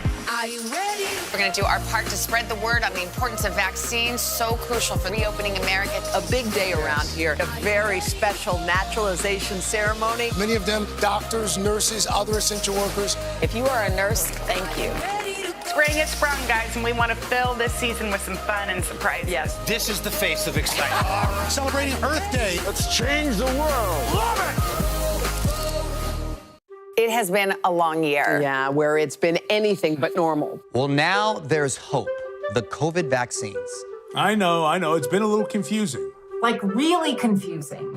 So it's more important than ever to make a plan. Visit planyourvaccine.com to find out where and when to get your vaccine. What are you waiting for? Roll up your sleeves and plan your vaccine. Plan your vaccine. Plan your vaccine.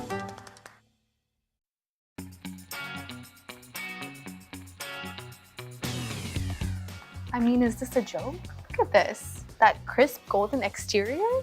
It looks so beautiful. If you did want it to be a little more crisp on the outside, feel free to sear them. But to me, this looks perfect. It's time to assemble my burger. I'm very excited. I've got my bun, got my tomatoes, my lettuce, and I have a little red pepper special sauce to go in the burger as well. So I'm gonna go for it. Got my bun. I like a lot of sauce, so I'm gonna go ahead and be generous here. This is gonna add more flavor, a little bite, and some nice color too. I'm gonna spread both sides of the burger, both buns, here as well. The red pepper sauce is like tangy, a little sweet. These are roasted red peppers. Okay. Now for my star, go ahead and add one of my burgers. Straight onto my bun. It's like it was meant to be there. It's almost upsetting how perfect it looks on that burger bun. Okay. Gonna add a little fresh tomato. And some lettuce for some greens in my life. Okay, time for that other bun. I mean, come on, look at that. Doesn't that look good? Look at the colors. I gotta take a picture. Doesn't it look good? Okay.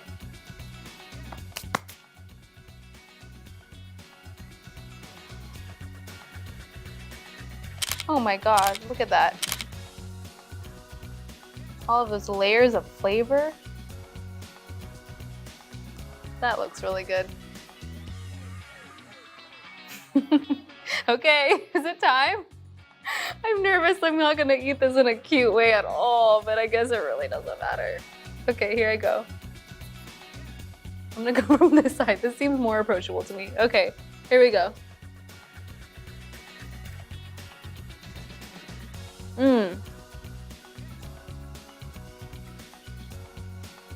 I mean,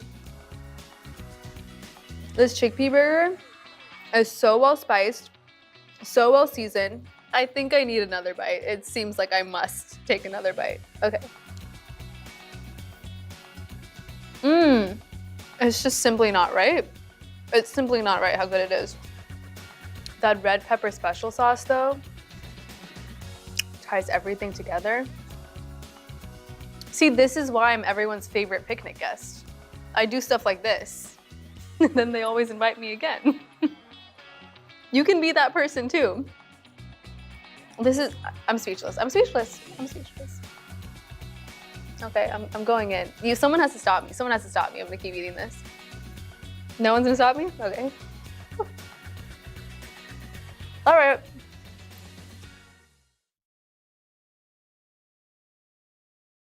Going to Central Park is one of my favorite things to do in New York. It's the perfect place for a picnic party. I invited my sister and my best friend for a little afternoon lunch. Come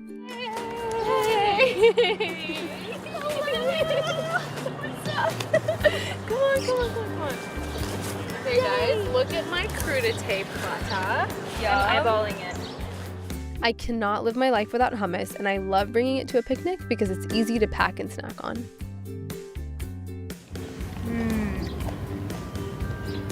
We love a fresh veg. And a yeah, hummus is so good. What do you think? Hummus is so good.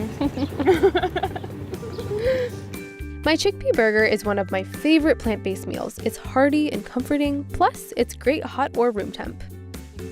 Oh, I like that you're taking photos. That makes me happy. Are you contemplating? Okay, cheers. Cheers. Cheers. Cheers. It looks like Shake Shack, honestly. It looks like Shake Shack. It's nice. Okay. Doesn't it? This looks fake. It's like a Krabby Patty.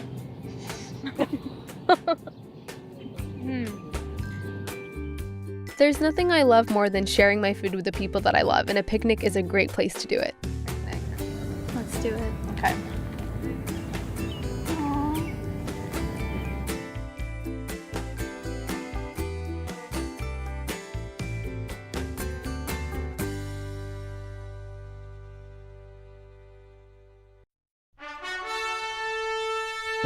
We are getting ready to go, baby. Heading to Japan. Tokyo, here we come. Good morning from Tokyo. Today's home away from home.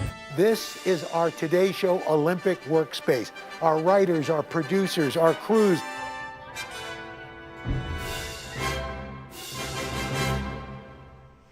And good morning, everybody. Welcome to today's Olympic headquarters